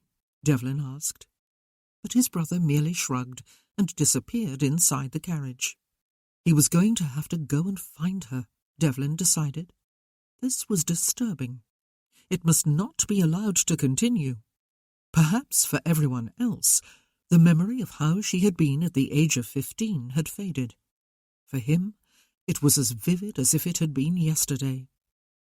As it happened, he did not even have to start searching. He glanced upward as he was climbing the steps back to the front doors, and there she was, sitting inside the turret room at the front of the west wing, her back to him. She had not even watched her family leaving then. He frowned as he continued on his way to his own room. He changed quickly out of his finery and went up to the turret. Chapter 23. The room had been warmed by the sunlight shining through all the windows, just as the summer house had been yesterday. Philippa was sitting on one of the deep sofas, nothing in her hands, and no book or needlework or anything else beside her, just as there had been nothing out in the rose arbour a week or so ago. She turned her head only long enough to see who had come to intrude upon her privacy, and then continued gazing through the window in the direction of the lake. Devlin went to stand by the window and looked out in the same direction, though he was careful not to obstruct her view. "I have just come back from Cartrev," he said, after the silence had stretched for a minute or two. "I have offered for Gwyneth, and she has accepted me. I need a countess." He needed a wife, though he did not try to explain to himself what the difference between the two was exactly. "I am happy for you," she said, after a few beats more of silence. "I used to assume that it would be Nicholas who would marry Gwyneth, but I think maybe it was always you with her. We heard that she was very sad after you left. It was she you were with that night." "Yes," he said. The lake looked cold as a small cloud moved over the sun, and he wondered if it would freeze over this winter. It did sometimes. They used to go out there and skate and slide, though they had always been warned to stay close to the edges, where the ice would be thickest. He and Nick, rarely Ben, had always tested those limits, of course, when there were no adults close enough to bellow at them, or save them if they fell through. Children were often idiots by their very nature. "You are not planning to come with Steph and me this evening?" he asked her. "She wants to learn to waltz." "No," she said. "Are you going to the assembly tomorrow evening?" he asked. "I suppose I will feel obliged to," she said, "since it is to be held here. Though you are not going to be the master of ceremonies, are you?" "No," he said. "That will be Colonel Wexford. It will not be in any way a family affair. There are committees and subcommittees planning everything. I think people are enjoying themselves. I believe they felt a bit stifled for a number of years." They had felt condescended to, he thought, though he did not say that aloud. "Yes," she said. "Maybe I will not go." Could this young woman with the lacklustre voice possibly be the vivid, eager girl who had twirled for his approval in her new gown on the evening of that fete?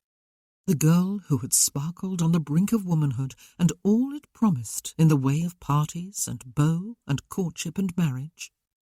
There were men out on the peninsula, both officers and those in the ranks, who cracked, he said.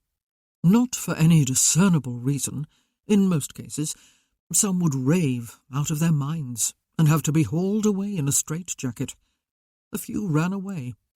Others curled up on the ground somewhere, covered their heads with their arms, and refused to move. Any threat of punishment, a whipping for the enlisted men, court-martial in the case of the officers, had no effect whatsoever.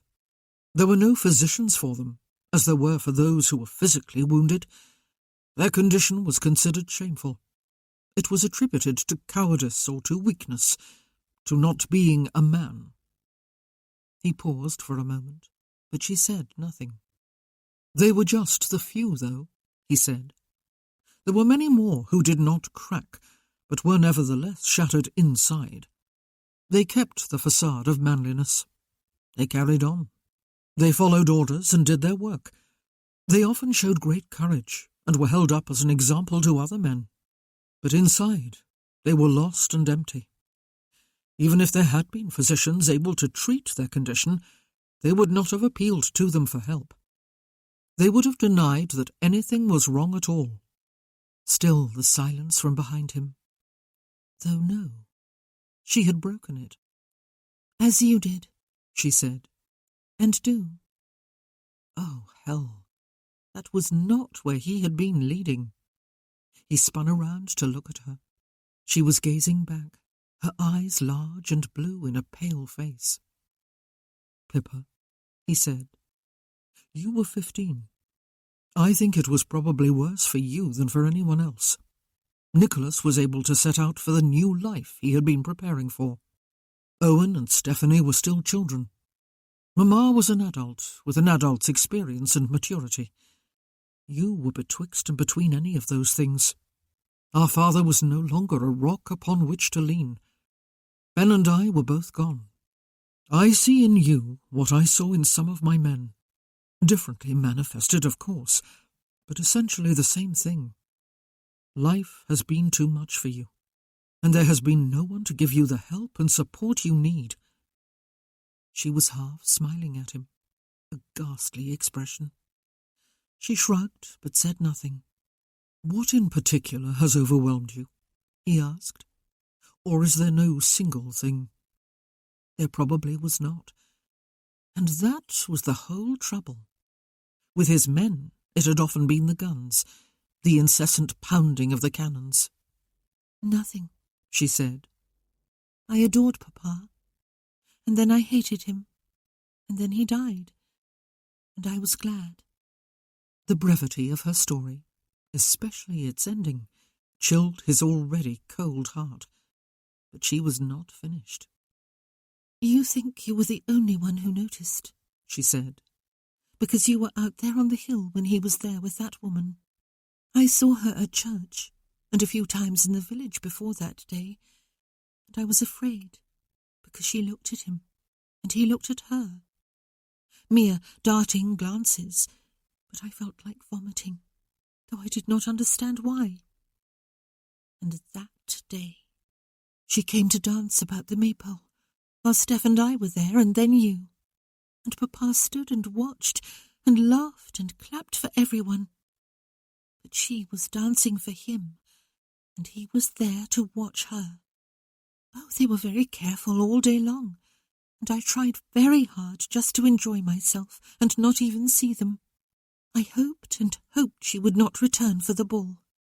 But she did, and he danced with her, smiling and laughing as he always did, though it was different with her. And then, after supper, he took her outside and did not come back, and every minute as I danced, I felt like screaming and screaming without stopping. And then it started. I heard raised voices and realized one of them was yours. I knew before you came close what must have happened, and I was glad that at last someone else had found out and was doing something about it." He bent over her and took her ice-cold hands in his. He drew her to her feet and into his arms. He held her tight. Good God, where had this come from? She had noticed even before the day of the fete and been uneasy, just as he had noticed when he was in London with his father. But she had denied it, just as he had, and bottled it all up inside. That bright-eyed, happy girl. Was there no end to the illusion under which this family had lived? "The one thing we could never seem to do," he said, "was speak truth to one another. Yet we considered ourselves the happiest family in the world. Pippa, this has to change, for all of us." "I was glad," she said again, her voice muffled against his neckcloth. "But I left it all to you to deal with. I did not say anything, at the time, or when everyone was in the drawing-room afterward, or when you were leaving. I only begged you to talk to Mamma. I was horrified that you were the one being sent away, and that Ben was going with you. But I did not say anything. I did not have the courage. Pippa, he murmured against the top of her head. You were 15. For God's sake, you were still a child. You were absolutely, totally innocent. I never did say anything, she said. Not until... Oh, never mind. I never said anything.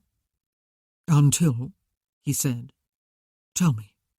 Please tell me, Pippa. She tipped back her head to look up at him. Until after the Marquis of Roath came here with James Rutledge for Easter the year I turned 18, she said. The year I was supposed to go to London with Mamma and Papa and make my come-out. He came with James to watch a practice of the maypole dancing. I had joined the group after my birthday.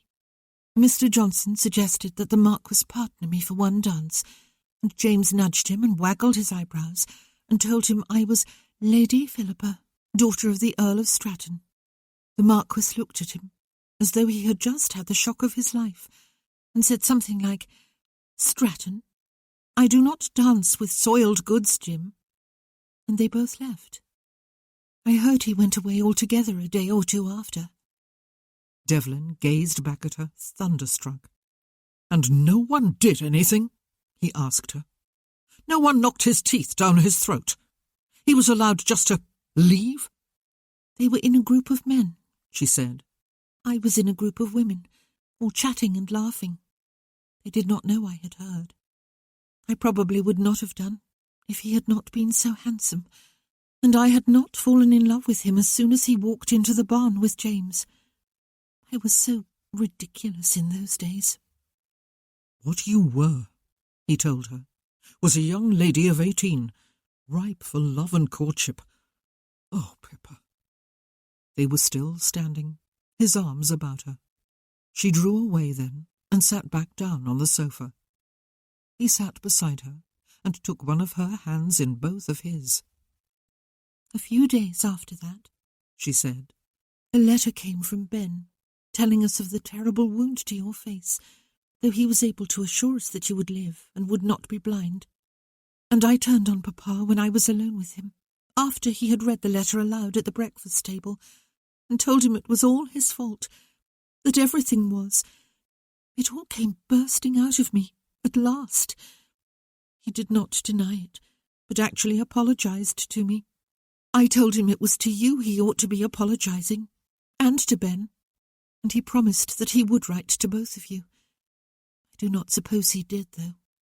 I told him also, and I told Mamma, that I would not be going to London, that I did not want to go, and I remained firm on that, even though Mamma pleaded with me.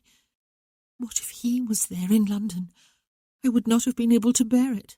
And what if everyone else there had called me soiled goods? Then, only days after he and Mamma came home from London, where they had gone without me, Papa died, without saying goodbye, without giving us a chance to say goodbye to him. At least we were able to say goodbye to you and Ben. Not that it made any difference. She turned her face into his shoulder and wept with noisy, gulping sobs. Soiled goods. Those words stuck in Devlin's mind. Soiled goods. Pippa. His sister.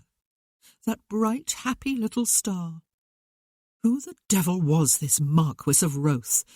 If he was still alive, why was he still living? When her sobs had subsided to a few forlorn hiccups, he set a handkerchief in her hand, and she turned away to dry her eyes and blow her nose. Clouds had moved over the whole of the sky, Devlin saw, though he did not believe they were rain clouds. Pippa, he said, I do not know who the Marquis of Roath is, though I will find out, and he will be dealt with. But are you going to allow an ill-mannered man of such low character to blight the whole of your life? She turned back to look at him. Her face was marred by red blotches. Her eyes were bloodshot. But the beauty that had already been blooming 6 years ago was still there. It just needed something to light and animate it. I am not going to London, if that is what you are about to suggest, she told him, I do not want a season. Which was answer enough, he supposed. Has anyone else here ever insulted you? He asked her. James Rutledge, for example? Sid Johnson? She thought about it. No, she admitted. Edwina Rutledge said James sent Lord Roth away, but that was absurd. You do not send away a marquis, the heir to a duke, do you, when you are yourself only the second son of a baron, and he has deigned to be your friend? Yet it is just what I would expect James Rutledge to do, he told her, from what I remember of him. I would also expect that Sid Johnson would have had a word or two to say on the matter. She had not, he noticed, mentioned that birthday party from which she had been excluded, according to Steph. Perhaps that had been in the early days, when everyone would still have been embarrassed about the scene Devlin had made at the fete. What you must remember, Pippa, he said, is that you are the elder daughter of an earl, and the elder sister of an earl, 21 years old and dazzlingly eligible. Do you think perhaps it is time you learned to waltz? At Sid Johnson's this evening, where the lesson will replace the maypole dancing practice. It was no solution to what ailed her, of course. He did not know the solution, if there was one. But sometimes all one could do to cope with life was get oneself upright and set one foot before the other to begin the journey. Her chin lifted an inch, and she gazed at him for a long while. What time are we leaving?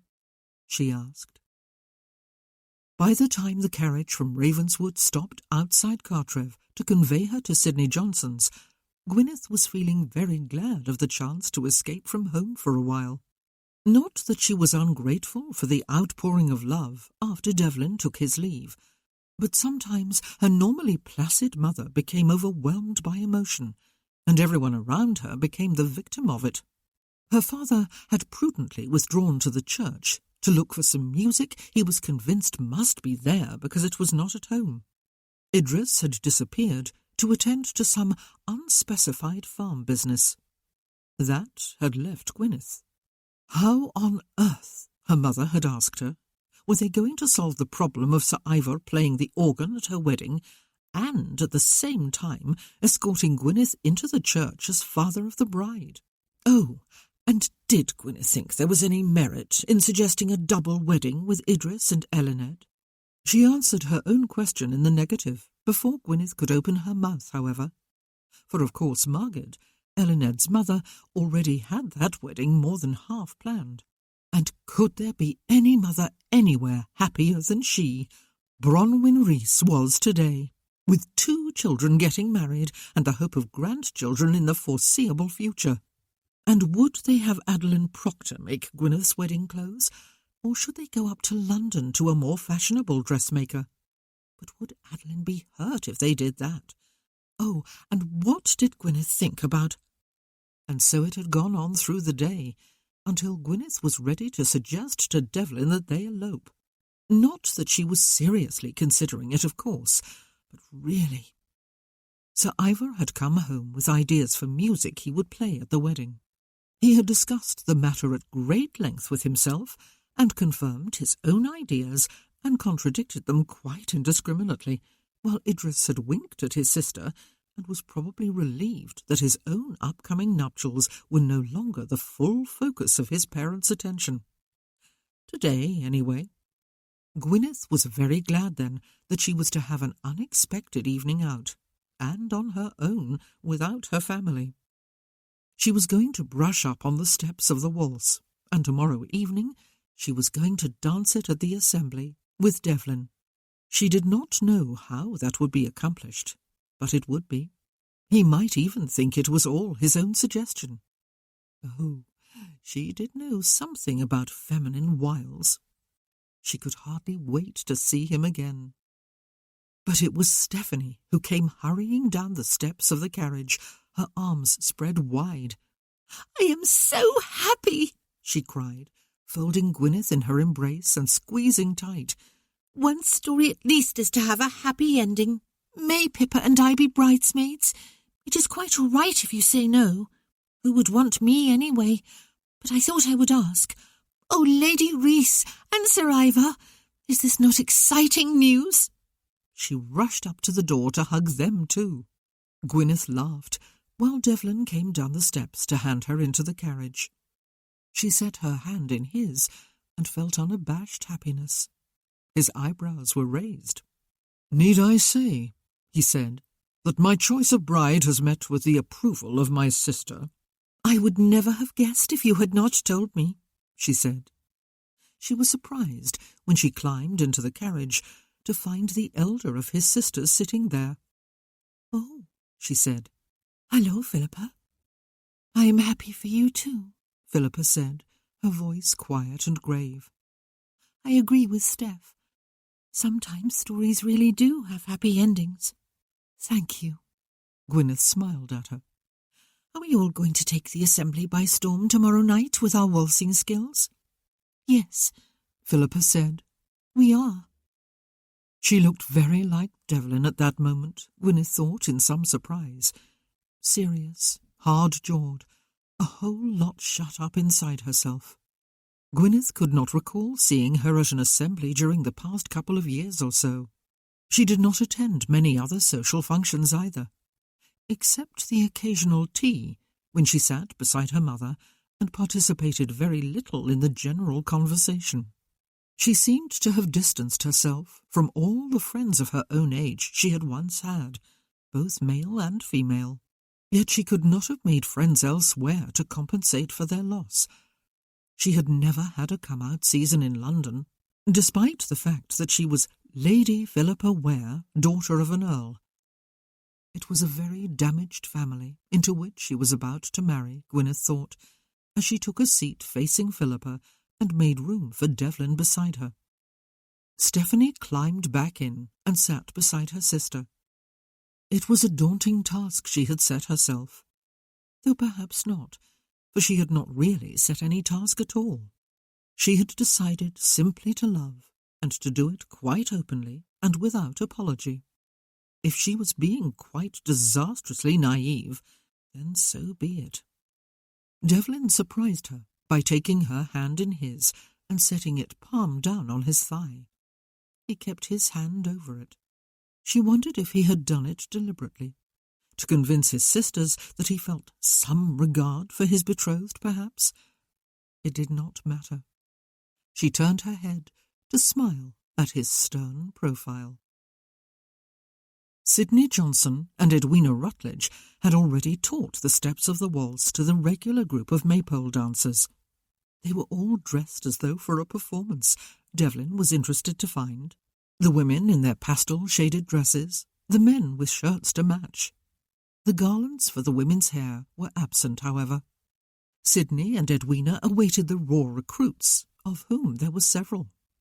And no one was to be without an experienced partner. Sidney had it all organised. Sidney himself would dance with Philippa, Bradley Danver, Owen's friend from the vicarage, with Stephanie, Clarence Ware with Gwyneth. It was all very satisfactory to Devlin, who had agreed to come as an escort for Stephanie and had been prepared to dance with her if absolutely necessary. It was not going to be necessary, however. Everyone had a partner, except... "I need not be a wallflower after all, Sidney," Sally Holland, looking pretty in her peach dress, called. "Here is the Earl of Stratton cowering in the corner, looking ferociously military. I can remember you once dancing about the maypole, Devlin, and doing a creditable job of it. Waltzing is far less intimidating. I will show you." He was given no choice in the matter. She was standing before him, the blacksmith's daughter, grinning mischievously, her hand outstretched for his. The other couples had all turned their heads to watch. The fiddlers were waiting to begin playing. Devlin, it seemed, was about to learn to waltz, which did not bode well for tomorrow evening. Nothing boded well for tomorrow evening, actually. Gwyneth had informed him on the way here that Sir Ivor had sent a notice of their betrothal to the morning papers in London, and expected that it would be published on Monday. He had also had a word with Colonel Wexford in Boscombe this afternoon, sworn him to secrecy, and asked him, in his capacity as master of ceremonies at the assembly, to make the announcement there. Not that Devlin wanted to keep the betrothal a secret. Why would he? He and Gwyneth would be married soon, and actually it could not be soon enough for him, and they would be married here. It was just that, well, he did not want anyone to know. Sometimes trying to understand oneself was impossible. And they waltzed, all of them, without any great mishap, except for a few minor collisions and a screech from someone as her partner trod upon her foot. They performed the steps slowly and deliberately at first, and moved more or less in a straight line along Sidney's barn, then with a bit more speed and a few modest twirls. Then the music was added, and they all somehow kept their feet beneath them and followed the rhythm and kept in time with both the fiddles and their partners. There was laughter, some of it a little self-conscious, as no one was accustomed to dancing face to face with the same partner for more than a few seconds at a time. And there was enjoyment. Devlin wondered if he would waltz with Gwyneth at the assembly tomorrow. She knew the steps already, of course, and danced them gracefully with his cousin, who was smiling appreciatively at her and saying something to make her laugh. And what was that jealousy he was feeling? Possessiveness? "I tried to persuade Cameron to come tonight," Sally said, "but he seems to think waltzing would be an affront to his manhood. Men can be so foolish. I am glad you are more enlightened, and may I say how happy I am you have brought Stephanie and even persuaded Philippa to come. Maybe things will improve at Ravenswood now you are home, and maybe I talk too much. I am sorry." "I will do my best," he told her. It was all he could do. Philippa was smiling uncertainly at Sidney Johnson. Stephanie was giggling. Gwyneth was laughing. Maybe there really was such a thing as happiness, even if only in brief bursts. Chapter 24. Ben was leaning on the paddock fence. Owen was exercising his horse again inside. "He could take the horse out into the park for a ride," Ben said when Devlin came up beside him. "But he does not want to admit he is terrified." "For the horse," Devlin said. "I suppose he was riding neck or nothing when it happened." "Yes, I suppose," Ben agreed. "But he was 17. What would you expect? He has learned a lesson anyway, and both he and the horse have survived it." Owen was not going to take the horse with him when he left for Oxford on Monday. He was probably feeling more melancholy over that than over saying goodbye to his family. He was accustomed to going off to school for a few months at a time, after all. "You were looking a bit naked this morning," Devlin said. "No knapsack? No Joy?" "Her aunts have her up in the West Turret room," Ben said. "They are pointing out to her every landmark within a 5-mile radius, and she is pointing too and supplying the commentary, though no one can understand more than 1 word in 10 of it. I believe I have an ingenious daughter who is inventing her own language. They had started a game before I left that involved a great deal of squealing and jumping on and off furniture. When I asked if I should stay, Joy had one perfectly intelligible word for me: go. So I went, feeling aggrieved and neglected." Devlin grinned at him. "I have to find a good nurse for her before we move home," Ben said. "Someone of mature years who will play with her when I cannot. I have to get her a dog too, and probably a cat. What has happened to Pippa?" "She learned to waltz last evening," Devlin told him. "Ah," Ben said. "Well, that explains everything." "Ben," Devlin squinted off to the hills in the distance. "Was there ever a letter from our father?" "Yes," his brother said. "Once. Addressed to you?" "One to me," Ben said. "One to you. Less than 2 months later, news came that he was dead." Devlin did not ask why his letter had not been delivered to him, He would have refused to take it, or have torn it to shreds, its seal unbroken. But he was feeling a bit now as though there were an iron band about his chest, squeezing off the beating of his heart. "What did you do with mine?" he asked. "Kept it. It is in a drawer in my room with all the others," Ben told him. Despite everything else he had needed to carry, especially after the death of his wife, Ben had kept all the old letters. "I'll go and fetch it," Ben said, and turned away. Owen rode up to the fence for a chat. He was excited at the prospect of university life, he admitted, when Devlin asked. "But I will look forward to Christmas too," Owen told his brother. "More than I usually do. I am awfully glad you are marrying Gwyneth, Dev. I was very afraid you were going to choose someone horribly high in the instep, who would be an excellent countess and a ghastly sister-in-law. You were gone from the breakfast table when I read Nick's letter, weren't you? He is still in Paris, but he is hoping to get leave to come home for Christmas. He does not know about the wedding, of course. It will be jolly if he is here, won't it?"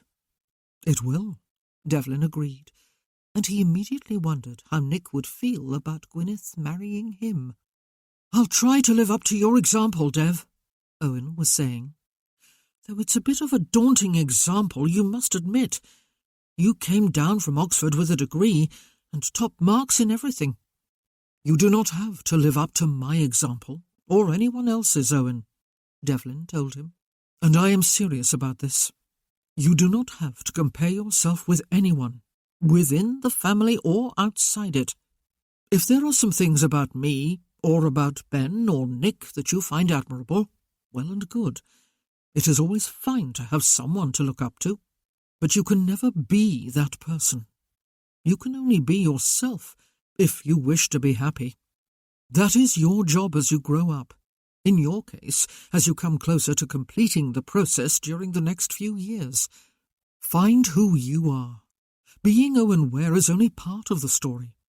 Find what you want to do with your life, not what I or Mamma or Grandpapa believe would suit you and make you worthy of your heritage. I will always hold you dear as my brother no matter what." Good God! Where was it coming from? He hardly recognized himself these days. He was talking about Owen completing the process of growing up. When was it going to happen for him? Just a few months ago, he would have said it was over and complete. But did one ever grow up? Owen was grinning. "I was wondering what sort of speech you would deliver as head of the family before I left," he said. "I did not expect this. Are you going to deliver the stuffy version on Monday morning, just before I hop into the post-chaise?" "The stuffiest one I can devise," Devlin said. "The one about studying your head off in some lonely garret and avoiding wine, women, and companions who would lead you astray." Ah. Ben had returned and was holding out a bundle of letters neatly tied together with string. "I'll ride with you along the bridle path to the lake and back if you wish," Ben said, addressing Owen. "He looks a bit restless in that confined space." "I am a bit restless too," Owen admitted. "Come on, then." Devlin took the bundle and strode away. He went into the courtyard to sit in the rose arbour, even though the wind, hardly discernible outside, was swirling a bit in there. He took shelter on the seat behind one of the trellises and pulled up the collar of his coat. There were letters from Idris, his Uncle George, Philippa, Owen and Stephanie, all of them addressed either just to him or to both him and Ben. All of them were dated in Ben's hand, the date of their arrival, that was. Most of them had been sent during the first year. His father's letter was on top. The date Ben had recorded, more than 2 years ago, was actually about 1 week after his father's death, and 2 weeks before the letters from the solicitor and his mother had been forced upon him. The urge was strong to destroy the lot of them, to light the fire in his private sitting room and toss the bundle into the heart of it and watch it burn. The past was over and done with. There was no point in raking it up. Life was proceeding. And really it was not so bad. Not nearly as bad as he had anticipated, though he did wish that managing a home and a family and an earldom could be a little more like managing men under his command during a military campaign. He knew he would not do it, though. Burn the letters unread, that was. The past must be looked into, if he was to know any real peace. He took his father's letter from the bundle before tying the string about the rest of the letters again, lest the wind catch them and send them fluttering in all directions. He broke the seal on the letter and then gazed off to one corner of the courtyard, where a fortune-teller had once set up her tent and made some disturbing predictions. Some very accurate ones, too, he thought, remembering for the first time in a long while.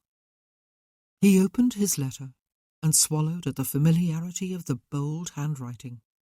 His father's hand had written that, to him, just a few weeks before his death. "Dear Devlin," he had written, "I am not sure I have ever quite understood you, my son, but I do know you. I know you well enough to understand that you are inflexible in your hostility to me and rejection of me.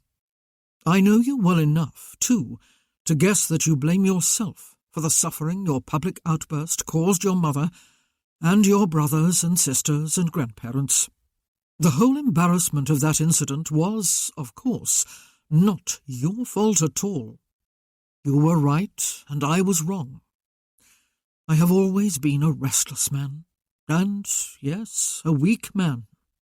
Even the pleasures I had carved out for myself over the years since my marriage began to seem not quite exciting enough, and I tried something more daring and dangerous. I got caught, and suffered the consequences. You were right to expose me. I do not ask your forgiveness, Devlin. What I did, and the consequences to my family, including you, perhaps especially you, are all on my head. I regret the consequences, but am not sure I would change much if I could go back. I choose to be honest, you see, since honesty is what you understand, and you are right. You may not believe me when I tell you that I love your mother, and that I love each of my children. It is the truth, but I cannot expect you to believe me just because I say it. I ask only that you forgive yourself, Devlin, for doing what was right, for telling the truth and not compromising with it, as most people do. I am proud of you, even though I know my approval can mean little, if anything, to you, or my love. Forgive yourself. I am assured by those who have heard from Ben that you are a superb military officer. I would have expected no less, even though I never anticipated that life for you. Be kind to yourself, my son. And his signature, large, bold, unapologetic, Stratton. What did he feel? Devlin asked himself, after he had folded the letter with care and restored it to the bundle, the string enclosing all the letters. In the realm of emotion, which had been dead to him for so long, and had been slowly returning only recently, how did he feel? He felt only one thing, nothing extreme, only a sort of grudging respect. His father, imperfect and aware of his own shortcomings, had ultimately been honest with the son who had seen through the illusion to the heart of a weak man. It was a bit ghastly to think of his father that way, but it was the truth. A weak man, but not an evil one. One whose weaknesses were not to be in any way excused, as he himself had admitted. But he had not been abject with apology. He had not been like so many people whose sins had found them out, dreadfully sorry, but perhaps more regretful that they had been caught than of what they had done. His father did not regret his infidelities, and had admitted as much to his son, but he was sorry for the suffering he had caused. He had claimed to love his family. Had he loved them? But perhaps love was no more a pure thing than evil was. Perhaps it was possible to love and to do harm to the loved one at the same time. There was a faint headache knocking at his temples as he got to his feet and went indoors to drop off the letters in his room and fetch his greatcoat. Sir Ivor had driven Lady Rhys to Ravenswood to call upon the Countess of Stratton. He did not go inside with her, however, weddings, in his opinion, being the exclusive preserve of the women most nearly concerned, except for the music, of course, and the important, heart-pounding matter of escorting one's daughter into the church and along the nave in order to relinquish her into the permanent care of her chosen bridegroom. Gwyneth did not stay either, since she had been assured that wedding preparations were for mothers, and the bride did not have to worry her head over them. Her father let her off outside Mrs. Proctor's, where she was to pick up a gown that had been altered slightly for the assembly this evening.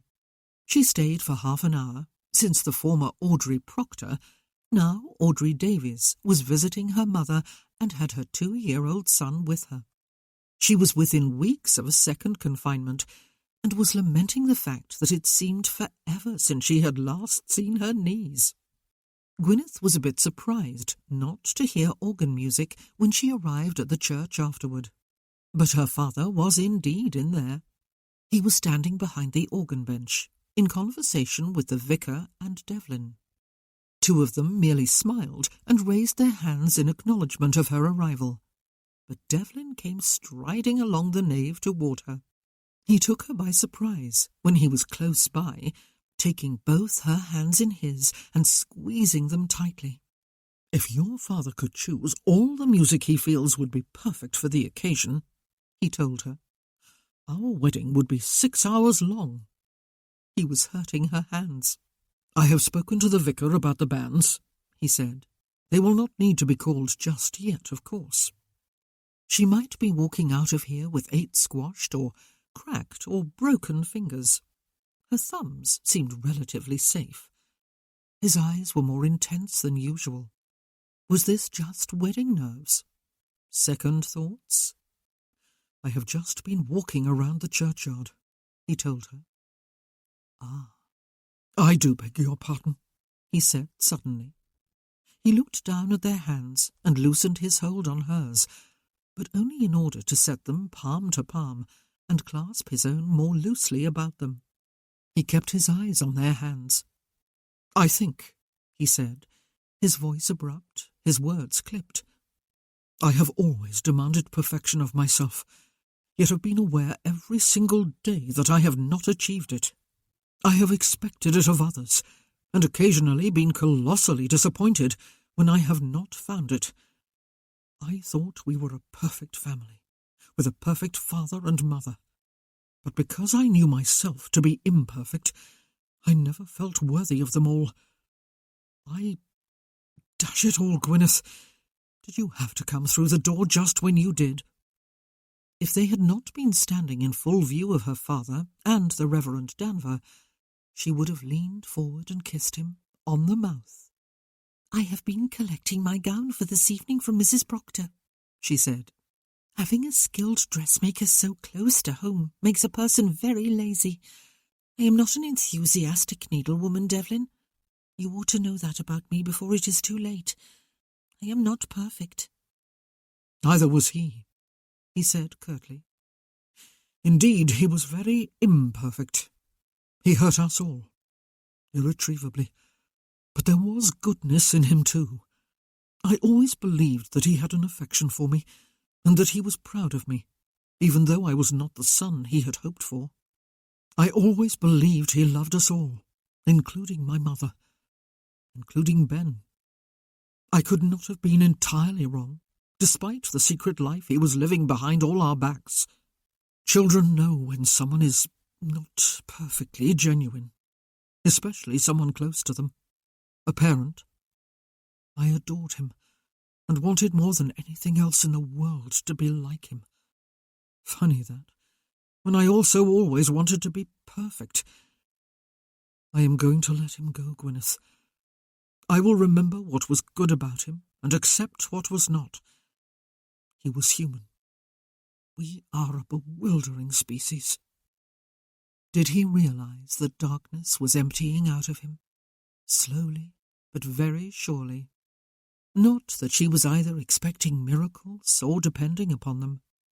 He was as he was, and she would live with him and love him until her dying day, or his, and be ever thankful for the idealist she was about to marry, the man who wanted to be perfect but was gradually learning the painful lesson that nobody was, that nothing was. Everyone and everything was in a state of becoming. That was the terror and the wonder of life. We are, she said, a bewildering species that was. Are we not wonderful? He tipped his head to one side and frowned. The other two men were descending upon them. The vicar, beaming, held out a hand for Gwyneth's. I am delighted indeed at your news, Gwyneth, he said. It will be my great pleasure to officiate at the nuptial service of the Earl of Stratton and the daughter of Sir Ivor Rees. Goodness me, how grand that sounds! My chest will be puffed out for at least a month afterward. I will be the envy of all my fellow clergymen in this county and beyond. But be assured that my lips are sealed until after the official announcement, which will be this evening at the Assembly, I believe. He patted the hand she had placed in his and continued to beam at her while she smiled back. Devlin continued to frown. Did I do the right thing? Devlin asked his mother later that evening. I intended to take a burden off your shoulders, but perhaps you feel you have been displaced. I ought to have consulted you first. No, she said. You did the right thing. Planning something, even as relatively simple as a village assembly, is a large undertaking, and I am done with that part of my life. I could not be more delighted that you will be marrying soon, before Christmas. Gwyneth will be a good countess. I will be happy to relinquish my duties to her. She will never have to do them alone, Mamma, he said. We will work together, she and I, and if any of the work becomes too onerous, then I will simply hire people to do it. I know you will. She inhaled audibly and let the breath out before continuing. Devlin, he was not a bad man, your father. No, he agreed. He was not, though he had wronged her terribly. Had she loved him? It was not really his business, though. If there were demons from her past, and there must be, then they were his mother's to deal with. Devlin and his mother were standing in the doorway of the ballroom, her arm drawn through his. As usual, they were somewhat early for the assembly itself, but curiosity had got the better of them, even though they were not in any way responsible for seeing to it that everything was ready, that nothing had been forgotten. They had not been near the ballroom all day, though Devlin had been aware of much coming and going in the vicinity of the West Wing. Committees had apparently spawned other committees during the past week, and everything had been taken care of, rather to the consternation of Richards and Mrs. Paget, the butler and housekeeper here. Everything had been cleaned and polished and shined without any of the Ravenswood staff being involved. Fresh candles had been set in the grand candelabra overhead and in the wall sconces. Autumn flowers and leaves and ribbons and bows in varying shades of orange and peach and brown had sprouted everywhere, including about 3 sides of the orchestra dais. Long tables had been set up all along the far wall, making inaccessible all the French windows except the one in the middle. The tables had been covered with white linen cloths, and an impressive display of smaller cloths that had been fashioned of fine lace. probably made and loaned by various women of the neighbourhood.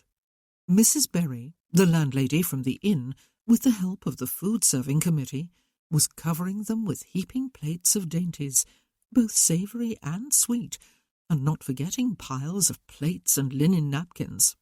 They all looked happy, even excited. Jim Berry's Tavern.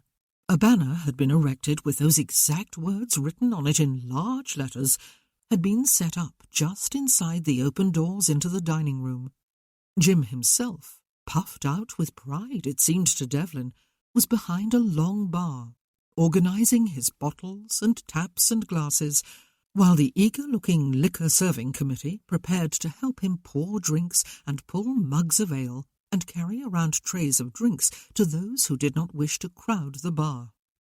The musicians were tuning their instruments, watched by Colonel Wexford, who, as master of ceremonies, looked as though he considered himself personally responsible for the music. The old assemblies, organised by his mother and staffed by the family's servants, had always been perfection itself. But there was a certain spirit here tonight that was difficult to define, but was unmistakable. It was a community coming together to share their efforts and enjoy one another. Guests were beginning to arrive, and 2 members of the ticket committee were taking their places behind a small table just inside the doors. One of them, a son of one of Devlin's tenant farmers, grinned cheerily at him and held out a hand.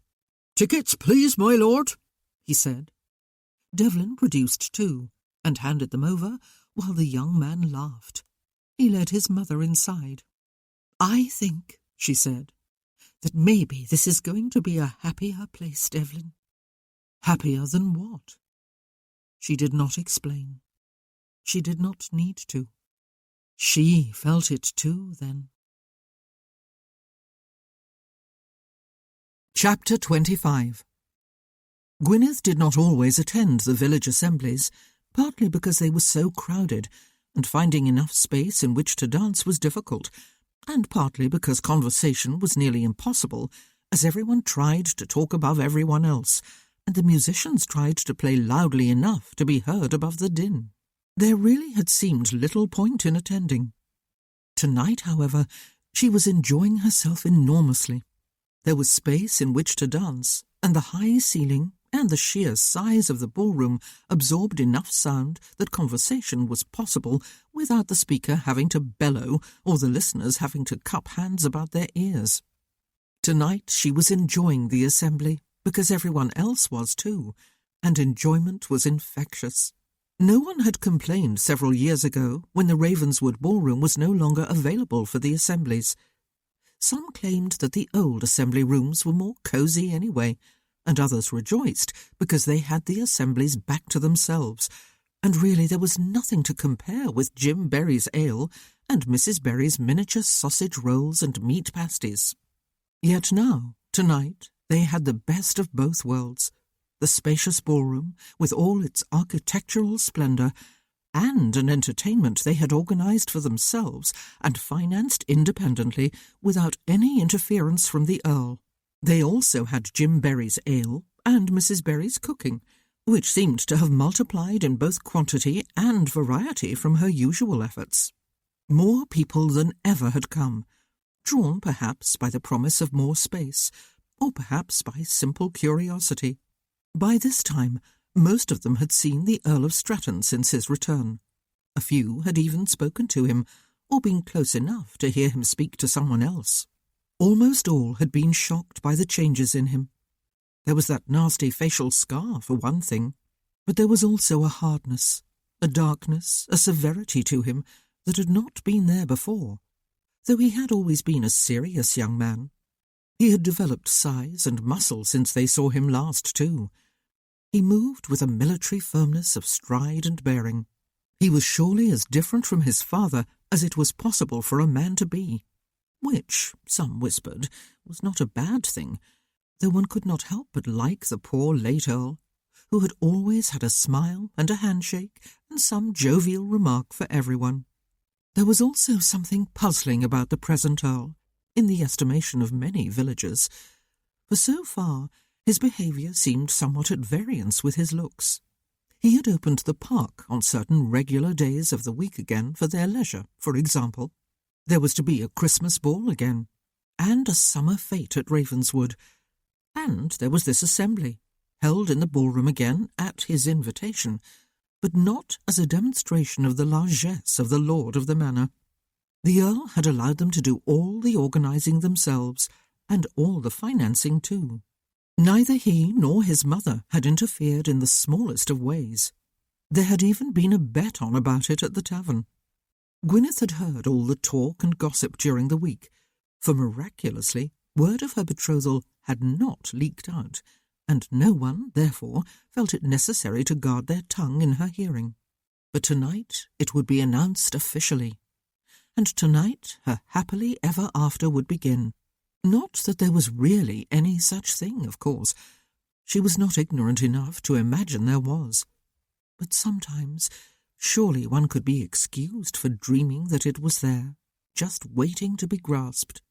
No, that it was here and already in one's grasp. There was such a thing as happiness, and it would be silly not to enjoy it when one felt it, rather than shy away from it for fear it would not last. She was happy, and had been happy ever since she had realised, out at the summer-house, that Devlin would marry her. Maybe she was being foolish, but there was room in life for foolishness too. Wisdom was not always the best guide to living.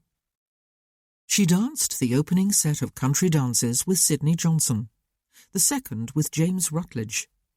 Devlin danced with Ariel Wexford and Barbara Rutledge. His brothers and sisters danced too, Gwyneth was happy to see, though Stephanie danced only the first set with Idris. She wondered when the first waltz would be, and whether there would be only one. She wondered when the announcement of her betrothal would be made. She wondered when Devlin would dance with her, for surely he would. Most of all, though, she relaxed into the pleasure of the evening and enjoyed herself. For tonight she was happy. The announcement was made after the second set. Colonel Wexford climbed to the orchestra dais and called for silence. It did not come immediately. Most people were quite content to assume he was announcing the next set, and were more interested in continuing their conversations than in hearing what the next dance was to be. He raised his arms. There were a few half-hearted shushing noises, and then he used his parade-ground voice, and silence fell instantly, followed by a few titters of amusement, for the Colonel was known as a soft-spoken, mild-mannered gentleman. "I am fortunate indeed to have been invited to be Master of Ceremonies for this of all assemblies," he said. "I have a particularly happy and important announcement to make. It concerns the betrothal and imminent nuptials, before Christmas actually, and right in our own village, of two young persons very well known to all of us here." He had a sense of the dramatic. He paused just long enough for a buzz of anticipation to swell and fall away to an even denser silence than before. "Our own Miss Gwyneth Rees, daughter of Sir Idris and Lady Rees, is to be the bride," the Colonel said, singling Gwyneth out among the crowd and nodding and smiling in her direction. "And an outstandingly lovely bride she will be, too." The buzz rose again, louder than before, but it was quickly shushed to silence. "And the fortunate bridegroom-to-be, who has won her hand and her heart," the Colonel continued, "is our very own Devlin Ware, Earl of Stratton. I am sure—" Very few people heard what he was sure about. Voices rose all around the ballroom. Everyone in Gwyneth's vicinity turned toward her. All seemed to be smiling. Several were speaking. A few squeezed her shoulder or tapped her arm. Someone whistled piercingly. Someone else began applauding, and soon almost everyone joined in. There were a few more whistles. Gwyneth's cheeks were feeling decidedly hot. She was smiling, she realized, and laughing. The orchestra played a decisive chord, and Colonel Wexford used his parade-ground voice again to restore a semblance of silence.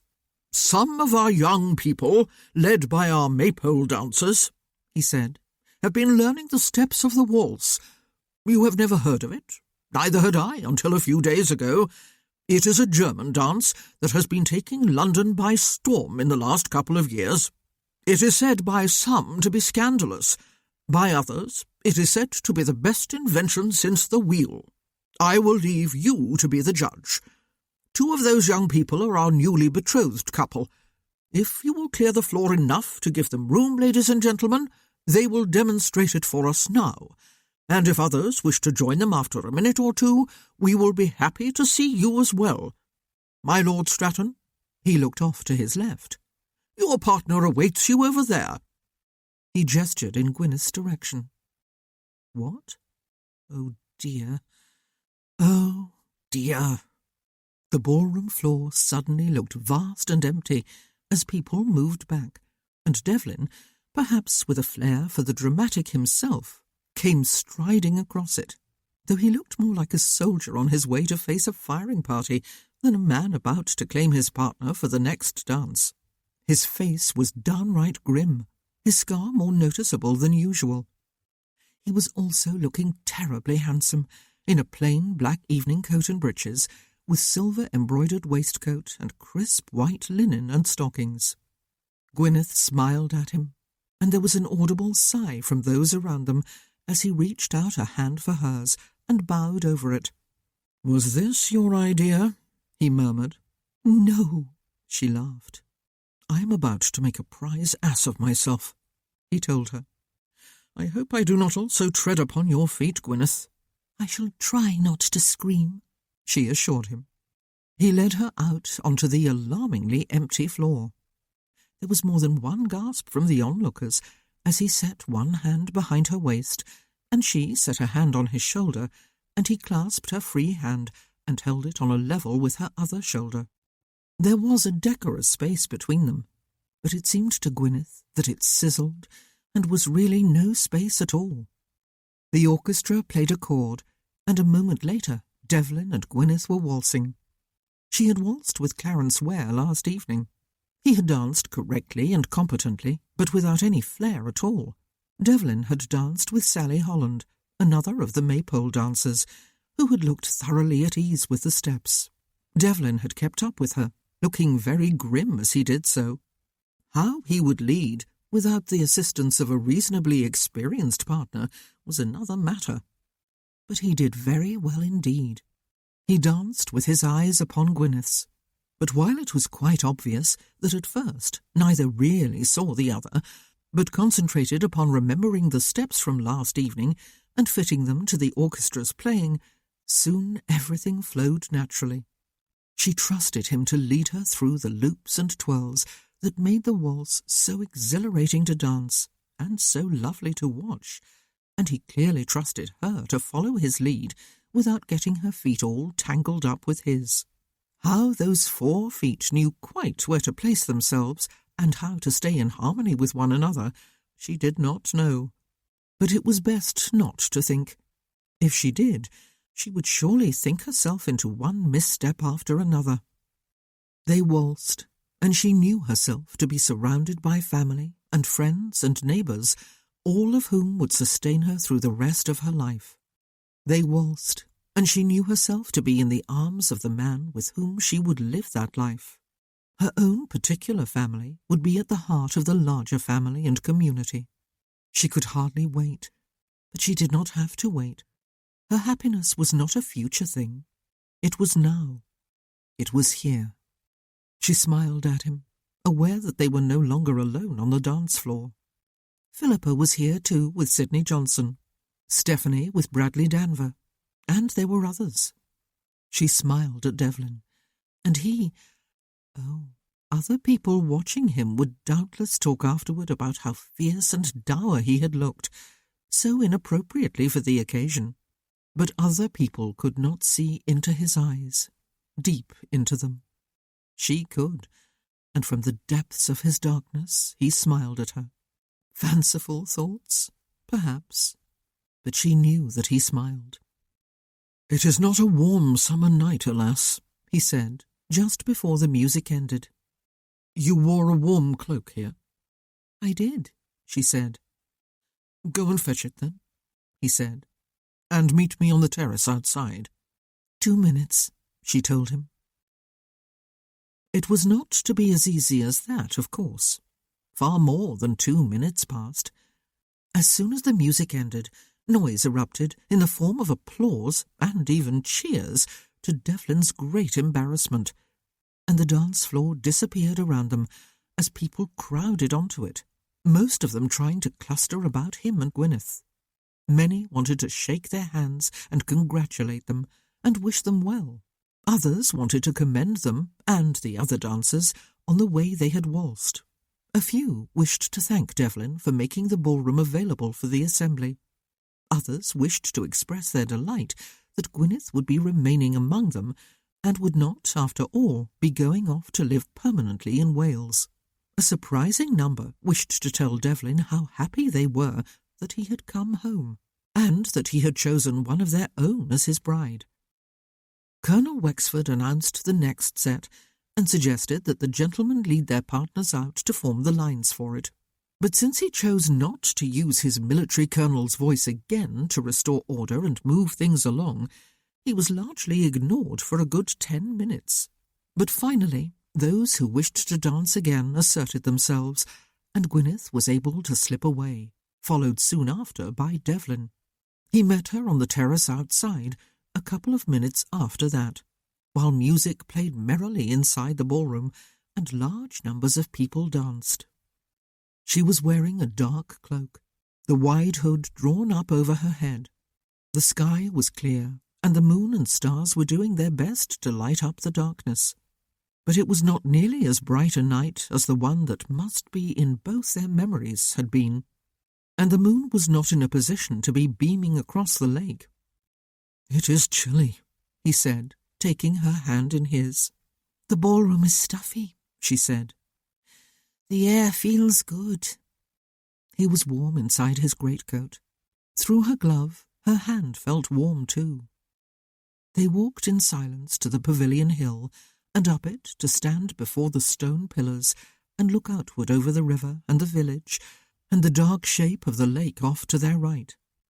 He thought of his father, inside the pavilion 6 years ago, and felt a twinge of sadness that he was gone forever, that they had not said goodbye. He wondered briefly what had happened to the woman who had called herself Mrs. Shaw. He thought of all the women he had known on the peninsula, with some of whom he had slept. He thought of Ben's mother. "Do you think one grows more tolerant as one gets older?" he asked. "Not necessarily," she said. "Only if one is the sort of person whose heart is always open." Well, that did not apply to him, did it? He had not brought her here, though, to stand on this spot, remembering, and gazing out upon a landscape that was not clearly visible despite the moonlight. These were not the memories he wished to arouse, perhaps even relive. He led her around the pavilion and down among the trees. It was quite dark down there, but they did not have far to go, and he had come here very recently to find the leaves he had wanted. He turned her and set her back to the tree where they had stood that night. He traced the shape of her face with his fingertips, pushing them beneath her hood. Her arms came about his waist and drew him closer. He kissed her, teasing her lips with his own, the inside of her mouth with his tongue. He feathered kisses over her eyelids and temples, down over her cheeks to her jaw and chin, and he kissed her mouth again. She kissed him back, her mouth growing hotter, her breath more audible. His body was pressed to hers, all the heaviness of their clothing between them. "I long to have a bed at your back," he murmured against her lips, "and nothing between us but skin." She said. He wanted to impregnate her and watch her womb swell. He wanted to make a family with her, and raise them with her, and play with them and enjoy them. He touched his forehead to hers. He had brought her here to say something to her.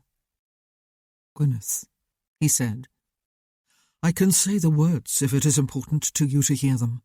I will even mean them, in an impersonal sort of way. I just cannot feel them." "It is important to me," she said, and he closed his eyes. Not that he could really see her anyway. "I love you," he said. "I honour you, and I want you. I want you as my countess, and my companion and lover. I want to have children with you. I came here to remember. I did it on my own a day or two ago, but I needed you here with me. Not to remember what happened, but how it felt. I can remember love. I can remember the euphoria and the hope and the trust. I can remember being in love. I believe I can offer you almost all I could offer when I was able to love, and I will do my best. I will even remember to tell you from time to time that I love you, and I will not be lying. But I am not that young man any longer." Was he sounding as idiotic as he felt? She was laughing softly, and her hands had found his face to cup it between her palms. "Devlin," she said, "love is not a feeling. It can reveal itself in feelings. It can bring intense happiness and the depths of despair. But it is not a feeling. It is not a belief or action either, though it can show itself in both. It is— But there I am stumped, of course, for the word itself means nothing, and what it represents cannot be confined within words at all. I did not even know you very well 6 years ago, even though I had been in love with you for at least 6 years before that. But I am very sure that you love far more deeply and compassionately now than you did then, including me. You love me more now than you did then. If that word does not suit you, then let it go from your vocabulary. It is not important. It is just a word." He gazed into her face, though he could see it only very dimly, as it seemed he could see everything, very dimly. He had left behind the controlled, disciplined outlook upon life he had adopted in the peninsula. It had worked well for him there, but it could not be applied here. Here he had felt all a sea since his return, unable to go back, unwilling to go forward, afraid to go forward, unable to see anything clearly. He sighed. "Unfortunately, we need words," he said. "I am not sure we would do very well without them. I do love you, Gwyneth. I have the strange feeling you are the air I breathe. Help me." "Always." She brought his face closer and spoke against his lips. "Always, Devlin. But only if you will help me. Not in any dependent way, but in the way that we will always be better together than separate. Two independent wholes choosing to act together. I love you too. I love you. I love you." And she kissed him. He relaxed his weight against her, pinning her to the tree, and he was aware of a greater darkness, as a cloud must have moved across the face of the moon. But the darkness, he realized at the same moment, was out there. It was no longer in here. In here was all light and trust and eagerness to move forward with his life and his duties and responsibilities, perhaps even with love. "Say that phrase again," he said. "That Welsh phrase." "Rwy'n gari di?" she asked. "Yes," he said. "That one." "Rwy'n gari di," she said. "I love you." Chapter 26. It very rarely snowed for Christmas. It might not happen this year, but it was certainly snowing on December the 23rd. It was no major storm. The snow did not fall in such quantities that it blanketed the countryside and obliterated distinguishing features, including roads and ditches. It did not make travel impossible or even very dangerous, provided one kept in mind that it could be a bit slippery underfoot if one was not paying attention to how one stepped.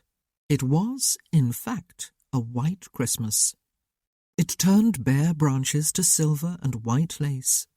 It settled softly upon grass and rooftops. It looked, as it floated downward, like balls of cotton. It was surely, Gwyneth thought as she gazed from the window of her bedchamber, every bride's dream of a perfect wedding day. And the snow had been kind enough to come at just the right time. During the past few days, guests had been travelling. Some of the Wares, who lived a considerable distance from Ravenswood Hall, had come to stay there. Her uncle and aunt and cousins had come from Wales to stay here, as well as Idris's Elined with her parents and brother. Owen Ware had come home from Oxford yesterday, his first term at an end, and Major Nicholas Ware had arrived at Ravenswood almost on his brother's heels. He was home on a month's leave. The four brothers had come to Cartrev last evening. It was not Devlin, however, who had swept Gwyneth off her feet and swung her in a full circle before setting her back down and grinning at her, his arms still about her. "Gwyn," Nicholas had said, "just look at you. You are as lovely as ever. But no, that is not right. You are lovelier. But you are a faithless wench nonetheless. You could not wait any longer for me, could you, but had to go and betroth yourself to my own brother? You have shattered my heart." And just look at him. He was broad-chested and solid, with muscle about the arms and thighs. His hair was shorter and blonder than it had used to be, his face more weathered. There was a hardness to his jaw, and a military set to his shoulders. He looked fit and dangerous, and had entered the room with a slight limp. He was 10 times more gorgeous than he had been as a boy, if that was possible. Gwyneth suspected he had even grown an inch or two. "It was like this, Nick," she had said, patting the sides of his arms in an invitation to let her go. "I was 24 years old, and a veritable spinster. When Devlin offered for me, I thought it might be my last chance, and I took it." She had met Devlin's eyes beyond Nick's shoulder, and known they were both remembering that actually she was the one who had asked him. "Shall I challenge him to pistols at dawn?" Nicholas had asked her, still grinning, still with all the old charm. The attention of everyone in the room was riveted upon him. What, heaven help them all, must he look like in his scarlet regimentals? "Better not," she had said, patting his arms a little more briskly. "I need him intact, and in church at 11 tomorrow."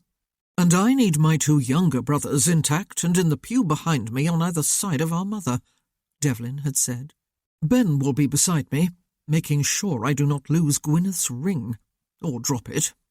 He does not trust us to do it, Nick," Owen had said.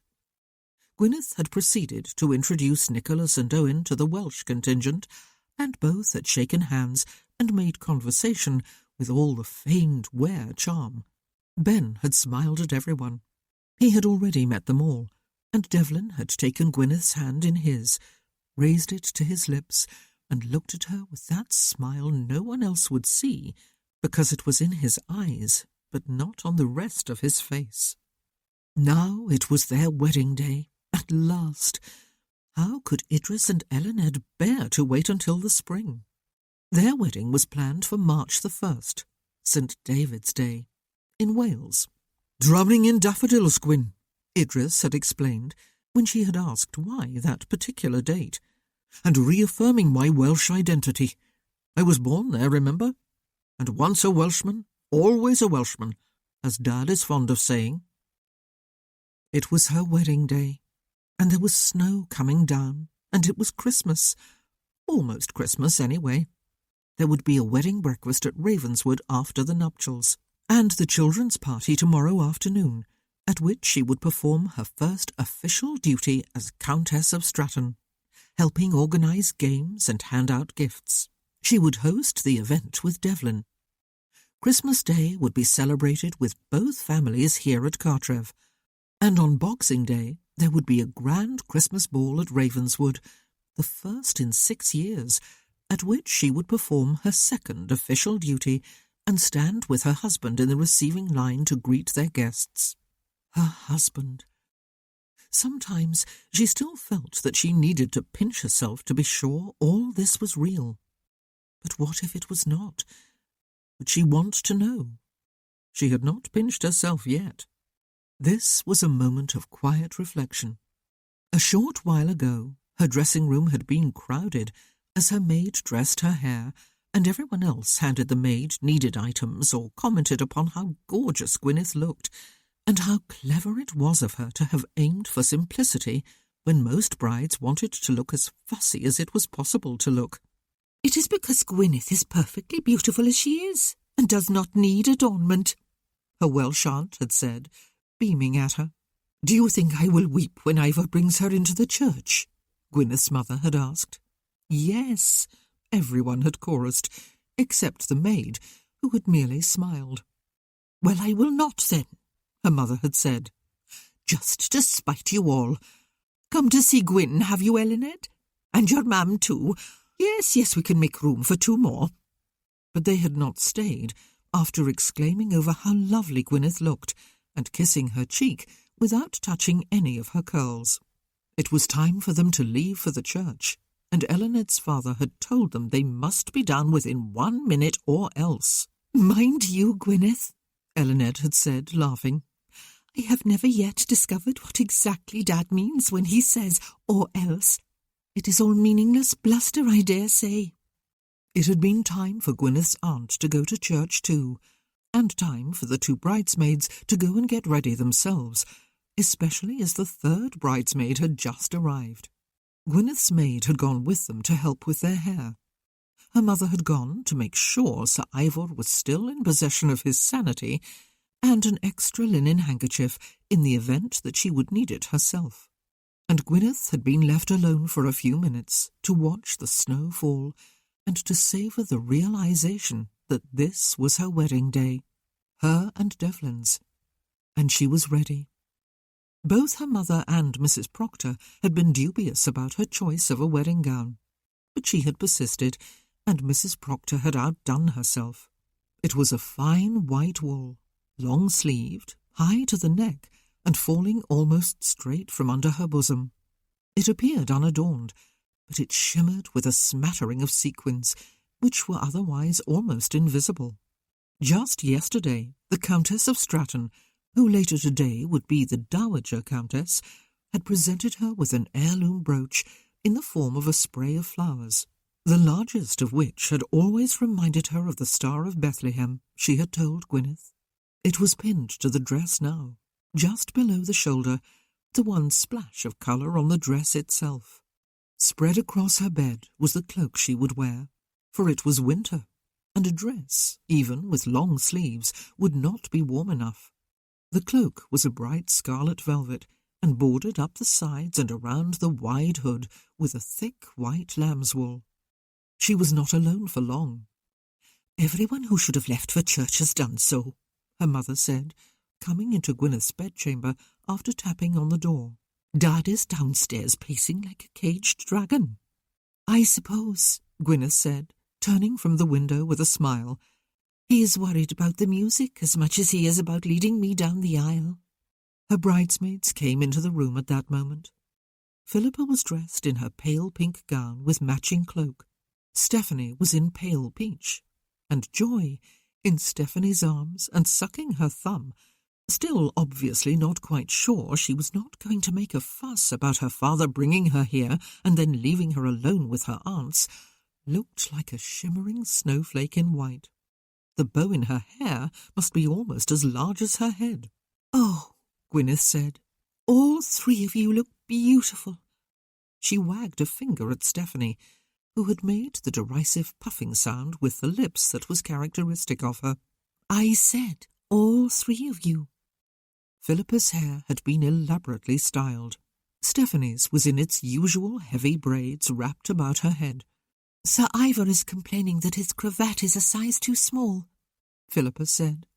Stephanie clucked her tongue. "He says that every time we have a special concert," she said.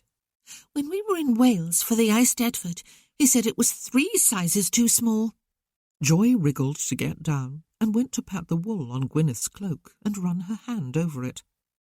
Idris poked his head about the door. "I say," he said, "everyone is looking as fine as fivepence in here. Is there a person inside all those frills over there? It has white shoes. Ah, it is Joy Ellis. All right, Gwyn?" "All right." She smiled at him. "Ready then, ma'am?" he asked. "It is time we were on our way. We had better get on ahead of the bride." Her mother hurried toward her and hugged her wordlessly before leaving the room. "And time we followed," Gwyneth said. Philippa crossed the room to help her on with her cloak and arrange the hood becomingly at her back. "I am so glad happiness is returning," she said. "Oh, you look stunning, Gwyneth. Does she not, Steph? Just wait until Dev sees her." Stephanie was taking Joy by the hand. It was her wedding day, Gwyneth thought, as she went downstairs, and her father stopped his pacing to gaze up at her with eyes that were suspiciously bright. "Oh, Gwynfach," he said, "I am speechless. Speechless I am." And it seemed he was too, after speaking those few words. She kissed his cheek, squeezed his hand, and turned to the door, which the butler was holding open. The church choristers and some extras from the youth choir were squeezed into the choir stalls and onto a row of chairs that had been placed in front of them on each side. The church pews were packed with invited guests. There were even a few people standing at the back and along the sides, Devlin saw with one quick glance back. He had no idea what time it was. Still before 11? After? Right on. Did all bridegrooms at this point feel sick with fear that the bride had changed her mind and would simply not show up? Did it ever happen? But even if it never had before, there was always a first for everything, was there not? "Did you feel like this before your wedding?" he murmured to Ben, who was sitting beside him on the front pew. It was probably not the best thing to ask. He had had the suspicion yesterday and this morning that his brother was a bit melancholy. Dash it all, it was not quite a year since his wife died, even though it seemed more like a decade. Did it seem so to Ben? "Nervous, do you mean?" Ben asked. "No. When I married Marjorie, she went with me to the chaplain, if you remember. She had to. I had her firmly by the hand, and Joy was well on the way in her. I was not going to take no for an answer." "I do not believe she was reluctant," Devlin said. "Only because of the fact that I was the son of an earl," Ben said. "Daft woman." But he spoke with a fondness that almost brought tears to Devlin's eyes. And then the vicar, clad in his full vestments, came from the vestry and strode along the nave to the back of the church, where there seemed to be an extra flurry of activity. And a few moments later Idris appeared, escorting Lady Reese to the front pew across from Devlin's. She smiled at him before seating herself, and Idris winked. She must be coming, then. Good God, his bride must be coming. The vicar returned along the nave. Philippa and Stephanie, looking exceedingly pretty, followed him, side by side, Joy between them, clinging to a hand of each, so frilled and flounced that she looked like a snowflake winking and glittering in the sun. When they stopped walking, she bounced a few times on her feet, and then spotted Ben. "Papa, papa, papa!" she cried, and dashed toward him. Her arms raised, her hair ribbons somewhat askew. He scooped her up, and she looked behind him over his shoulder and pointed to Devlin's mother in the next pew. "Grandmamma," she said quite distinctly. "Oh." But Devlin's attention was fixed on the back of the church as the congregation rose to its feet. A single note sounded from the pianoforte beside the organ, and the choir began to sing, unaccompanied. Blessed be the tie that binds our hearts in Christian love. The fellowship of kindred minds is like to that above. The first verse was sung by the treble voices alone, in perfect unison with one another. The following verses were sung by the whole choir in 3-part harmony. But Devlin was only partially aware of how exquisite they sounded and how carefully the music and the words had been chosen and rehearsed, for his bride was approaching on the arm of her father, and she had never looked more startlingly beautiful. Like a bright piece of Christmas, with all its promise of love and hope and peace. But she was not like anything at all. She was Gwyneth, unique and vivid and lovely, his wild child grown to womanhood, and his bride, his love. She was smiling at him, while he, like an idiot, was blinking back tears. He was almost not aware that he was also smiling, turned to face her as she came along the nave, and facing too his family and hers, and their neighbours and friends from miles around. There was a faint "ah" of sound from the congregation, quite apart from the music of the choir. But whether it was for the beauty of the bride, or the fact that the bridegroom's face was lit with love and happiness, was not at all clear. And then she was beside him, and taking off her gloves to hand to Stephanie, while Pippa was removing her cloak and draping it over her own arm. There was a gasp from those people gathered there, as Gwyneth was revealed in all the figure-hugging, slightly shimmering simplicity of her white dress. She set her hand in her father's again, and he transferred it to Devlin's. They turned to face the Reverend Danver, and Devlin swallowed against what felt like a lump in his throat. The wedding was beginning.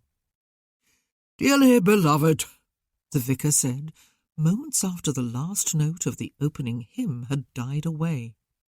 Feeling had been ruthlessly suppressed for many long years. It had been denied, fought against, explained away for several months since then. He had admitted to facts, the fact of love, but not to feeling, which was long gone, which could never be resurrected. Denial could be a powerful force.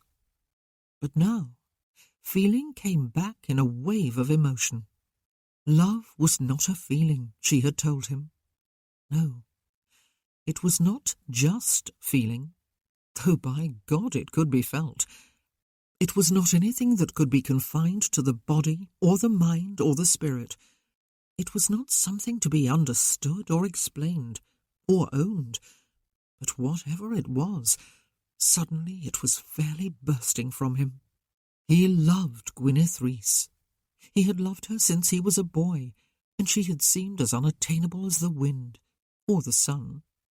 More than that, though, he loved. He was not just an observer of this life. He was a participant in it, and he wanted all it had to offer.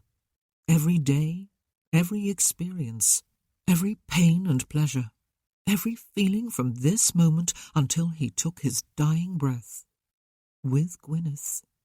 Had he told her she was the air he breathed? He thought he had, but he had not fully understood what he had meant until this moment. The air he breathed was love. "I do," he said, when prompted by the vicar. "I do," she said. He took the ring from Ben's steady hand. Joy was bouncing on his other arm and chuckling at something Owen must be doing, and slid it onto Gwyneth's finger, symbol of eternal commitment, of eternal love. He looked up into her eyes when it was in place, and they were husband and wife, and he was leading her off to the vestry to sign the register and make it all official and final. Ben and Philippa witnessed their signatures, and Ben hugged Gwyneth and shook Devlin's hand firmly, while Pippa helped her on with her cloak and passed her the gloves Stephanie had held through the service. The vicar shook both their hands, and then they were making their way back along the nave, her arm drawn through his. Through the open church doors he could see that it was still snowing. Sir Ivor was playing a glorious anthem on the organ. The church bells were ringing. A group of villagers were gathered on the village green, smiling and waving, perhaps even cheering. Owen and Nick and Idris and the Welsh cousins were preparing to launch an ambush in the space between the church doors and the carriage, which was all decked out with holly and ivy and ribbons and bows. Flower petals, from the Ravenswood hothouses no doubt, rained down on their heads with the snowflakes. Gwyneth was laughing and clinging to his hand. Devlin was laughing too, and helping her into the carriage before arranging her cloak about her feet and climbing in after her. "Well, my Lady Stratton?" "Well, my Lord Stratton." She looked at him with shining eyes. "Gwyneth." He took her right hand in his right while he wrapped his left arm about her shoulders. "At least have the decency to wait until the door has been closed." It was Idris calling out to them, his hands cupped